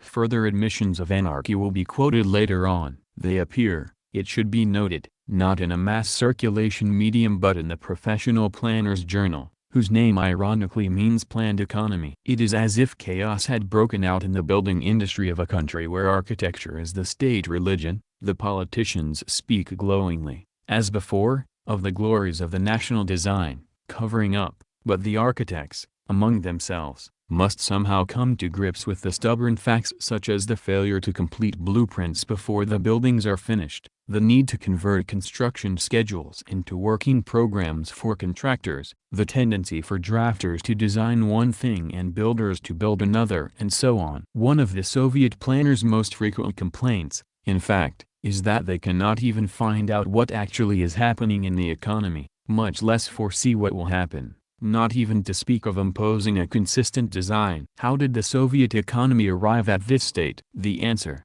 in a word, lies in the conversion of means of production into commodities. It has already been shown, in part 17 of this series, that the reforms of 1965 converted the Soviet workers' labor power into a commodity. That is, that the relation between the workers and their enterprises was put on a purely commercial basis. Produce a profit or get out. The subject now is the side of the 1965 measures which imposed the same social character on the means of production and created the same commercial basis for the relations between one state enterprise and another. The socialist viewpoint on this question was succinctly advanced by Stalin in 1952. Can means of production be regarded as commodities in our socialist system? In my opinion, they certainly cannot. A commodity is a product which may be sold to any purchaser, and when its owner sells it, he loses ownership of it and the purchaser becomes the owner of the commodity, which he may resell, pledge or allow to rot. Do means of production come within this category? They obviously do not. In the first place, means of production are not sold to any purchaser. They are not sold even to collective farms, they are only allocated by the state to its enterprises. In the second place, when transferring means of production to any enterprise, their owner, the state, does not at all lose the ownership of them, on the contrary, it retains it fully. In the third place, directors of enterprises who receive means of production from the Soviet state, far from becoming their owners, are deemed to be the agents of the state in the utilization of the means of production in accordance with the plans established by the state. It will be seen, then, that under our system, means of production can certainly not be classed in the category of commodities. Economic Problems of Socialism, p. 53. To this should be added the fact that in Soviet socialist practice, the enterprises could hardly have bought means of production even if they had had the right to do so. The enterprise had no funds at its disposition for such a purpose, not even depreciation funds to replace the worn-out equipment. When the time came to replace or add equipment, or when machinery was transferred from one plant to another, always on plan orders, the corresponding sums of money were allocated or transferred from the center as a bookkeeping operation. See for example, Dobb. Soviet Economic Development since 1917, New York, 1966, ch. 15. By means of production is meant here mainly the principal machinery and equipment of industry, specifically in state-owned industry, minor tools and implements, agricultural raw materials, land and foreign trade are separate questions here left aside. By the time we come to the 1965 reforms, the principles Stalin outlined in 1952 had already undergone heavy modifications during the Khrushchev years. As was shown earlier, the state under Khrushchev sold off the machine and tractor stations to the collective farms, converting these means of production into commodities. Additionally, the central industrial ministries were abolished, along with much of the compulsory character of such planning as remained. As a result, a widespread gray market sprang up, in which enterprise directors illegally traded means of production and other goods among one another. See Part 13 of this series. Thus the conversion of means of production into commodities, the restoration of a basic capitalist relation of production, was already quite advanced during the Khrushchev years. Reference was made earlier also to the June 1965 Moscow Conference, which concluded that the market problem exists not only for consumer goods but also for the means of production. Part 14, A week later came what the Sovietologist Felker terms a major departure from traditional centralized controls over heavy industry. It was announced that a number of Soviet machine tool enterprises would be permitted to engage in direct business dealings with their customers. In addition, the performance of the plants would in the future be evaluated on the basis of profits rather than on the fulfillment of extraneous plan targets. Felker, Soviet Economic Controversies, p. 92. At that time, however, enterprises wishing to purchase these machine tools and entering into direct ties with the producer enterprises for that purpose, had as yet no funds, at least not legally, with which to make payment. Thus special administrative action was required to create an effective demand, paying customers, for the producer enterprises in the experiment. Nor was there yet a lead marketing second-hand means of production, as enterprise directors were not yet permitted to sell off the state property entrusted to them. These limitations on the market and means of production,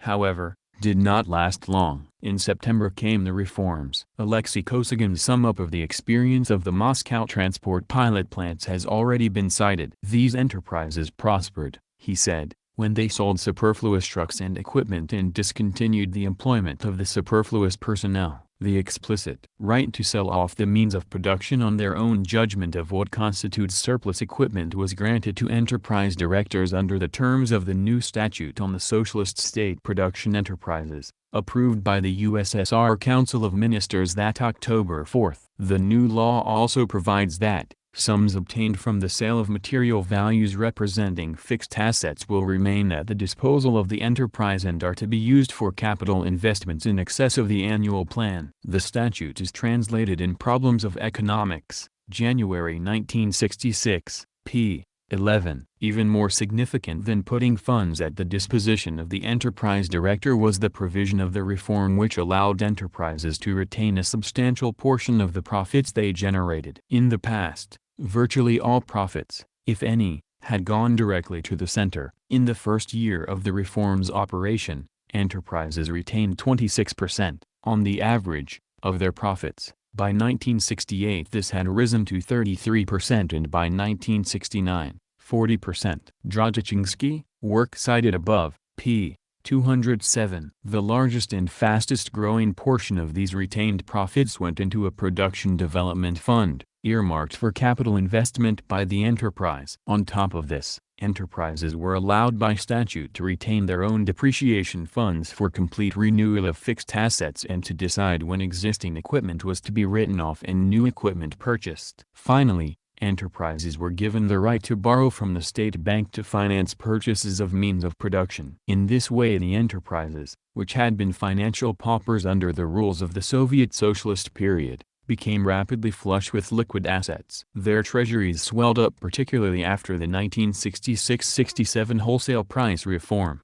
which was undertaken, along the lines laid out by Kosygin in his speech, in order to allow every normally functioning enterprise to operate at a profit. And what a profit! By raising wholesale prices in all industry an average of 8% and prices in heavy industry, chiefly producing means of production, an average of 15%. The price reform raised average enterprise profitability to a rate of 20%, while several branches of heavy industry, principally machine building, established profit rates of over 40%. L. Meisenberg, Improvements in the Wholesale Price System, Voprzy Ekonomiki, 1970, No. 6.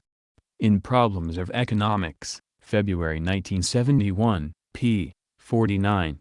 The resulting flood of revenues into enterprise funds, while somewhat short of realizing the principle of total self-financing that was said to be the goal, came fairly close. Fedorenko, on the elaboration of a system of optimal functioning of the socialist economy, Voprzy Ekonomiki, 1972, No. 6, in Problems of Economics, January 1973, p. 21.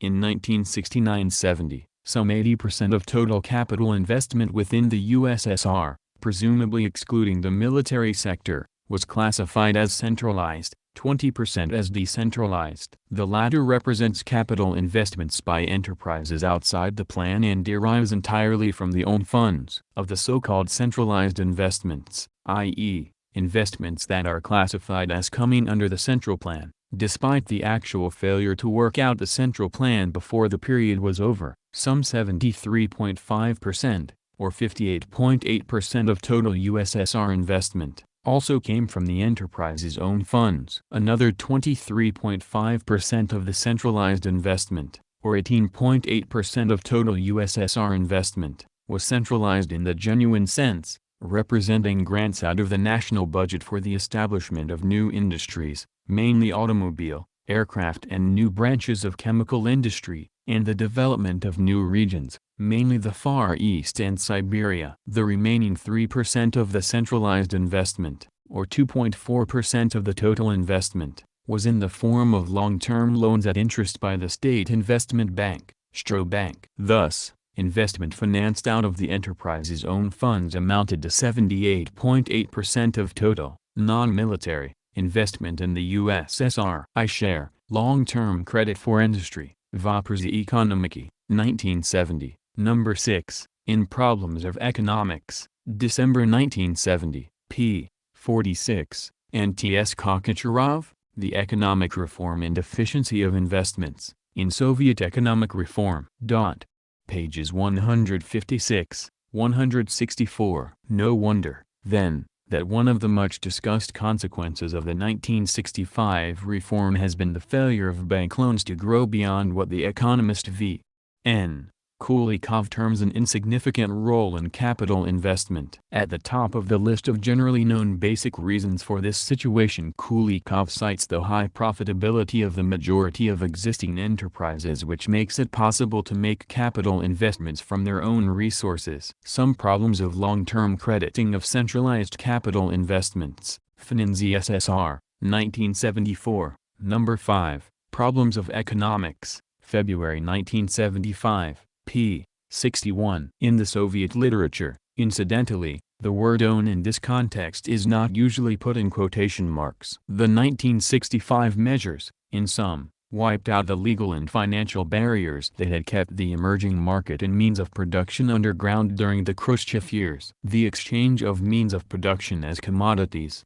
hard to finance, illegal, but widespread, under Khrushchev, became respectable, universal and amply supplied with liquidity. So well supplied, in fact, that some enterprises cannot profitably place all their funds, but accumulate what is called a free profit remainder, in which case they are entitled to offer loans to Gosbank, the Central Commercial and Central Bank, for a certain interest fixed by the government. Manovich, Ways of Improving. Voprzy Ekonomiki, 1973, Number 12, Problems of Economics, June 1974, p. 11. Within the enterprises, all power to dispose of enterprise funds is concentrated in the hands of the director. Except for monies spent for socio-cultural purposes, where the trade union officials must be consulted, the enterprise director under the new law brooks no internal interference in decisions regarding how much to invest, when, where and for what. There is no pretense here at workers' management or workers' co-participation in investment decisions, as in the Yugoslav and West German variants, respectively. Evidently the new economic system has brought great changes in the role of enterprise directors. Gone is the enterprise director of the earlier period, who could neither fire the workers nor suppress their criticism, who risked jail or worse if the plan was not met. Gone is the mere agent of the state who could not resell, pledge or allow to rot the enterprise assets and who could lay hands on hardly more investment funds than could a church mouse. The old enterprise director was little more than the hired conductor of an orchestra. Under Khrushchev, many of these people, willingly or unwillingly, turned into black marketeers, embezzlers and other varieties of crooks. The circumstances left little alternative. But this was only a transitional stage in the process of metamorphosis. With the reforms of 1965 they emerged as enterprise directors of a new kind. They became not only dictators of the production process, iron-fisted industrialists,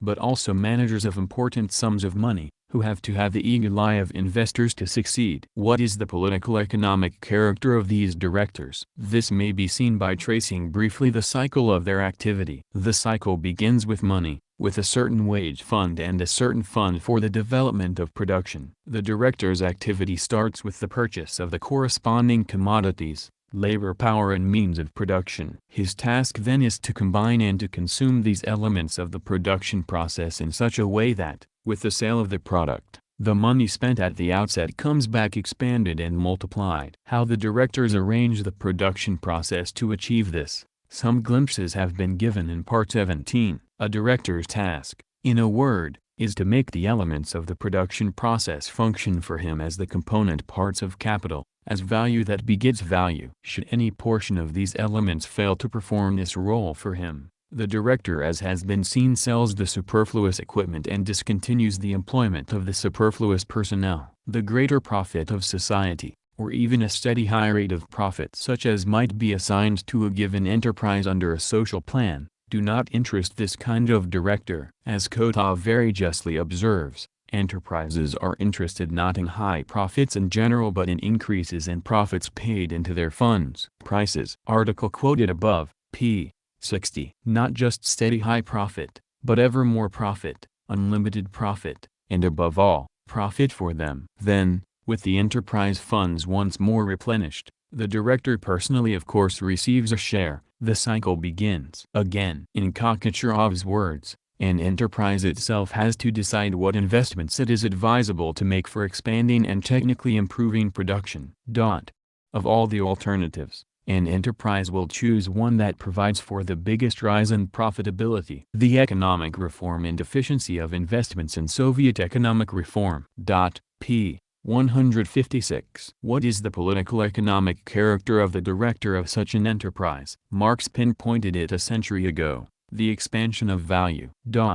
Becomes his subjective aim and is the sole motive of his operations. The restless never-ending process of profit-making alone is what he aims at. He therefore functions as a capitalist, that is, as capital personified and endowed with consciousness and a will. Capital 1, p. 152. The fact that the director is appointed and removed from above and occupies a definite slot in a bureaucracy does not alter the character of his function. He is a bureaucrat capitalist, but he is put into his post in order to function as capitalist and, should he fail in this role, the bureaucracy relieves him of his duties. His capitalist side is the decisive, overriding element in his character, on which the other side depends. The proof of this lies not, however, in abstract reasoning, nor even merely in comparisons of the new Soviet director with his twins in Western state and private corporations. It lies rather in the shreds and tatters to which the Soviet directors, as capitalists,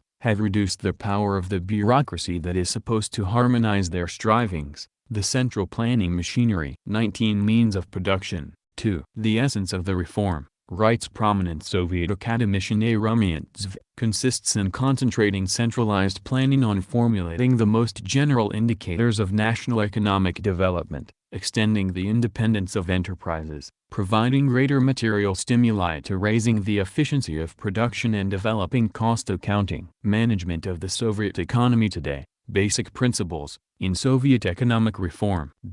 P. 16. Its essence, it might be said in other words, consists in giving the central planners the task of keeping the economy as a whole in balance while each particular unit of the economy runs riot in pursuit of its maximum profit. The new 1965 enterprise law, cited earlier, gives the Soviet enterprise directors, as well as directors of combinations of enterprises or production associations, written protection against having their plan targets changed by superior authority. Plan targets fixed for the enterprise, says the statute, may be altered by the superior body only in exceptional cases. The result of this provision is that planning not only begins when the enterprise director draws up the enterprise plan, it virtually ends there as well. Even if the central planners were able to perceive the general interest of society, they could impose that interest against the profit-maximizing plan of the enterprise only with difficulty, in exceptional cases. This is one basic reason why the 1966-70 plans drawn up by the enterprises and sent up to Gosplan,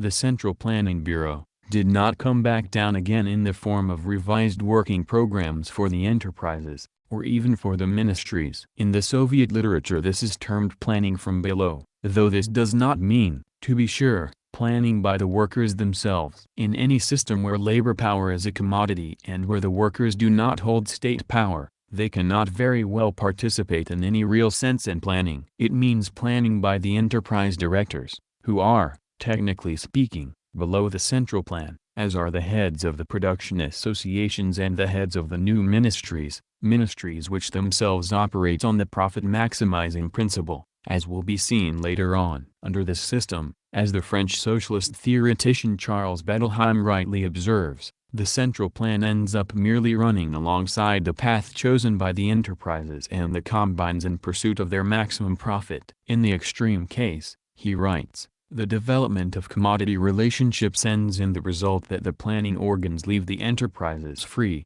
formally or actually, it matters little, to work out the main lines of their plans by themselves. In such a case, the commanding power of money, control par la main, achieves maximum development and the plan becomes no more than an accompagnator to the commodity relationships. It is this direction that has been taken in the Soviet Union since the reforms of 1965. Calcul économique et formes de propriété, Paris 1970, p. 89. In other words, the plan follows where the profit-maximizing units lead. A graphic illustration of what this means in everyday practice is supplied by a radical U.S. economist who traveled to the USSR in June 1974 as member of a delegation organized by the revisionist U.S. Communist Party. In our discussions with enterprise managers, the visitor recounts, two important features of the planning process came out. First, all plans originate at the enterprise level, and are then submitted to higher authorities for review. In no case were we told of an example where higher authorities altered the submitted plan in any important respect. Secondly, enterprises are allowed to keep 1/3 of their after-tax profits for reinvestment outside the plan, i.e., managers are free to invest profits in expanding capacity or buying up other plants in the same branch of industry. In any way that seems most profitable. Any productive capacity built or acquired then comes under the plan for production, but these plans again originate with the enterprise. Report of a recent visit to the USSR, in Red Papers 7, How Capitalism Has Been Restored in the Soviet Union and What This Means for the World Struggle, by Revolutionary Union, Chicago 1974, p. 141. This illustration shows the hollowness of the category of centralized investments, which was mentioned earlier. For apart from the genuinely central investments undertaken by the state directly, out of its own funds, the bulk of centralized investments coming from enterprise funds are really nothing but their outside-of-plan investments of previous years. This year's out-of-plan, planless, profit-maximizing investment by the enterprise is merely renamed next year as part of the plan and hence centralized. In this brilliant fashion even the most socialist public-spirited plan would become corrupted in a few years into a socially worthless register of opportunism. As Stalin had occasion to say about similar planning proposals advanced by the right opportunist wing of the party in 1929, it is not a 5-year plan but 5-year rubbish. Works, Volume 12, p. 84. The actual planlessness in Soviet economy and, moreover, the use of planning by the biggest and most powerful enterprises and combines against the rest, shows up with particular clarity on the Soviet market and means of production. In any society, the manner in which the means of production are distributed both reflects and powerfully shapes the course of economic development. This is why in the Soviet socialist period, as Dobb rightly remarks, the planning of the distribution of means of production was given special attention, as it forms the main artery on which all other branches of the plan depend. Soviet Economic Development, p. 368. In the view of Pavel Bunik, a corresponding member of the Soviet Academy of Sciences, the 1965 reform is distinguished by its uniformity or sameness of approach, under which, for example, all enterprises without distinction are granted equal rights. To buy means of production by concluding detailed contracts with suppliers, at wholesale centers and in shops. Methods of planning and stimulation, in Soviet economic reform. p. 36. What he means is that the sphere of bourgeois right, which under socialism still operates in the distribution of articles of personal consumption, see Part 7 of this series, has been extended by the reform into the sphere of the distribution of means of production. He omits to mention that while enterprises may enter the market and means of production with equal rights, they do not do so with equal resources. Let us see. There is every reason to affirm, writes the economist V. Budegran, that the present market and the system of material technical supply in the USSR are more extensively using the commodity money mechanism in the circulation of means of production. Budegran estimates that the market and means of production, his term, accounted in 1970 for about 2/3 of the nation's entire wholesale trade turnover, volume of sales. The price mechanism and circulation of the means of production, Ekonomiski Nauki 1971, number 11. In Problems of Economics, July 1972, p. 78. Huge as this market is, however, there is not room in it for equal rights in reality for all enterprises. Some are more equal than others. Budegran continues, at present the customer is not able to participate actively in the establishment of the upper price limit for new implements or objects of labor or to oppose the frequent striving to arbitrarily raise the prices for which the means of production are sold. The producer dictates the price, especially in establishing one-time and temporary prices on newly developed types of products, and frequently uses the existing shortage for a given group or type of resources to bring pressure to bear on the customer. p. 83. What Budegran here describes is the elementary raw exercise of monopoly capitalist market power, such as can be observed as a characteristic feature of nearly any major wholesale industrial market in the West. See for example John Blair's comprehensive study, Economic Concentration, New York 1972, chs. 16-20. In view of this, Budegran's remark that all these practices take place on an indispensable planned basis, p. 78, seems almost like an attempt at humor or else a mere formal boat to the ruling rhetoric. But, as will be seen, it is true in a perverse way. The planners step in and sanction these strong-arm market tactics with the planned label. A special place in the development of wholesale trade and in the application of the price mechanism, Budegran elaborates, choosing his phrases carefully, belongs to economic associations, modern integrated enterprises that conform to the present dimensions of the market for the means of production. On the one hand, as large producers and as customers, these associations have a broader economic base for developing permanent direct relations and for exerting greater influence on the entire price formation process. On the other hand, they possess the economic conditions for influencing production through the system of contractual and economically substantiated accounting prices. p. 81. A closer look at these economic associations, they are the same as the production associations, also called trusts and combined by more plain-spoken Soviet writers, will be had further on. What distinguishes them here, gives them a special place, as Budegran says, is their greater ability to set up direct relations with other enterprises or combines, their power to influence the entire price formation process and to influence production in society in general. Thus the rule of equal rights on the marketplace for means of production leads directly to the conquest and occupation of a special place by the most giant profit-maximizing institutions, those whose size and diversity conforms, as Budegran says, to the present. The producer dictates the price, especially in establishing one-time and temporary prices on newly developed types of products, and frequently uses the existing shortage for a given group or type of resources to bring pressure to bear on the customer. p. 83. What Budegran here describes is the elementary raw exercise of monopoly capitalist market power, such as can be observed as a characteristic feature of nearly any major wholesale industrial market in the West. See for example John Blair's comprehensive study, Economic Concentration, New York 1972, chs.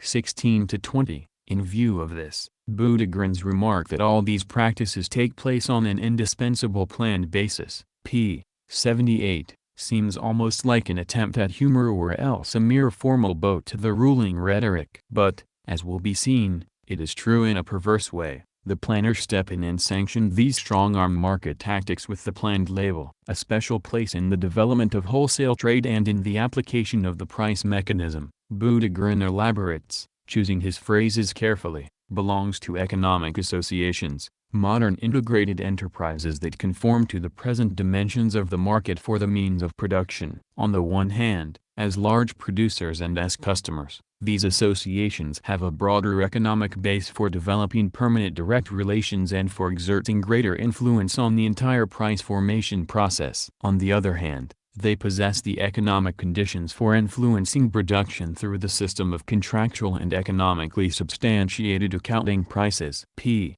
81. A closer look at these economic associations. They are the same as the production associations, also called trusts and combined by more plain-spoken Soviet writers, will be had further on. What distinguishes them here, gives them a special place, as Budegrin says, is their greater ability to set up direct relations with other enterprises or combines their power to influence the entire price formation process and to influence production in society in general. Thus the rule of equal rights on the marketplace for means of production leads directly to the conquest and occupation of a special place by the most giant profit-maximizing institutions, those whose size and diversity conforms, as Budegrin says, to the present dimensions of the market for the means of production. Further symptoms of the anarchic distribution of means of production, distribution according to the dictates of increased profit for one or another enterprise or combine, are touched on by the prominent revisionist ideologue Fedorenko. He invites Soviet economists to elaborate concrete proposals on the further improvement of the entire system of the circulation of means of production in the national economy. Certain forms of the existing distribution of the means of production frequently lead to an artificial shortage and to the formation of excessive inventories in some sectors of the economy and shortages in others, and do not serve to improve the quality of production. Current tasks of economic science.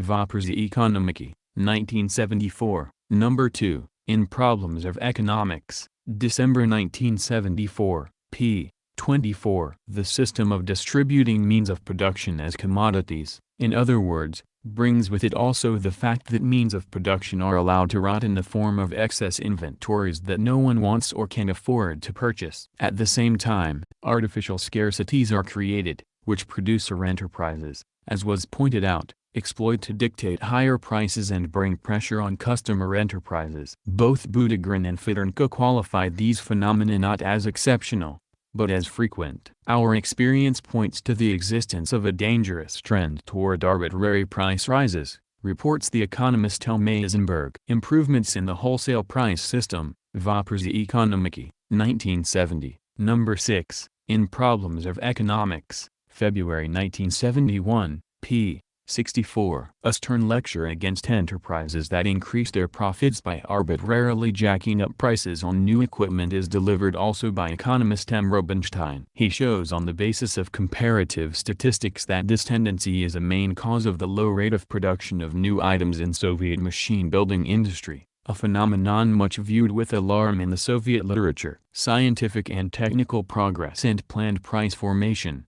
Dengi Credit 1972, number 9. Problems of Economics, July 1973, p.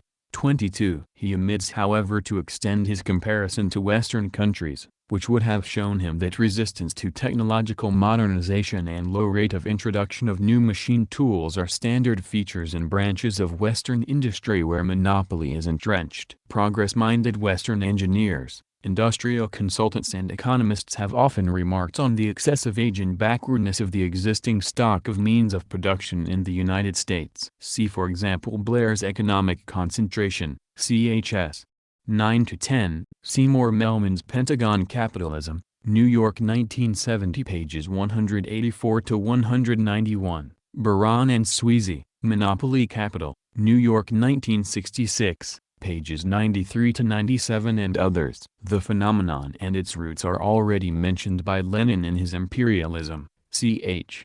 8. As in the West so in the present-day USSR, the official ideology stands, of course, for rapid technological progress, but the actual economic relations, based on the production of means of production as commodities for monopoly-dominated markets, defy the ideology and dictate restriction of the development of the productive forces. A most pathetic effort at proving the alleged plannedness of the Soviet market in means of production has been made recently by the head of the Department of New Planning Methods of Gosplan. Why, and Drozdowski. He is at great pains to prove that the bulk of Soviet trade and means of production is not unrestricted free trade because there is not, and, he emphasizes, will not be, free choice of suppliers and customers. He seems unaware that in the Western countries also, the actual free choice of suppliers and customers and free trade has long been restricted and is daily being more thoroughly stamped out by monopolistic corporations, precisely on the basis of the commodity-money relationship. The independent gas station owner, for example, hardly has a free choice of gasoline suppliers, and the so-called free trade has long ago ceased to prevail on the majority of industrial markets. The Western anti-monopoly literature is filled with accounts of exclusive dealing arrangements and the so-called reciprocity ties between major corporations in different branches, by which any free choice of suppliers and customers is excluded. In a 1965 survey by Fortune magazine, for example, it was found that all major U.S. heavy industrial corporations, and 78% of all larger U.S. industrial corporations generally, had this sort of exclusive relationship with at least part of their suppliers or customers, usually with those of major importance to them. Quoted in Fitch and Oppenheimer, Who Rules the Corporations? 3 in Socialist Revolution, November to December 1970, p. 84. See also Blair's study, ch. 14. The mere restriction or absence of free trade and free choice of partners is anything but a proof of socialist plannedness. Drozdowski's sole illustration of planning on the market and means of production, significantly, is drawn from the Soviet automobile industry, which, being a brand new industry with its starting capital supplied directly and wholly from the state budget, occupies an exceptional position, like the artificially implanted new industrial centers in the Far East and Siberia. The whole plannedness of supplier-customer relations in Drozdowski's illustration reduces itself to the profundity that the automobile combine is not free to buy old steel from, for example, the fishing industry or the vodka distillers, but must buy it from the steel combine. Even on this level, Drozdowski's illustration shows, however, that the auto steel supply plan is not confirmed until after the plans of the enterprises concerned have been taken into account, meaning in this context, after the profit-maximizing aims of all sides have been built into the plan. Truly comical is Drozdowski's attempt to assert general validity for this case. Some 70% of the market and means of production, he says, consists of large lot wholesale trade conducted directly between supplier and customer. This trade, he straight-facedly asserts, is based on the 5-year plan for the production and delivery of products with an annual distribution of targets of the 5-year plan. He then draws an elaborate flowchart with extensive supplementary explanations to show how the new planning system works. At the end, however, comes a bit of a letdown. The experience of the 1966-70 plan period, it seems, unfortunately showed there were some problems, such as, the fact that there were no 5-year plans of ministries, associations and enterprises with targets broken down by year. This is really picking up a rock to drop it on one's feet. On wholesale trade and the means of production, Voprzy Ekonomiki, 1974, number 4, in Problems of Economics, October 1974, pages 89 to 107.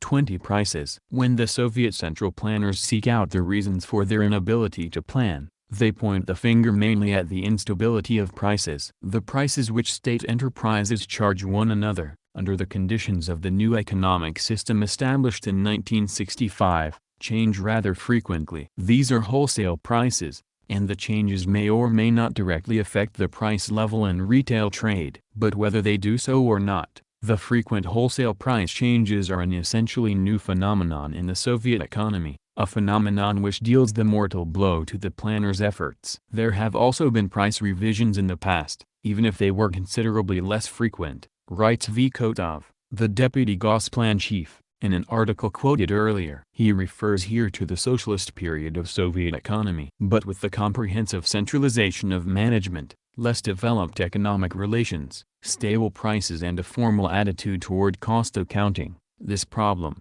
of price changes, was less urgent. This is to say, during the period when there was real central planning and direction of the economy, when commodity-money relations were restricted and subordinated to the political priorities of the proletarian dictatorship, and when enterprises were not out for maximum profit for themselves, then prices were stable and rarely had to be changed. It is different since the reform, continues Kotov. Now that more complicated management has been partially decentralized and the role of commodity monetary relations, including their most important element, prices, has been elevated in the economic incentives, its importance, the importance of the problem of prices changes, has increased considerably. And this is no wonder, since the goal or incentive for each enterprise or combination of enterprises is to increase its profits. There is a built-in pressure in the system for each enterprise, to push up its selling prices and or to push down the prices at which it buys from other enterprises. As buyers and sellers of commodities, the state enterprises stand toward each other like contestants in an economic tug-of-war. Those in a stronger position impose the price on the weaker, but the relative strengths of the combatants are constantly shifting, as the fluctuations in prices testify. At the outset of the 1965 reform, Kotov writes, it was envisioned that prices in inter-enterprise trade would be revised about once every 5 years. Even this strikes Kotov as too frequent from the standpoint of the central planners. But in practice, wholesale prices have been officially changed annually, and unofficially more often than that. Kotov among others points out what happens under such conditions to central planning. Kotov says, plans are generally devised in current prices. With the introduction of new prices following the confirmation of the plan, disparities develop between its targets for value indices and the prices that are actually in force. As a result, an objective assessment of the fulfillment of the plan is impossible and the level and effectiveness of planned management and economic incentive are lowered. Prices, the instrument of national economic planning and the basis of the value indices of the plan. Planovo Kostovo, 1972, number 9, in Problems of Economics, May 1973, p. 61. Another Soviet revisionist economist, the planning specialist Ussr, explains apologetically that under present conditions, at a time when commodity monetary relations and their most important attribute, prices, are being broadly used for the economic stimulation of rapidly growing production, the importance of their influence on the quality of the plan has increased substantially. As a result of the practice of making partial changes in price, a practice that has become established in the last few years, higher echelon economic organs could not correctly plan and exercise effective control over the fulfillment of plans or make higher demands on their enterprises.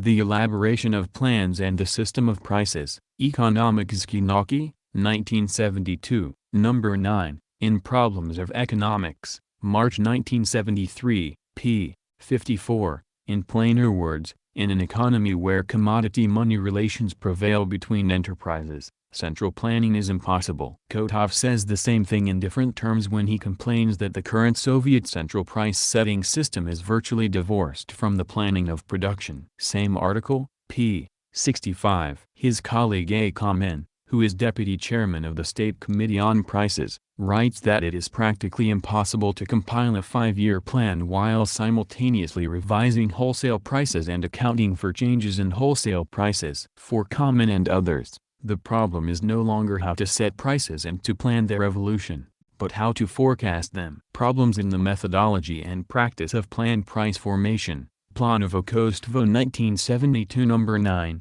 Problems of Economics, May 1973, p.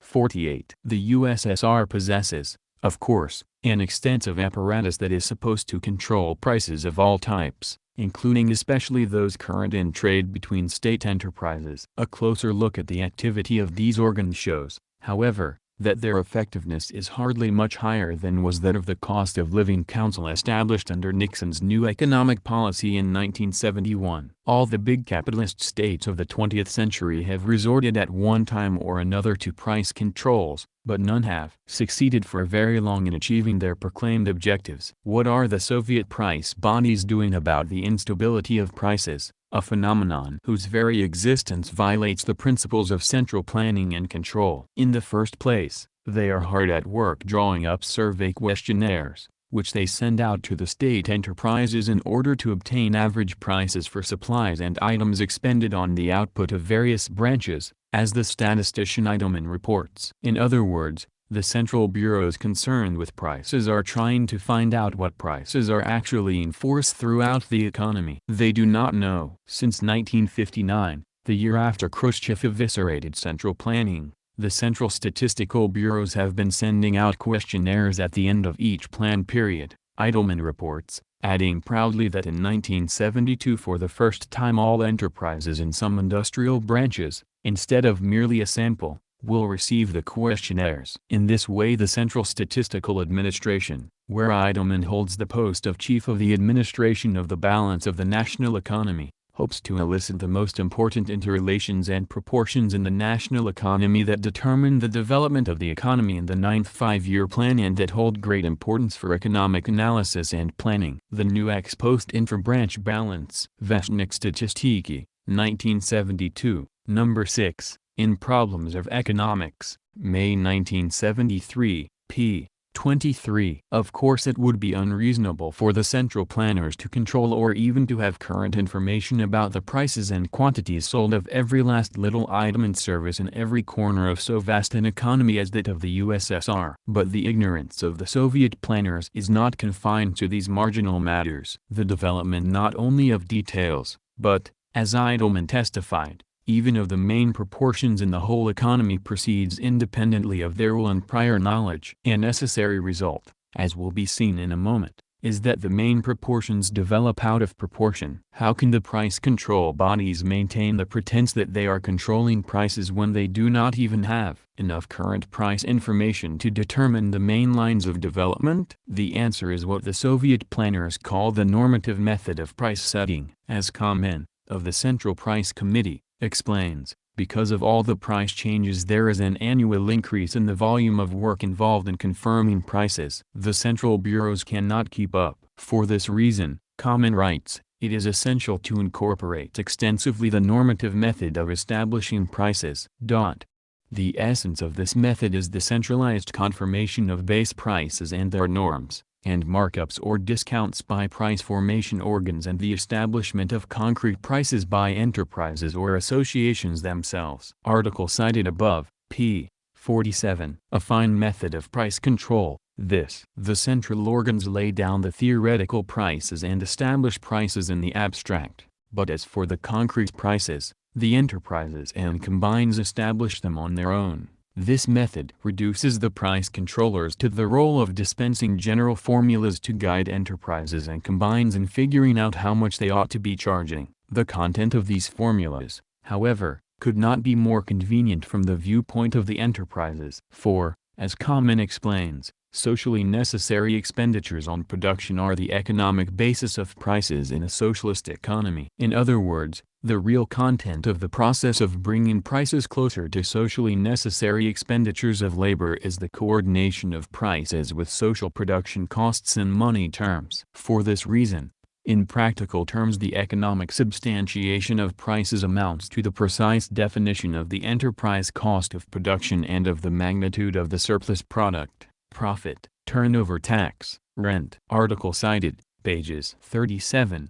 39. What Kamen has actually defined here is nothing else than the elementary theory of prices in a capitalist economy, as set out by Marx in Capital and other works. It is the basic method by which capitalist enterprises seeking to maximize their profits establish their selling prices. There is not a shred of socialism in it. The only modifications of this elementary capitalist method that have been introduced in the USSR are the monopoly capitalist methods of setting prices on the basis of the production cost plus profit of the least efficient enterprise in an industry and of raising prices of given commodities to the level of more costly substitutes. As Kamen's colleague Kotov reports by way of example, industry prices on oil and gas are set in order to raise the low prices on these products to the level of the high prices of coal. In addition, he writes, in some branches there is the need to construct prices on the basis of marginal enterprises and to charge differential rent. Article cited,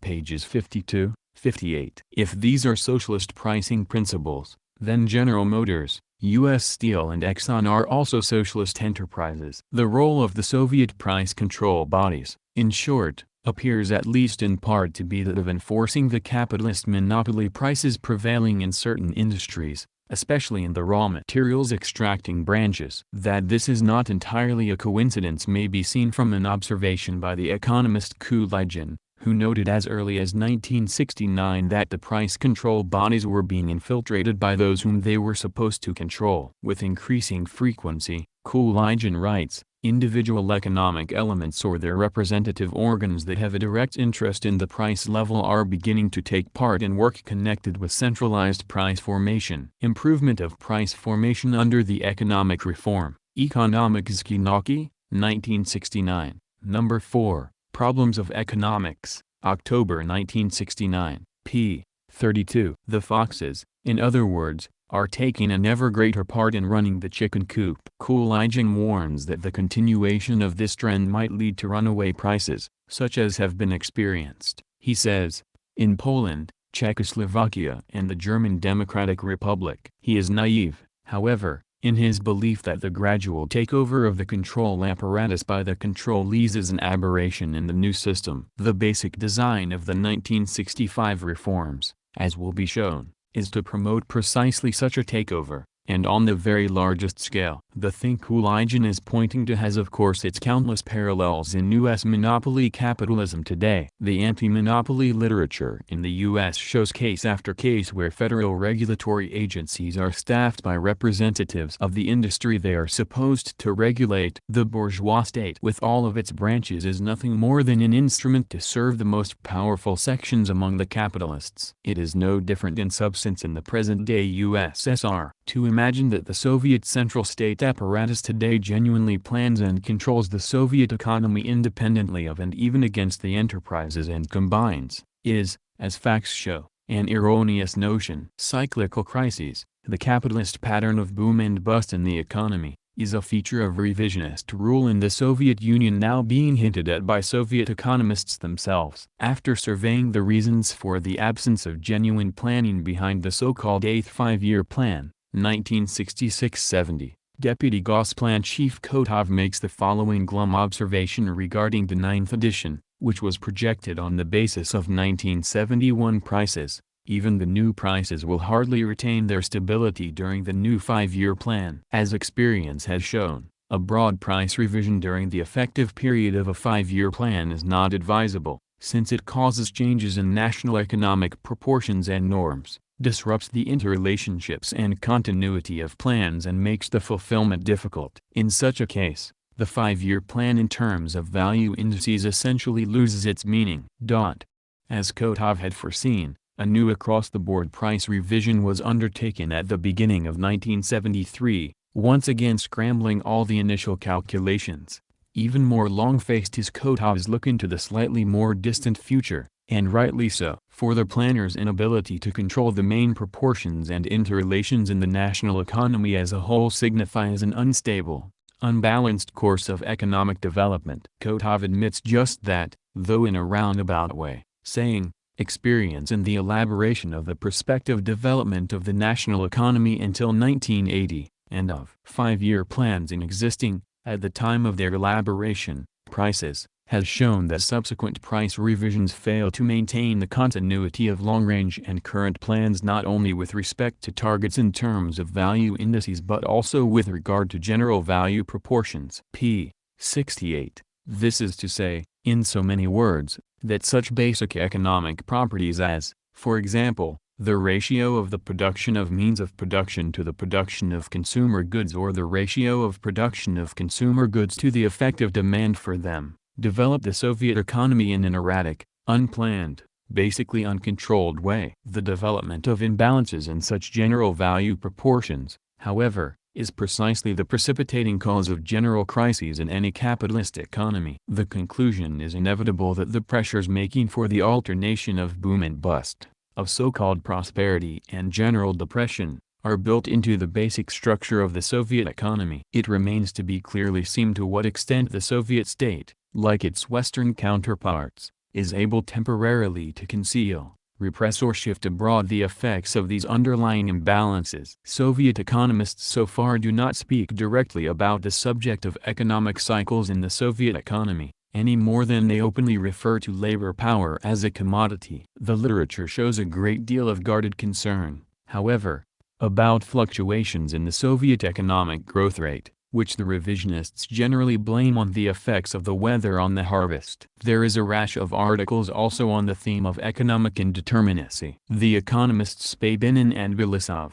for example, explore methods of predicting the uncertain course of Soviet price trends. Forecasting wholesale prices, Voprzy Ekonomiki, 1972, number 4, in Problems of Economics, September 1972. Comment says that the problems of forecasting prices have not as yet been resolved in either theoretical or practical terms, a plane in which the main body of Western bourgeois economists would join him. Article cited, p. 49. The mathematical economist Vejr tries his hand at constructing a formula for predicting profit rates on the basis of unknown price trends, calculating economic effectiveness under conditions of indeterminacy. Voprzy Ekonomiki, 1972, number 2, Problems, August 1972. Academician Rumian Zv, finally, observes, in true academic fashion, that centralized planning in conditions of broad independence of enterprises is also faced with the need of elaborating methods of managing an economy marked by growing indeterminants,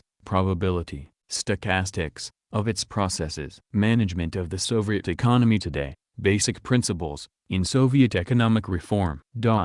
p. 32. Indeterminacy, probability, stochastics, these are all merely evasive ways of saying that present-day Soviet economy is characterized by the anarchy of production. 21. Finance. Where are the commanding heights of the new Soviet economy? One thing should be plain from what has been said so far. To look for the top command post or even the key instrument of economic power in the Soviet central planning bureaus is to go on a wild goose chase. The Soviet planners do not know what happened, what is happening or what will happen in Soviet economic development, and there is not very much they could do about it in any case. To get a fuller picture of how the new Soviet economy is organized, it is necessary also to look more closely at the role played in it by the Soviet State Bank. In external appearances, the Soviet state banking system has changed little since the socialist period. Now as then, there is a single state monopoly bank combining within its various departments most of the different banking functions that are usually kept at least formally separated in the West. The nature of its operations, however, particularly in relation to the industrial enterprises and combines,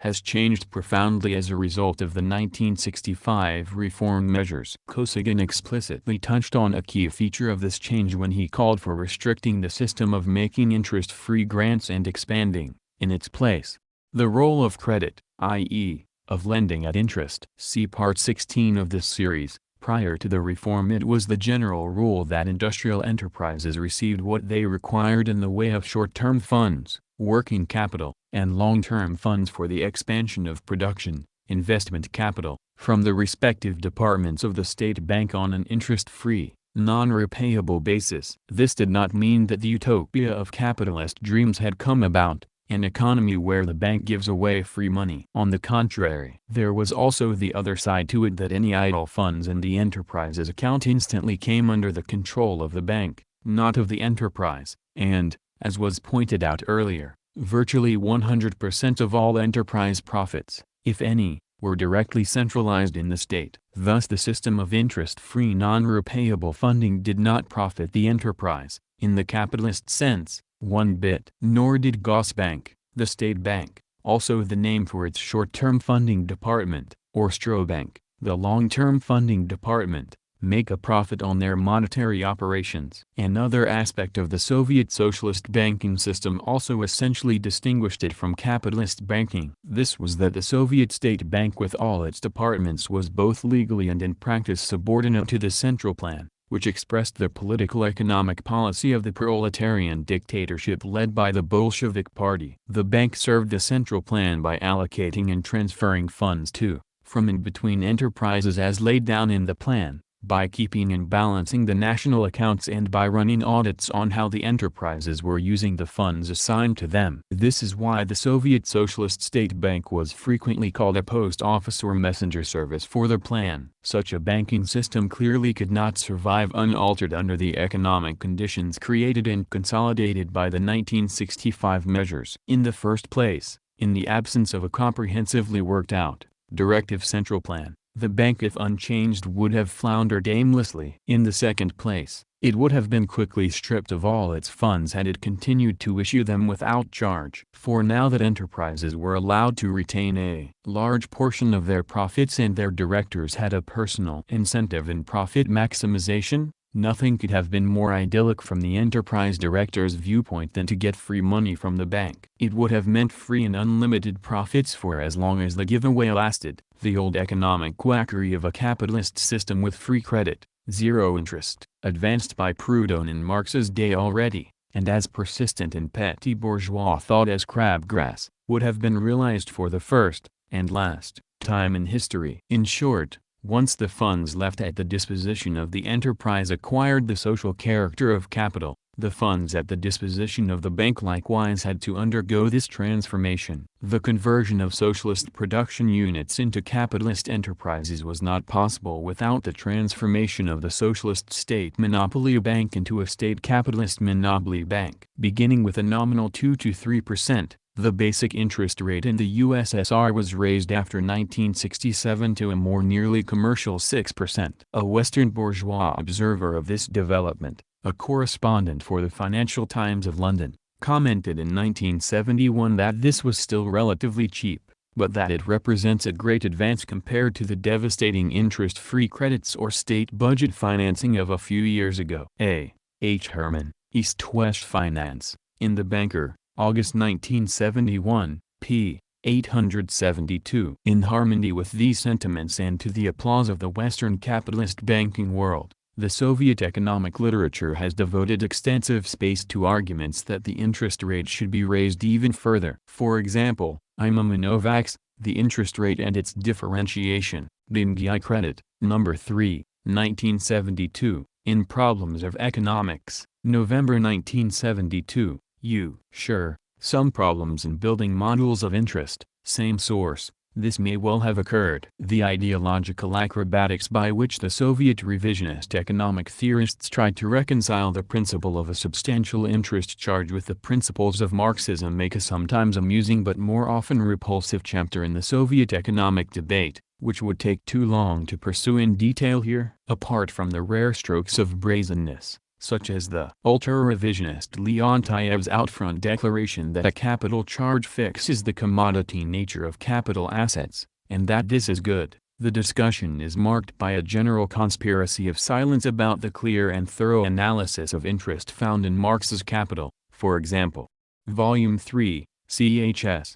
21-24, as well as about Marx's explicit statement that in the case of socialized production, the money capital is eliminated. Volume 2, p. 358. Leontiev quoted by Fayewell, book cited earlier, p. 223. Lacking this firm, materialistic foundation, indeed, evading it like the plague, the Soviet disputants only succeeded in entangling themselves in a Gordian knot of sophistries, which was cut, as in the related debate on profits, by the sword of a party decree. As the economist E. G. Efimova puts it, the proclamation of the principles of the economic reform by the September 1965 plenum of the Central Committee of the CPSU put an end to the discussion of the expediency of introducing charges for productive capital. The question is no longer whether the actual principle of charges corresponds to the principles of socialist management, but rather pertains to the eliciting of the specific economic content of the category of capital charges and,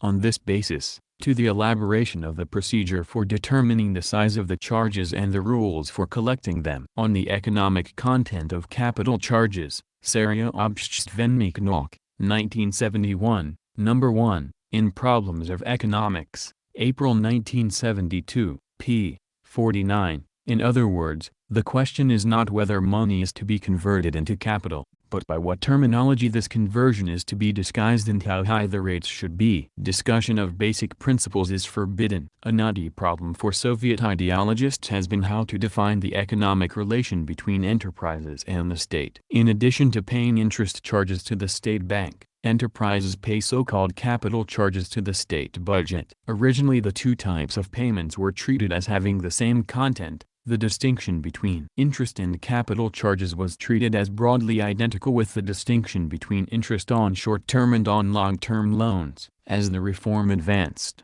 however, new long-term investments in expanding the capacity of existing enterprises virtually ceased to be financed out of the state budget. The material basis for the claim that capital charges were payments for borrowed capital evaporated away. Yet enterprises continue to be liable for the payment, which is figured as the basic interest rate on their total fixed capital, adjusted for the rate of profit. Much fruitless experimentation among the theorists for substitute labels resulted. The more logically consistent revisionists in the last few years have been proposing that this payment, together with all the various other miscellaneous and sundry state deductions from enterprise profits, be lumped together and collected under the single heading of income tax. E. Manovich, Ways of Improving the Utilization of Manpower, Voprzy Ekonomiki, 1973. Number 12, in Problems of Economics, June 1974, p. 11. By what devices of sophistry this category is to be reconciled with the doctrine that the state owns the enterprises,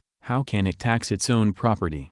Remains to be seen. The Soviet State Bank, in sum, has been converted by the reform to operation on capitalist lines, particularly in its relations to the state industrial enterprises and combines. Since the bank now demands interest on its loans, and this interest, of course, is nothing but a share of enterprise profit, the bank's own profitability depends directly on the profitability of the enterprises. The bank becomes an auxiliary lever spurring on the enterprise director to greater efforts in extracting surplus value from the labor of the workers. The spirit of this relationship was expressed rather plainly by M. Sveshnikov, the chairman of the Soviet State Bank, in an article contributed to the London Banking Review, The Banker. The bank is actively to promote the stepped-up growth of labor productivity. Sveshnikov writes, when crediting enterprises and organizations, it is essential to have them improve capital efficiency, cut production costs, raise the profitability of production and eliminate operation at a loss. USSR State Bank after 50 years,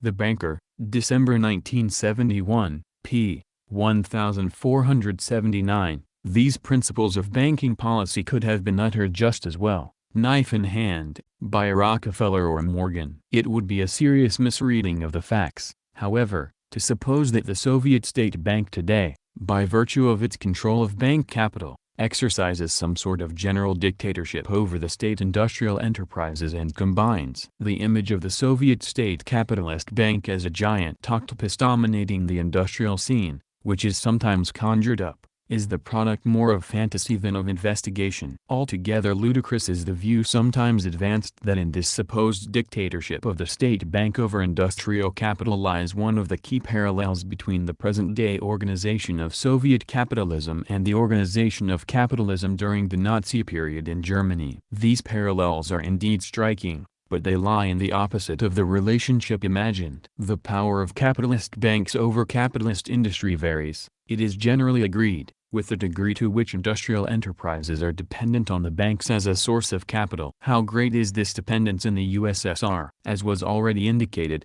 in Part 18 of this series, the established Soviet industrial enterprises and combines are very little dependent on bank credit, especially not bank credit for long-term capital investments, the sort which gives banks their greatest leverage. Only 3.3% of total long-term investments in Soviet industry in 1972 were financed with bank credits, a percentage which Soviet economists themselves rightly regard as insignificant. As for short-term loans for working capital, generally 30-day to 90-day loans to cover shipments, payrolls, inventories and the like, the bank supplied in 1970 around 44% of industrial requirements, a not very imposing proportion. V. N. Kukikov, Some Problems of Long-Term Crediting. Finanzi SSR, 1974, Number 5, in Problems of Economics, February 1975, p. 61, Ussr, Some Problems in Building Models of Interest, Dingy Credit, Number 3, Ditto, November 1972, p. 73. Thus the material basis for speaking of a dictatorship of bank capital over industrial enterprises in the USSR at the present time is hardly there, at least not in regard to enterprises extracting an average rate of profit from the workers. Even less are there grounds for speaking of any sort of state-bank tyranny over the so-called production associations or combines. These are almost wholly self-financing. In addition to the writers already quoted earlier on this score, here is the economist Boris Gbin. Whatever the structure of industrial associations, the income they derive from the marketing of their products is sufficient, in most cases, not only to meet current production costs but also to meet the costs of research, design and other operations connected with technological progress. It also covers to a considerable extent the capital investments needed for expanding production.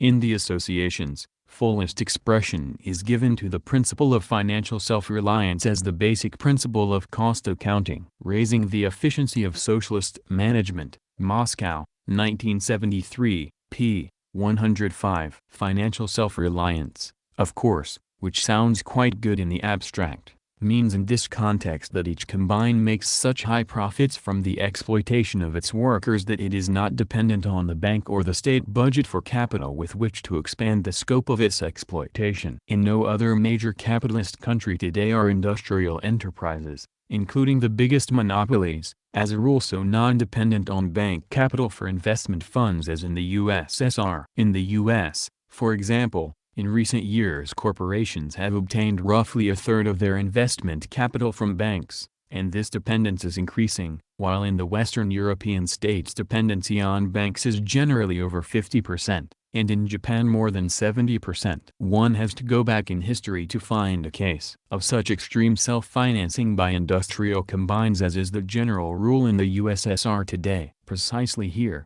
and not in some imaginary bank dictatorship, lies one of the parallels between the organization of capitalism in the USSR today and in Germany during the period of Nazi hegemony. Prior to the Nazi ascendancy, it is true, much of German industrial monopoly capital had cause to complain of a crushing burden of debt to the banks, but the Nazi policy solved this problem. Through a series of political and economic measures the Nazi Party engineered an increase in the rate of profits in monopolized industry to the point where the combines became emancipated from bank dependency. In consequence, as Franz Neumann noted in his 1944 study of Nazi economic policy, German industry is no longer indebted to banks. There has been a victory of internal financing over the borrowing from banks, thereby establishing the primacy of self-financing over borrowing. Neumann astutely observes that self-financing robs the tax offices of taxes and makes a comprehensive investment control impossible. Behemoth,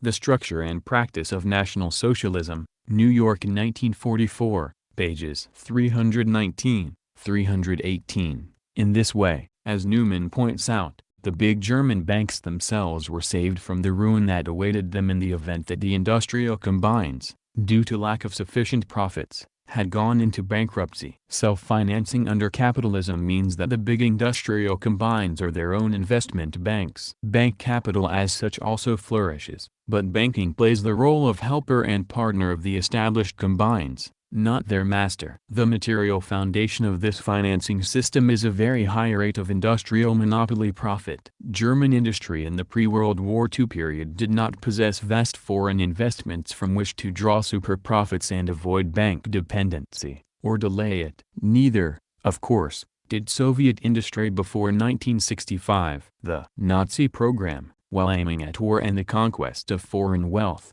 had therefore initially to boost profits through mainly domestic measures. It granted, for example, huge tax concessions which allowed the big industrial combines to retain a larger proportion of their profits. It actively promoted the formation and consolidation of various forms of industrial monopoly associations, trusts, cartels, combines, holdings and the like, and assisted the bigger combines in swallowing up the smaller. Most basic of all the Nazi measures, of course, was the violent denial of elementary democratic rights to the working class. Strikes were outlawed, as were all unions not controlled by the fascist state labor front. Open terror was used in an effort to smash all workers' resistance, all protest from any source or class whatever, especially if it had a Marxist-Leninist character. By such methods the big capitalist combines were made self-financing, one of the functions of the Soviet State Bank, when it was a socialist bank serving a socialist economy, was to redistribute revenues from enterprises and branches running a profit to others engaged in socially necessity but unprofitable production. Under the new economic system, the Soviet State Bank helps to channel profits in just the opposite direction, from have-not enterprises to those that are well endowed. During operation under the new conditions, writes Drozdchinsky, some enterprises, and at times even ministries, quite often raise the question that the Production Development Fund, set up in accordance with the operating normatives, cannot be rationally utilized because an enterprise does not need it on such a scale. The Economic Reform in Action, in Soviet Economic Reform.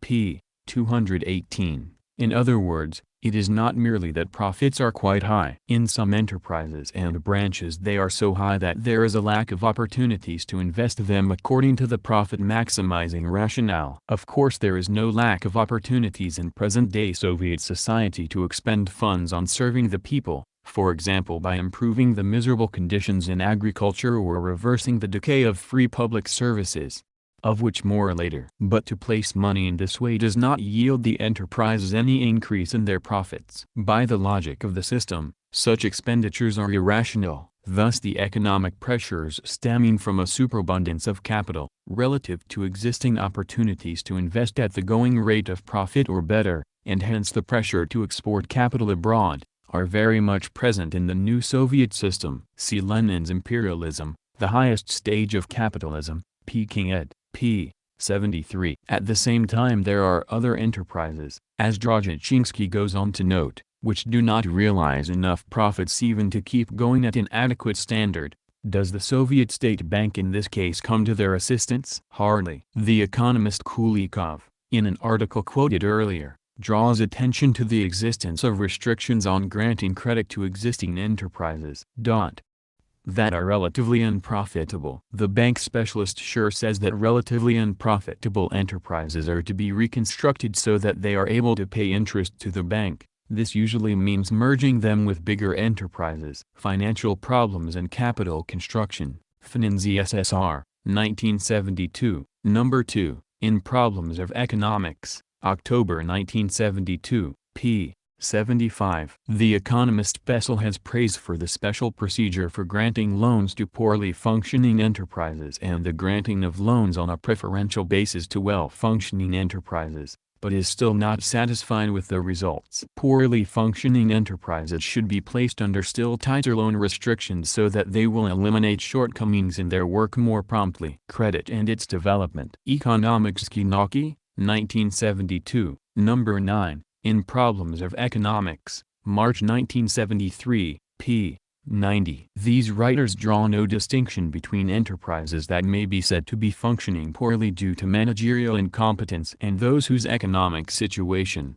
no matter how well they are run, will not allow them to reach the standard of profitability. With the rare exception of enterprises that receive a state subsidy, fewer than 3% of total output is produced in this way. According to Meisenberg, the mere fact that an enterprise achieves substandard profit is sufficient to qualify it as poorly functioning. Such enterprises have a tougher time getting loans and must pay a higher rate, while the bigger and most profitable enterprises, who need bank credit the least, obtain it on a preferential basis. Thus the Soviet State Bank, like every other capitalist bank, serves to intensify and accelerate the process of concentration of capital, as Lenin pointed out in his Imperialism, p. 39, and Marx before him in Capital, Volume 3, p. 439. Take from the small and give to the big. This is also the philosophy of Soviet banking. 22. Trustification. Russian industry, even before the Bolshevik Revolution,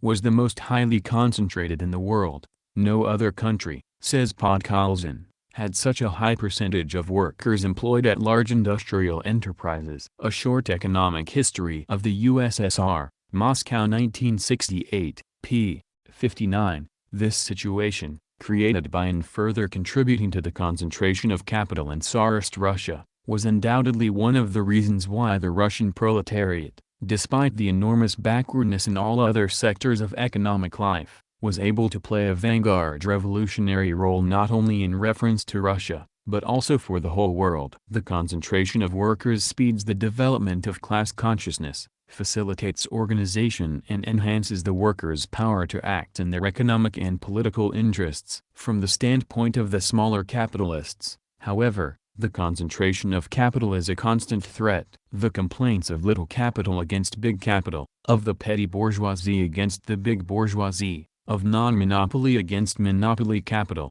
are an enduring theme of this social order. With the all-round restoration of capitalism in the USSR in 1965, this theme has again emerged. When the reform converted the directors of Soviet enterprises into full-fledged capitalists, it handed out licenses to practice capitalism to all directors alike, at least in theory. But enterprises are of different sizes. So, for example, as Drozdowski says, in Soviet industry as a whole more than 50% of the enterprises during the late 1960s were relatively small ones, each employing fewer than 200 workers. This means that more than half the enterprise directors became small capitalists. The economic reform in action, in Soviet economic reform. P. 219. The ground rules of the reform have been stacked from the very beginning against the small fry in favor of the biggest. Already the way in which the conversion to the new system was handled disadvantaged the petty bourgeoisie, for the biggest enterprises and combines were allowed to enter the new pastures first. At the end of 1967, as Drozdowski recounts, some 7,200 of the USSR's biggest, most productive and most profitable enterprises were operating in the new way. The next year a batch of 19,650 enterprises were transferred to the new system, whose total output and profits as a group was somewhat smaller than the total output and profits of the first 7,200 taken together. During the following year, 1969, came another batch of 9,000 enterprises, whose output as a group totaled less than a third, and profits less than a fourth of the first group of 7,200. The number transferred last, in 1970, was probably no less than 10,000. Drozdowski, interestingly enough, does not give a precise figure, but these, altogether, accounted for an insignificant share of total industrial output and profit. Same source, pages 197, 200, 202. By the time they arrived at the new economic trough, in other words, the medium and smaller enterprises found the big hogs already there, gorging themselves, and had to make do with the leftovers. It is no wonder therefore that they have problems surviving, as Drozdowski admits. Same source, p. 217. While he and other writers prefer to paint these difficulties in terms of physical production process, larger production units work more efficiently, and similar arguments, it is nevertheless amply clear that the real source of their problems is the small size of their capital. Thus Drozdowski concedes, straightforwardly, small enterprises are faced with difficulties. Since their economic stimulation funds are not big, they are not always able to build cultural and service establishments and houses and also to undertake measures for the development of production because the size of the funds does not allow them to do this in 1 or 2 years. They have to accumulate resources over a number of years, with the result that at times the contemplated measures lose their meaning. p. 217. That is to say, the workers in small enterprises tend to get even worse housing, fewer services and less access to culture than the workers in the bigger plants. As for the capitalists, they are out of luck in all their dreams to scrimp and save their capital and become big fish someday lose their meaning. What Drozdowski describes in his guarded phrases is the substratum of sweatshops and other small businesses that exists alongside and beneath the monopolies in all present-day capitalist counties. According to the official Soviet ideology, it is not possible for a socialist state enterprise to go bankrupt. In practice, however, it is otherwise. The new 1965 law on the enterprises, cited earlier, declares that enterprises which cannot pay their debts, to other enterprises or to the bank, may not look to the state to bail them out. The state is not responsible for the obligations of the enterprise, and the enterprise is not responsible for the obligations of the state. Para.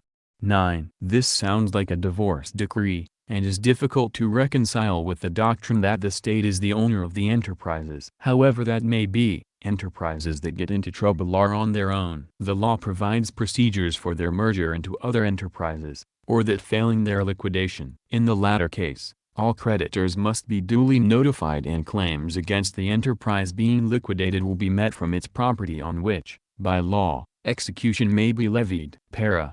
110. The official ideology notwithstanding, this procedure bears a striking resemblance to capitalist bankruptcy. The available Soviet sources do not volunteer any clear data on the total number of enterprises existing prior to the 1965 measures and in the years afterwards. It is thus not possible to determine how many of the smaller production units converted into capitalist enterprises by the reform have meanwhile been liquidated. The number is probably in the many thousands. In no other capitalist country today is there so much open promotion and protection of monopoly in all its forms as in the USSR since 1965. In all capitalist countries, to be sure, monopoly capital in one or another form dominates. The extent to which this is publicly and officially acknowledged varies from country to country, as does the particular form monopoly capitalism assumes. Everywhere in the West currently, however, there is at least the pretense that monopolization, or certain forms of it, is illegal and will be punished, and there is the fiction that the state bureaucracy, for example through regulatory agencies, forms a countervailing power to monopoly capital. One has to go back a bit in history to locate a country where monopoly capitalism enjoys such direct, absolute and unbridled power as in the current USSR. The two key features of the 1965 reforms in this regard are the formation of production associations and, secondly, the re-establishment of the central industrial branch ministries, but on a profit-maximizing basis. In addition to what has been said in passing about these developments earlier, the following must now be added. Formation of the new-style production associations in the USSR began on an experimental basis in the Ukraine, Khrushchev space, in 1961. The speed with which they developed may be gauged from the fact that by 1970, there were some 1,400 of these associations in operation,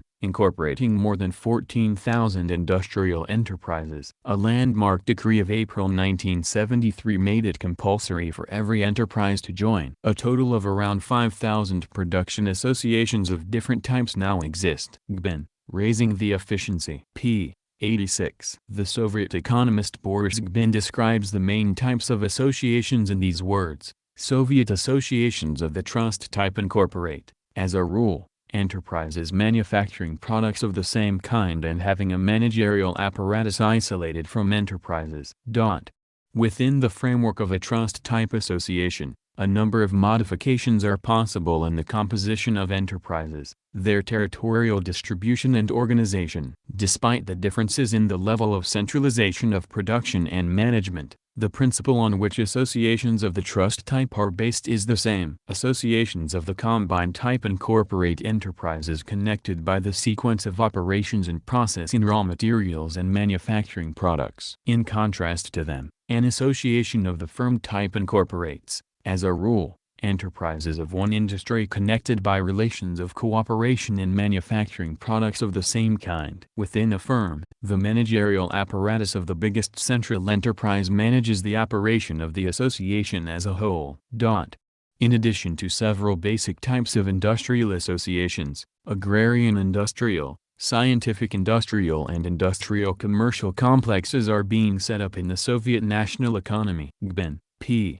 90. The setting up of these amalgamations, it must be emphasized, in no way touched on the capitalist character of the production relations. As before, workers are hired and fired, means of production bought and sold, and the exploitation of the workers' labor continues with the maximization of profits as aim. What the trusts, combines and firms achieve merely is the concentration and centralization of capital, the reproduction of capitalist relationships on a bigger scale. In almost every case, as the Soviet writers readily concede, an enterprise coming into one or another type of combine thereby sacrifices some of its real independence of action. The degree to which it does so may vary from case to case. The individual enterprise director may lose control over the marketing of output or supply of raw materials to the headquarters of the trust, but may retain leeway to a certain extent over investment decisions. In many cases, however, the individual enterprise director's post is abolished altogether, along with the managerial and office staff. In this case, the formerly autonomous capitalist enterprise becomes a mere branch plant, and the director is reduced to mere hired manager or superintendent. The office workers are thrown on the street. Among several examples,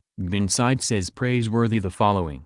Great savings were effected by the organization of associations in the oil refining industry. As a result of setting up the Kubishevneft Association, the managerial offices of 7 oil drilling enterprises, 11 oil fields and 51 oil-producing and drilling sections were abolished. This enabled the release of over 1,000 workers and a saving of 1.3 million rubles in the annual labor remuneration fund. p. 108. Even in cases where enterprises retain a certain measure of autonomy within their association, however, the headquarters of the trust appropriates a portion of their profits and depreciation funds which otherwise would remain at the disposition of the enterprise director. In all cases the association heads dispose of central funds. Gbin, p. 104. Association membership by no means guarantees a given enterprise against liquidation. Just as the bank does, Kulikov points out, the trust headquarters frequently use their centralized funds to favor the most profitable enterprises. Some problems of long-term crediting. p.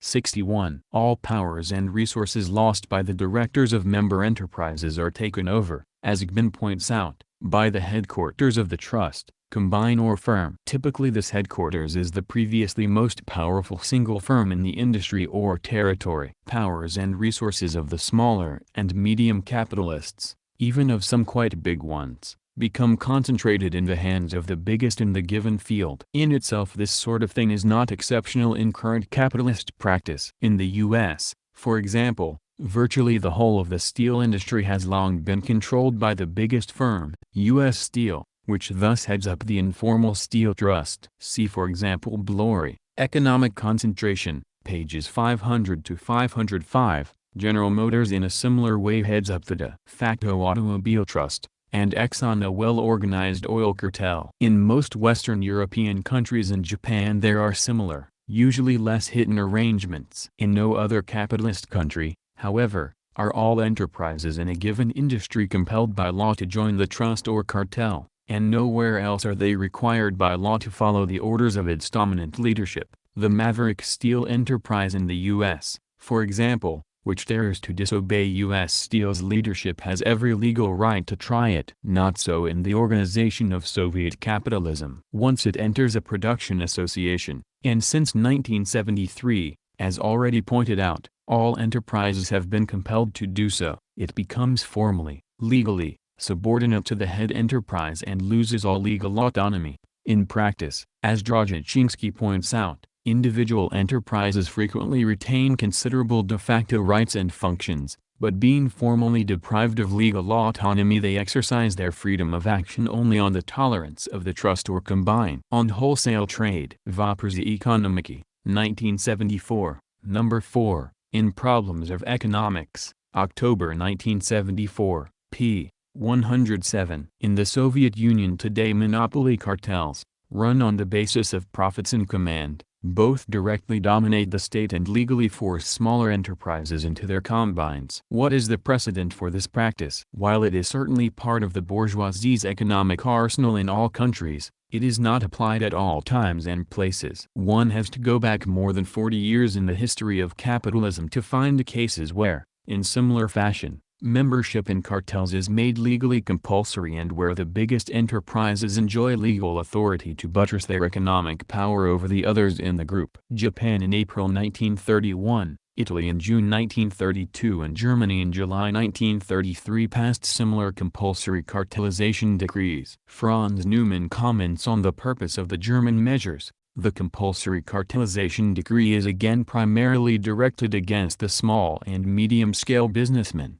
who are often reluctant voluntarily to join the cartel and thus are now completely subordinated to the demands of the powerful concerns. Behemoth, p. 266. Another anti-fascist writer adds that the compulsory decree, along with the network of controls necessary to enforce it, served to enhance the power of the great combines by rounding out and supplementing the controls which they require for the full instrumentation of their monopolistic interests. Brady, Business as a System of Power, New York 1943, p. 43. Nazi Germany too, of course, had price controls. They were based on the principle, however, as Newman records, that price agreements must secure sufficient profits to economically necessary plans. p. 307. Doesn't this sound familiar? Kosygin also said, prices must secure a profit for each normally functioning enterprise. Moreover, there is the same recognition of the differential profit inherent in every cartel structure,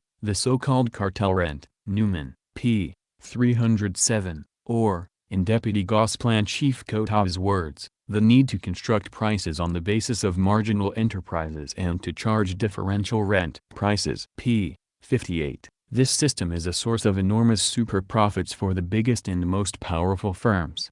The formation of the Soviet production associations meant the organization of trusts and other capitalist amalgamations in different regions and parts of industrial branches. With the formation of the Kuyabyshev Neft Oil Combine, for example, the formerly separate oil enterprises in the Kuyabyshev area were formed into a single profit-maximizing monopoly. But there is still the Grozhneft Association, which groups the oil enterprises in the Grozny region, the Tatneft Combine, the Bashaneft and others. With the amalgamation of all oil combines all over the country into a single USSR capitalist oil trust, we arrive at the real economic content of the central industrial ministries, which were restored by the measures of 1965. These ministries, it will be recalled, Part 13, were abolished by Khrushchev, and this act was one of the issues which brought about the June 1957 showdown between his Politburo minority and the majority. See Part 11,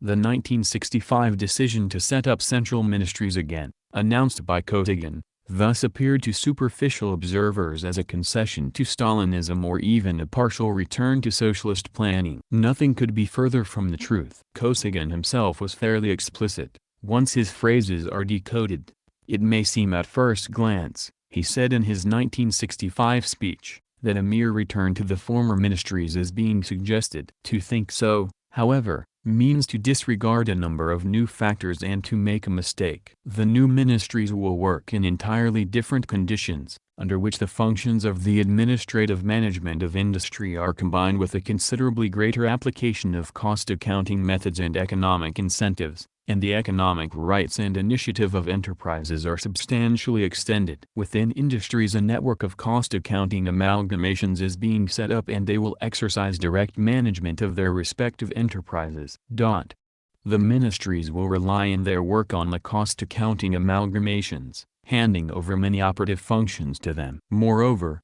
within ministries, many of their central administrations must also operate on the principle of cost accounting. The ministries will concentrate on the main trends of the progressive development of their respective branches.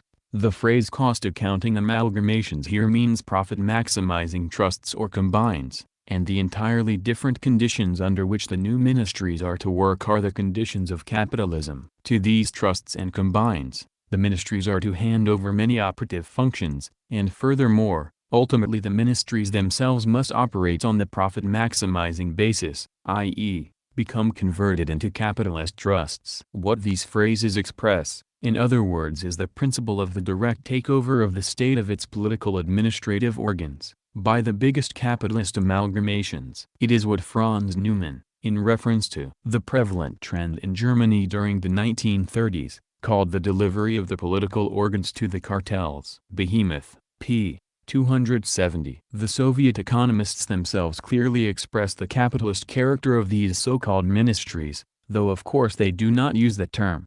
L. M. Grotowski, for example, in pointing to the importance of factors such as the increase in the mass of profit, the level of profitability in making investment decisions, observes that it is natural that ministries, too, have to consider this circumstance in determining investments in new equipment. This factor becomes particularly important with the transfer of the central boards of ministries to cost accounting, their conversion into big cost accounting organizations. The economic reform and the stimulation of technological progress, in Soviet economic reform.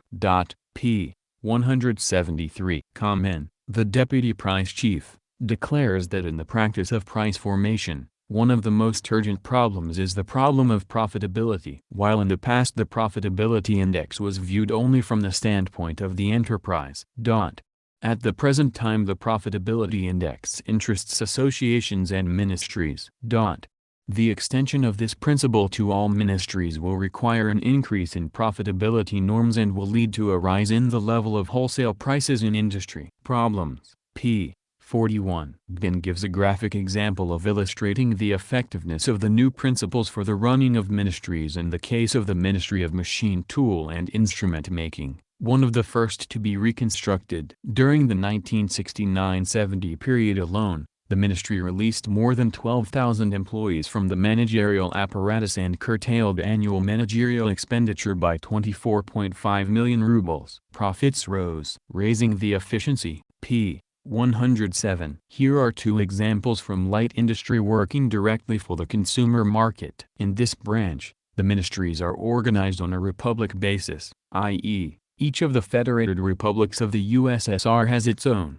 The Ministry of the Meat and Dairy Industry of the Tajik SSR, a national minority area, in the quest for high profits for its enterprises, in 1970 and 1971 reduced the production of inexpensive products that were in stable demand among the population and unjustifiably increased the production of more expensive products. As a result, the enterprises of this ministry obtained millions of rubles of profit in excess of the plan. Starostin and Emden, the 5-year plan and the Soviet way of life. Planovokostvo, 1972, number 6. Problems of Economics, February 1973.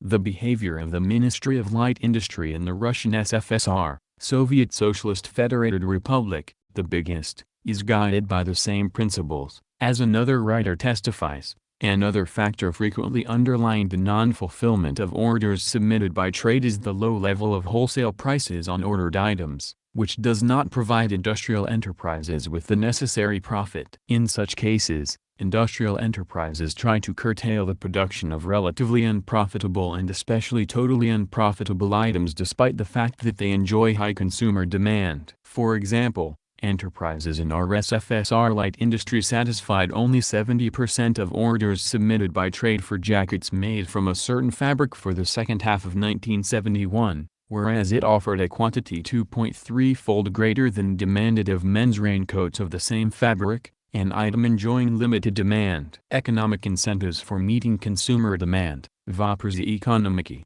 1972, number 4, in Problems of Economics, October 1972. It would be possible to multiply such quotations and illustrations. These so-called ministries represent nothing more than the concentration of capital and consolidation of capitalist monopoly, on a higher and bigger scale. This development goes far beyond the gradual infiltration of state agencies by enterprises and combines, which the Soviet economist Meisenberg, quoted earlier, naively observed in 1969. See Part 21. It is the outright, complete, direct and official seizure of the state management bodies by the capitalist monopolies, the reconstruction of the state bureaucracies on monopoly capitalist lines. The 1965 restoration of ministries, therefore, was anything but a step toward closer state regulation of capitalism, such as is dreamt of by liberal bourgeois thought. It was the realization, rather, of the most reactionary capitalist design, implemented by the bourgeoisie usually only in times of the most dire historical emergency, when its very survival is at stake, the direct and open regulation of the state by the most powerful monopoly capitalist combines. In every capitalist country at the present moment, of course, the state as a whole, and all of its parts, is the instrument of the monopoly capitalist class. All of its economic regulatory bodies ultimately serve the very special interests they are supposed to control. They are either infiltrated, corrupted and bribed, or else their powers are restricted and their budgets reduced. See for example, Blair, pages 372 to 402. In this way the monopolistic interests either bend them to their will or render them ornamental. It is ludicrous to expect any organs of the bourgeois state to act otherwise. In bourgeois democratic states, however, the rule of the monopolies is exercised indirectly, and a facade of impartiality is kept up. The monopolies use the state, they use the law. In the fascist and current Soviet setups, they are the law. They are the state. Take the chairman of the U.S. Steel Corporation and appoint him Minister of Ferrous Metallurgy. with full power to run the iron and steel industry. Take the chairman of Con Edison, Pacific Gas and Electric, and the 2 or 3 other biggest power monopolies, and make them the governing board of the Ministry of Power. Give the chairman of Exxon the title of Minister of Petroleum, Petrochemicals, and Atomic Power, with statutory authority to fix prices, set quotas, assign markets and the like. And there you have the political economic organization not only of fascism but also of the present-day Soviet economy. The complete subjugation of the states by the industrial rulers, says Newman, could only be carried out in a political organization in which there was no control from below, which lacked autonomous mass organizations and freedom of criticism. It was one of the functions of National Socialism to suppress and eliminate political and economic liberty by means of the new auxiliary guarantees of property, by the command, by the administrative act, thus forcing the whole economic activity of Germany into the network of industrial combinations run by the industrial magnates. p. 261. 23. Who benefits? Who benefits from this new economic system? In view of all that has been said, the answer will not be surprising. The new setup is not, and cannot be, anything other than a gigantic machinery for generating extremes of wealth on the one side, in the hands of the few, and extremes of poverty on the other side, among the many. In a testament written shortly before his death and published abroad afterward, the prominent Soviet revisionist Akademician Varga deplored the contrast between the excessive material well-being of the ruling aristocracy and the extremely low wages of the majority of the workers, employees and collective farmers. He sermonized the bureaucratic aristocracy for its arrogance and its conceit, which drive it to sell off. The French is bradder, literally, to hold a garage or sidewalk sale, and to appropriate for themselves the property of the state, to satisfy unbridled passions which sometimes lead them to crime.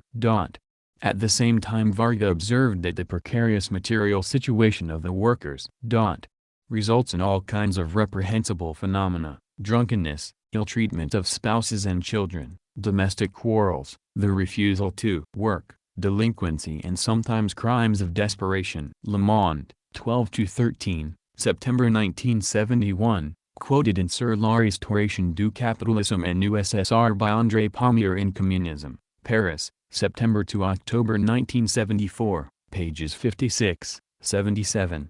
For this revisionist, who on his deathbed is seized by moral scruples, the working class exists only in the role of victim of the system. He does not see their resistance, their fighting spirit, the numerous strikes and other acts of rebellion. Thus he paints an image of the USSR that recalls the bourgeois novelists' depictions of old Russia, Russia under the czars, with the unbridled greed and limitless corruption of the big officials at the top and a vast panorama of suffering, frustration and desperation below. Precisely in this parallel, however, lies the core of truth in Varga's deathbed confession. There are in the USSR about 13,000 millionaires, i.e., top bosses whose bank accounts amount to 7-digit sums, according to an estimate, necessarily imprecise, by Roy Medvedev, one of the more prominent members of the petty bourgeois dissenter circles, whose frustrations take a sometimes left form, but more frequently an arch-reactionary form, as in the case of Solzhenitsyn. Quoted by Zevkatz,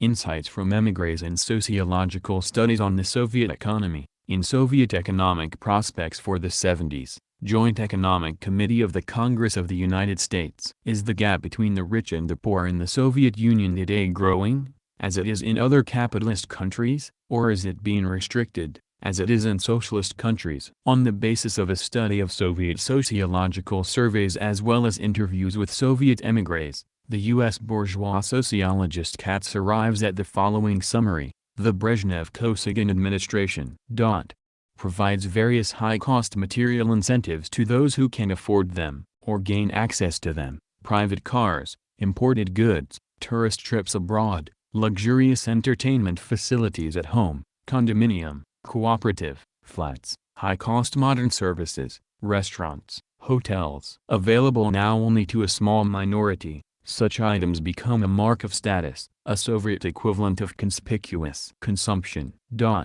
Some measures such as the economic reform, incentives for technological progress, the campaign for improved business management, the creation of trusts in firms, as well as the Shchikino experiment. The new policies in regard to agriculture apparently reinforce income differential, benefiting first and foremost those who already have high incomes and better work conditions. Katz, article cited, p. 112. A prejudiced assessment perhaps, by a source with an obvious axe to grind? Perhaps. But the Soviet economists themselves, to be sure, in more cautious language, buttress and confirm this conclusion on every point. Despite official claims of a progressive equalization, the evidence points plainly and overwhelmingly to the rise and the sharpening of polarization between wealth and poverty. Take, for example, the matter of conspicuous consumption, sheer waste by the rich, which the economist Thorstein Veblen, decades ago,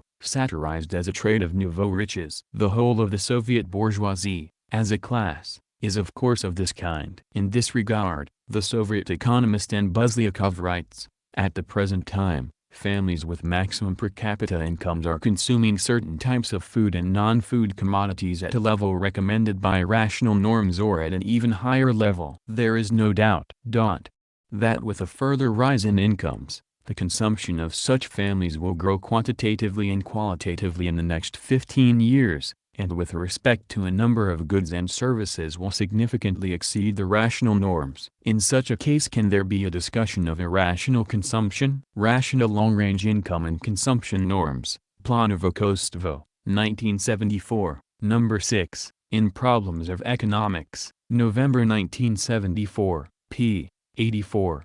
It is difficult to say which is more striking in this testimony, the inquiry whether or to what extent the hoggish living of the rich may be discussed in legal publications, or the admission that consumption of food and non-food commodities at a level recommended by rational norms is possible in the present-day USSR only for families with maximum per capita incomes. The rest evidently are restricted to consumption at sub-rational levels. The growing extremes of poverty and wealth make a touchy subject for the Soviet revisionist writers. For obvious reasons, like unemployment and anarchy of production, this is not supposed to exist, and therefore cannot be legally discussed in a direct, straightforward way. At the same time, however, the practical work of certain institutions cannot proceed unless the existence of this reality is recognized and taken into account. This is the case in particular with the management of the quantity and speed of monetary circulation in the national economy, which in the USSR as in the Western countries is a responsibility of the state bank. Poor people spend money as quickly as they get it. They have no choice. The wealthier strata tend to spend only part of their income immediately and to put the rest in the bank as savings to be spent later. The speed of monetary circulation is slower in their case than with the poor. Thus, in any economy where the polarization of incomes reaches any considerable extent, the banking authorities charged with management of the quantity of money in circulation must take this fact into account, no matter what the official ideology may say. And in fact this is what the Soviet money managers have had to begin doing. As early as 1964, a number of articles appeared stressing the need to know the differentiation of incomes in order to carry out central bank functions. For example, Orogova, the effect of the level and differentiation of the population's incomes on money circulation, Dengi Credit, 1964, number 11, in Problems of Economics, May 1965, A. Remenik, The Material Conditions of Family Life, Ekonomicski Nauki, 1964, number 5, in the same, and others. Upon full implementation of the reform, the problem became more urgent. Thus, in a list of improvements called for in the planning system, the economists P. Koilov and M. Chistchakov write, up until recently, the living standard was planned for two basic groups, for workers, employees and collective farmers. Today it is also necessary to calculate the rise in the standard of living for population groups with different income levels. Problems in improving the methods of national economic planning, Planovokostvo, 1972, number 1. In Problems of Economics, August 1972, p. 33, this is a cautious admission, or pale reflection, of the increasing polarization of incomes, a necessary consequence of the restoration of capitalism. Here is a direct admission, though from an oblique angle, of the widening gap between the higher and lower classes. The analysis showed that in population groups that differ in terms of income level, The savings norms, vis-a-vis income, are not uniform. As a rule, this norm is more important in the more affluent population groups. Analysis of trends in the development of Soviet economy indicates a gradual change in the character of the differentiation of the population with respect to income level. Inevitably, there is a rise in the share of those groups that have relatively high incomes. At the same time, there is a reduction in the share of families for which a comparatively low savings norm is characteristic. T. Ivenson, Problems in Forecasting the Monetary Savings of the Population, Ekonomiski nauki, 1973, number 11, in Problems of Economics, June 1974, p. 66. In other words, inequality is growing, rich and poor have emerged and the rich are becoming richer and the poor poorer. Here are some supplementary facts about the economic situation of Soviet workers, compiled from the Soviet sources by a recent issue of Peking Review. The revisionist chieftains and their journals have to admit that there are a considerable number of families in economic difficulties in the Soviet Union today. The Soviet journal Socialist Labor interprets the term families in economic difficulties as those whose per capita incomes are below the level required to ensure the minimum standard of living. These families in economic difficulties involved 25 million people, TASS disclosed last November. It can be assumed that the figure is greatly watered down and that, in fact, the situation is far more serious. Soviet press reports estimate that such families make up some 1/5 of the urban population. The standard of living of a large number of collective farm members is far below that of low-income urban workers and staff. Inflation and soaring prices have brought more difficulties to working people in the lower income category. According to the obviously understated figures in the yearbooks of Soviet National Economic Statistics, state retail prices of meat and poultry rose 29% in the 1960-73 period, animal oils 28% and vegetables 23%. In this period, the retail price of flour went up 48% in Moscow's state-run shops, beef 33% and cabbage 66%. There are also concealed increases in prices of many goods. Prices on the free market rocketed even faster. Free market retail food prices were 35% higher than in the state-run market in 1960 and 63% higher in 1972. Living standards among the non-Russian working people in the Soviet Union are still lower owing to the great Russian chauvinist policy of national oppression pursued by the Soviet revisionist renegade clique. The publication titled, The Soviet Union and the Union Republics in 1973 disclosed that the average monthly wage of the workers and staff in most non-Russian republics is lower than that in the Russian Federated Republic. For instance, it is lower by 16% in Belarus, 20% in Georgia and 21% in Moldavia. The non-Russian republics are also discriminated against in consumer goods supply, housing, culture and education and medical and health services. The 1973 Yearbook of Soviet National Economic Statistics revealed that the 1973 per capita retail sales of consumer goods in Uzbek, Azerbaijan and Tajik republics were less than 60% of those in the Russian Federated Republic. The number of doctors for every 10,000 people in the Central Asian republics was 1/3 less than in the Russian Federated Republic. Soviet working people's plight under revisionist cliques rule. Peking Review, May 16, 1975, p. 19. This data is entirely consistent with the general trend of growing polarization. Following the old maxim of divide and rule, the Soviet state monopoly capitalist bourgeoisie has done everything in its power to try to break the unity of the different nationalities, particularly between the great Russian plurality and the minorities, and has concentrated its forces of oppression and exploitation with special force against the latter so as to try to deprive the Russian workers of their nearest allies. The tactic of divide and rule, of setting one worker against another, in fact, is applied rather consciously in all the new management methods. This is not only implicit in the enterprise director's arbitrary power to hire, fire, promote and demote workers, which opens every opportunity for playing favorites and practicing discrimination. It is raised to the explicit level of theory in the Soviet policy for distributing the petty bonuses which workers receive at the director's whim. The efficiency specialist Gbin gives the whole philosophy away by writing, The efficiency of any system of incentives largely depends on differentiation between the workers encouraged. Therefore, the decisive factor is not the absolute size of incentives funds but the relative size per worker. Raising the efficiency, p. 79. In other words, efficiency is achieved not by paying all workers equally a ruble more, but by dispensing 10 kopecks, cents, as a bonus to this individual, 7 kopecks to another, 12 kopecks to a third and no kopecks to the rest, hoping in this way to arouse mutual jealousies and to prevent the workers from uniting in common resistance. This is the essence of efficiency. From the capitalist standpoint, it would be an error to imagine that the growing polarization between wealth and poverty in the USSR mainly arises from this sort of bonuses or from inequality of wages between different grades or skill levels of workers. Its chief source,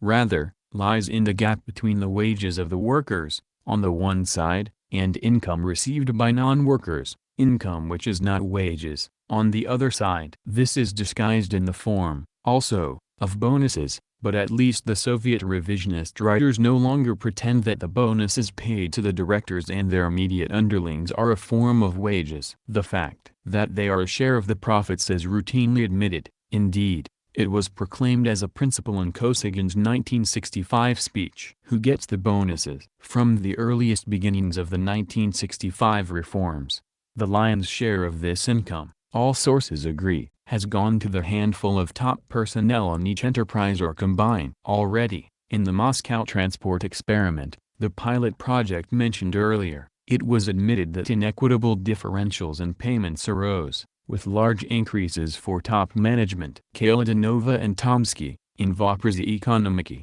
1965, number 12, quoted by Fayewell, The Soviet Quest.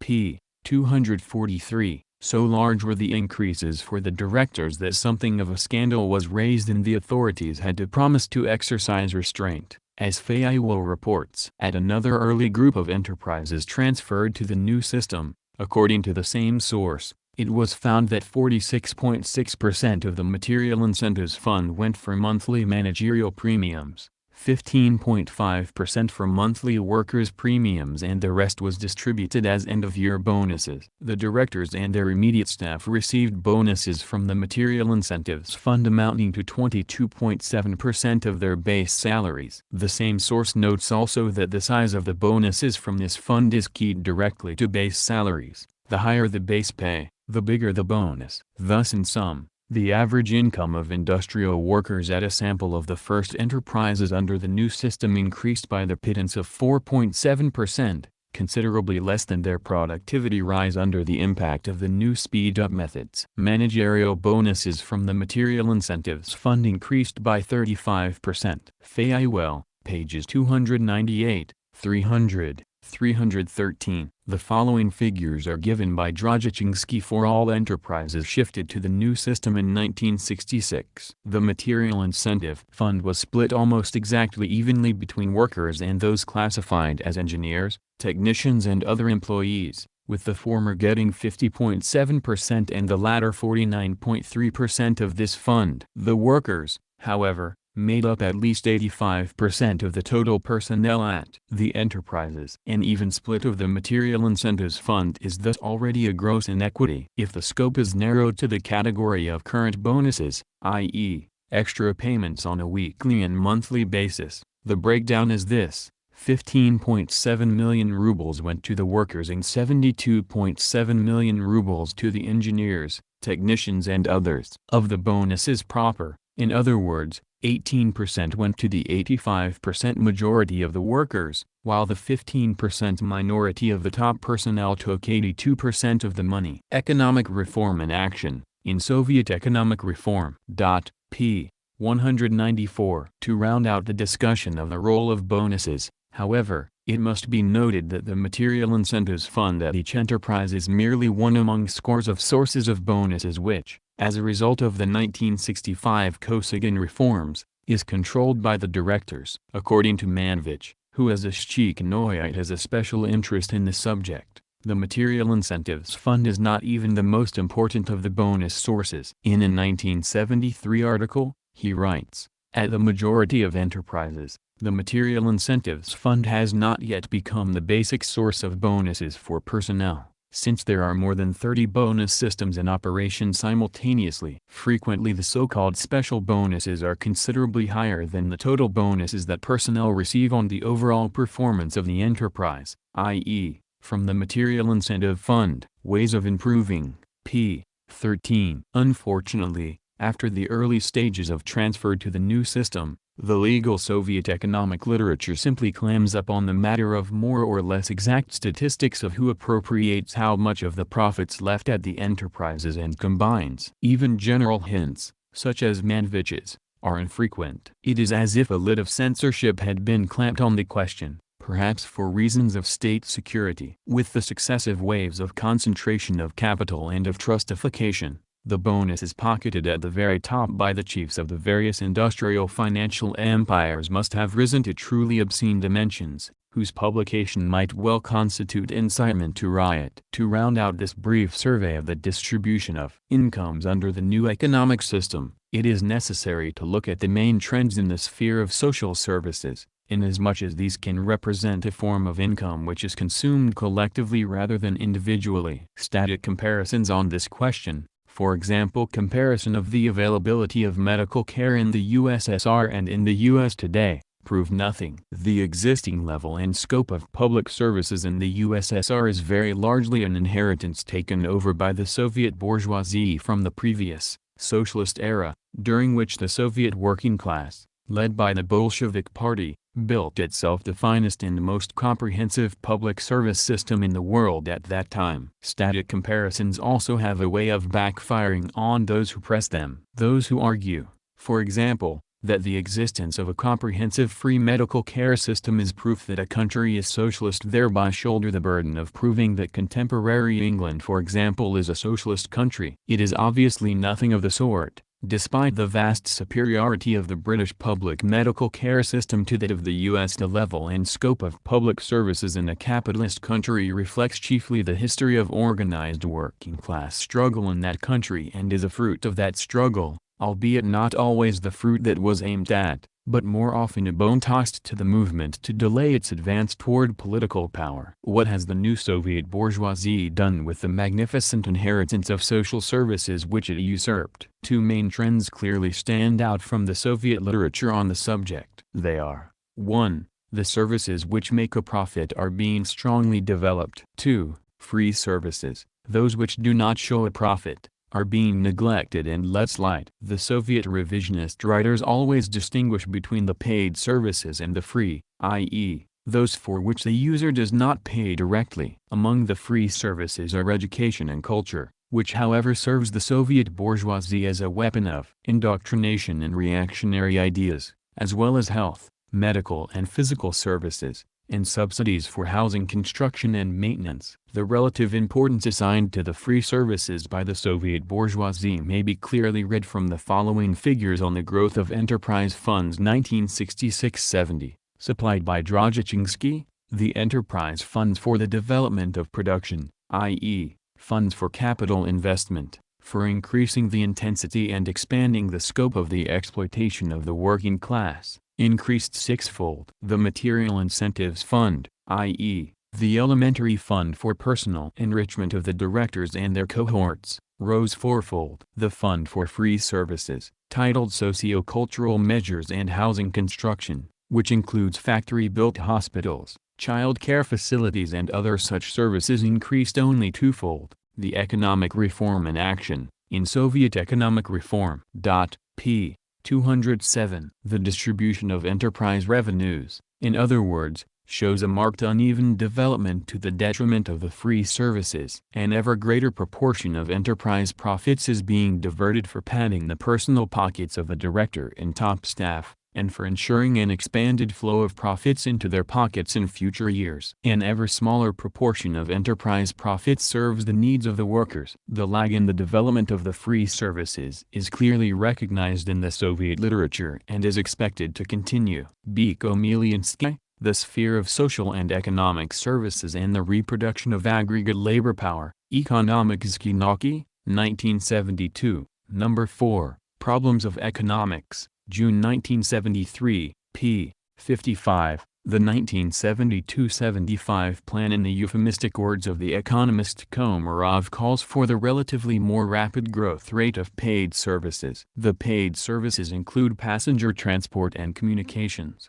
entertainment, organized recreation, tourism and others. The reason why their development is proceeding at a brisk clip may be easily deduced from Komarov's observation that as a rule, all basic branches of paid services are highly profitable, and there is an early return on investment in their development. They are for the state, and for their directors, an additional source of accumulations. The service sphere and its structure, Voprzy Ekonomiki, 1973, number 3, in Problems of Economics, July 1973, p. 9. In other words, profits and command, including in the sphere of services. Such services, however, are plainly nothing more than additional means for pressing surplus value out of the workers. They are services that most of all serve the bourgeoisie to get richer. A significant new development within the sphere of services in general is the appearance of new paid facilities parallel to the lagging free sector. The economist Rutgeiser, in this regard, points to the growth of paid polyclinics operating on a cost accounting basis, i.e., hospitals that charge fees and on this basis make a profit. Rutgeiser does not go into details, but these can only be hospitals that serve bourgeois patients. Workers could not afford them. A comprehensive plan for the development of the service sector. Planovo-Kostovo, 1973, number 2, in Problems of Economics, September 1973, p. 49. There is thus a definite emergence in the USSR of class medicine, of one health care system for the bourgeoisie and another for the workers. Since the number of doctors and other medical personnel and equipment is limited, the establishment of a hospital to serve the bourgeoisie is tantamount to a relative reduction in medical services for the people. It is another form of robbing the working class. Viewing this trend, which characterizes the development of services in the USSR as a whole under the new system,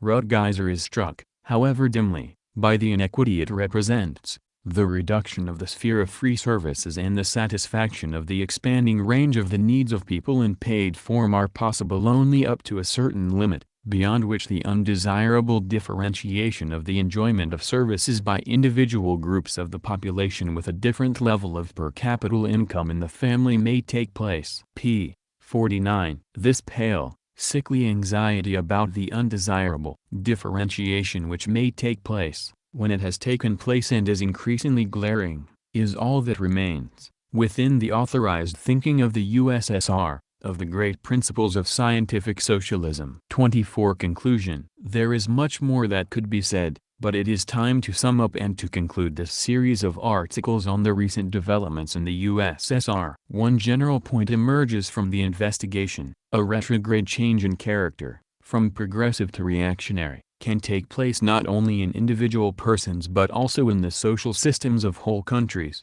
at least for a time. In the long run the emancipation of oppressed classes and nations is inevitable, but in the short run there are bound to be twists and reverses. Friedrich Engels' observations on the end of the Middle Ages in Germany are instructive on this point. In the 13th and 14th centuries, Engels wrote, the German peasants had almost totally stripped off their bondage and serfdom and become free men. But after the middle of the 15th century they suffered a reverse. There came the rise of a second serfdom. Serfdom appeared in a second edition, Engels wrote, adding that this new serfdom was by no means milder than the earlier one. Only later did the peasants re-emancipate themselves. Letters to Marx, December 15th and 16th, 1882. Quoted in Pre-Capitalist Economic Formations, E. J. Hobsbawm, ed., pages 145 to 147. In this connection Engels criticized the bourgeois historian Maurer for clinging to the prejudice that since the Dark Middle Ages a steady progress to better things must surely have taken place. This prevents him from seeing not only the antagonistic character of real progress, but also the individual retrogressions. Similarly today, the view that Soviet history since October 1917 has been steady progress to better things, a view which fails to see the recent retrogression, must be criticized without qualification as a mere prejudice, not a scientific judgment. The Soviet working class, the evidence here presented tends to indicate, is living no longer under socialism, but under a second edition of state monopoly capitalism, much as in the days of the czars. Of course, history does not literally repeat itself. We should not expect to see the present-day authorities promenading in brocade robes and holding court amidst clouds of incense. The costumes and forms have changed, and not only they. The Soviet proletariat today is immensely stronger in absolute and relative numbers, in concentration and cultural level, than it was at the turn of the century. Its subjugation, but also its resistance and its revolutionary development proceed on a higher basis. Nonetheless, when all the differences are weighed and set aside, the essential sameness is clear. Once again the Soviet proletariat is a ruled class rather than ruling. It is deprived of property and the means of production, as it was before the Socialist Revolution. Once again the fruit of its labor goes mainly to fatten an army of parasite functionaries and officials, whose main contingent are indistinguishable from the personifications of capital Marx described. Does this mean that the nearly 40 years during which the proletariat held state power in the USSR were an illusion, or a mistake, or a waste of time? On the contrary. To be sure, the period held its share of illusions and mistakes. How could it be otherwise, being the pioneer venture of its kind? The struggles of this period brought immense progress to the Soviet people, and made immeasurably great contributions to the worldwide struggle against imperialism and all reaction. The Soviet workers and peasants, led by the Communist Party, lit up the road ahead for all the oppressed and exploited of the world. This can never be depreciated or forgotten. The present-day Soviet authorities claim to be the successors and heirs of the revolutionary deeds of the Soviet people. Any careful examination of this claim will show, however, that the only continuity lies in some of the words and phrases the revisionists repeat. They have in fact made a complete, sharp break with the revolutionary line of development and attacked one after another of its principal strengths and achievements. Beginning with a vicious slander of the leadership of Stalin, the revisionists went on to put the Soviet state property on the auction block, to wreck the central coordinating offices of industry, to purge Marxist-Leninists from the party, to break with the central teachings of Marxism, to break up the unity of the socialist camp and other actions of an anti-socialist, anti-communist character. Khrushchev's and Brezhnev's true political lineage goes back not to Stalin and Lenin, but to the leaders of the right and left opportunist factions whom the party defeated earlier and who became renegades and sellouts. The Soviet revisionists' real class character comes out most clearly from the measures they introduced to transform the relations of production in the Soviet economy. We have seen how the revisionist leaders hypocritically label this new economic system of theirs an advance to communism, and how they turn Lenin on his head in an effort to justify their move. Part 16. What actually are the basic features of the new economic system? The Soviet workers' labor power is turned into a commodity again. The scourge of unemployment is reintroduced. There is unrestricted intensification of labor and speed up. The workers are deprived of all rights at the point of production and of all means of support when they are released to join the reserve army of the unemployed. This is no advance toward communism. It has nothing in common with socialist relations of production. It is the restoration of the basic production relation that defines the capitalist system and gives it its character as a system of wage slavery and exploitation. Right along with that, the revisionists converted the principal means of production and industry from social property into commodities again. Instead of a planful allocation of means of production in accordance with the political priorities of the working class and its allies, there is the chaotic, anarchic countrywide commerce and means of production according to the narrow, conflicting interests of buyers and sellers. This is nothing but a second edition of the main line in the original development of capitalism in Russia, which Lenin analyzed the first time around in 1899. These fundamental changes gave free play to the drive by the management of each enterprise to increase its profits to the maximum. The revisionist rulers of the USSR have thrown away socialist motives and socialist incentives and have enthroned maximum profits as the mainspring and highest goal of production, distribution, investment and the provision of services. No wonder the revisionists' new economic system is plagued by crises. No wonder the future appears indeterminate and unpredictable to them. No wonder their national economic planning has become a dead letter, as they are forced to admit. No matter how thoroughly capitalist monopolies take over our areas of economic life no matter how far the capitalist state merges with them, and nowhere in the world is state monopoly capitalism more completely developed than in the USSR. The system remains capitalist through and through, and cannot conquer the anarchy of production. It can only reproduce the chaos on a higher level. These basic features of the revisionists' new economic system were not framed by their architects as a temporary tactical retreat required by circumstances, as was the case with the first phase of the new economic policy of Lenin. They are meant, on the contrary, to be permanent. Nor do these new relations hold sway in a strictly limited, isolated pocket of economic life, so that they could be characterized as untypical. On the contrary, they are the main lines of a comprehensive system that was deliberately and with a forethought imposed on the entire USSR, and whose implementation was more than 70% complete already at the end of 1968, the year, not coincidentally, of the Soviet invasion of Czechoslovakia. Capitalism has been fully restored, there can be no doubt about that. The new Soviet bourgeoisie, whom the system enriches at the workers' expense, did not drop from the sky. It was spawned by the objective survivals of capitalism, bourgeois right, within socialist society. It took form under the conditions of the dictatorship of the proletariat and was outwardly completely assimilated to its environment. For decades this bourgeoisie had neither power nor property, but it was therefore all the hungrier and more ruthless in pursuit of them. How the different bourgeois elements found each other, how they organized and evolved a common consciousness and program are matters we know little about. Even without being privy to the details of their conspiracies against the revolutionary government, however, we can gain some insights into their particular features from their life history as a class. The bourgeoisie of all countries lies, cheats and deceives. This is the second nature of this class. The Soviet bourgeoisie, however, surpasses almost all others because it lies even about its own basic identity as a class.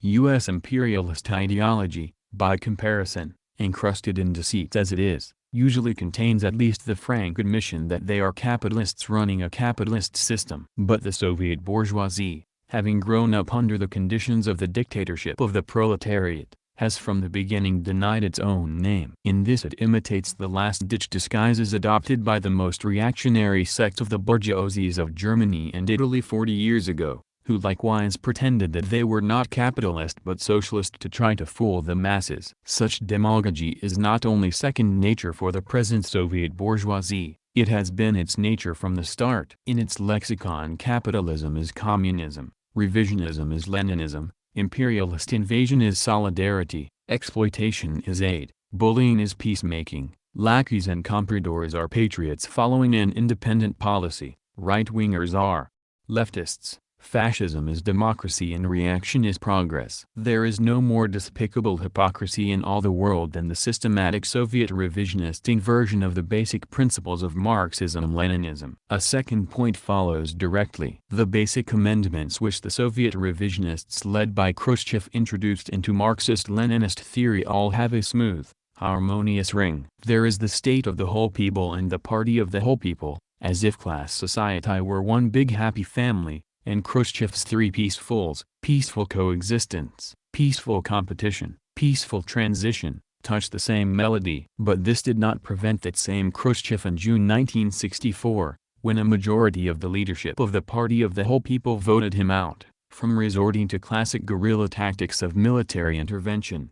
The revisionist rule was clinched by force and is maintained by force. To understand that the new Soviet theories of the state and of international relations are false, anti-Marxist, social pacifist and revisionist is to see only half the picture, and to miss the essential part at that. The Soviet revisionists' harmonious and peaceful fallacies are a cover for a class that employs violence to advance its reactionary interests, both domestically and abroad, as freely as any other class of its kind. It has a less blood-spattered image than U.S. imperialism today, partly because it conceals itself more effectively, partly because it has stepped more recently onto the scene. Despite its newness on the imperialist stage, however, the Soviet finance capitalist bourgeoisie is not a more youthful class, in the sense that youth means a fresh revolutionary spirit and the hope of the future. True, the Soviet socialist talking imperialists, Social imperialists for short, are gaining ground and influence in a number of areas of the world as U.S. imperialism weakens and declines. Soviet social imperialism is engaged in a strategic offensive,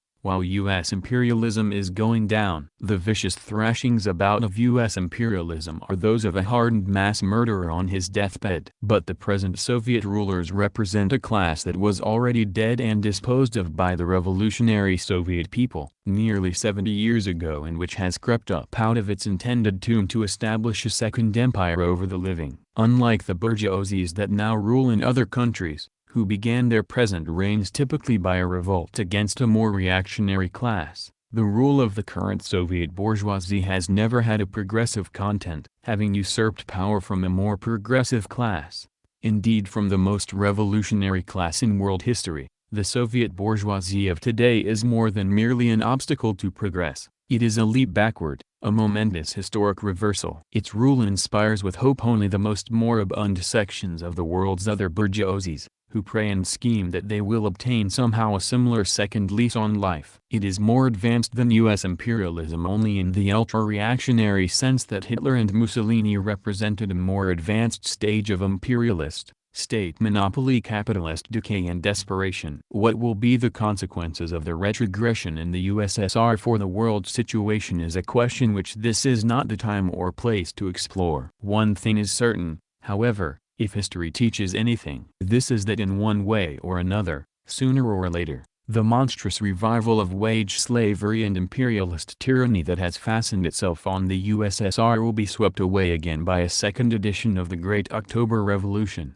The restoration of the capitalist order in this era of proletarian revolution can be no more solid and permanent than was the effort to restore the Thousand-Year Reich in Germany. 'Tis the final conflict, so runs the first line of the chorus of the Internationale. If it is interpreted in a narrow, literal sense, this idea, applied to the proletarian seizures of state power in this century, is premature. As the Soviet experience has so starkly and tragically demonstrated, the conflict between the two antagonistic classes continues throughout the socialist period and will not be finally settled for a long time. No tragedies, no setbacks, no episodes of restoration, however, can dim the literal truth and power of the climactic lines of Eugene Potier's anthem of the working class. Let each stand in his place. The international working class shall be the human race,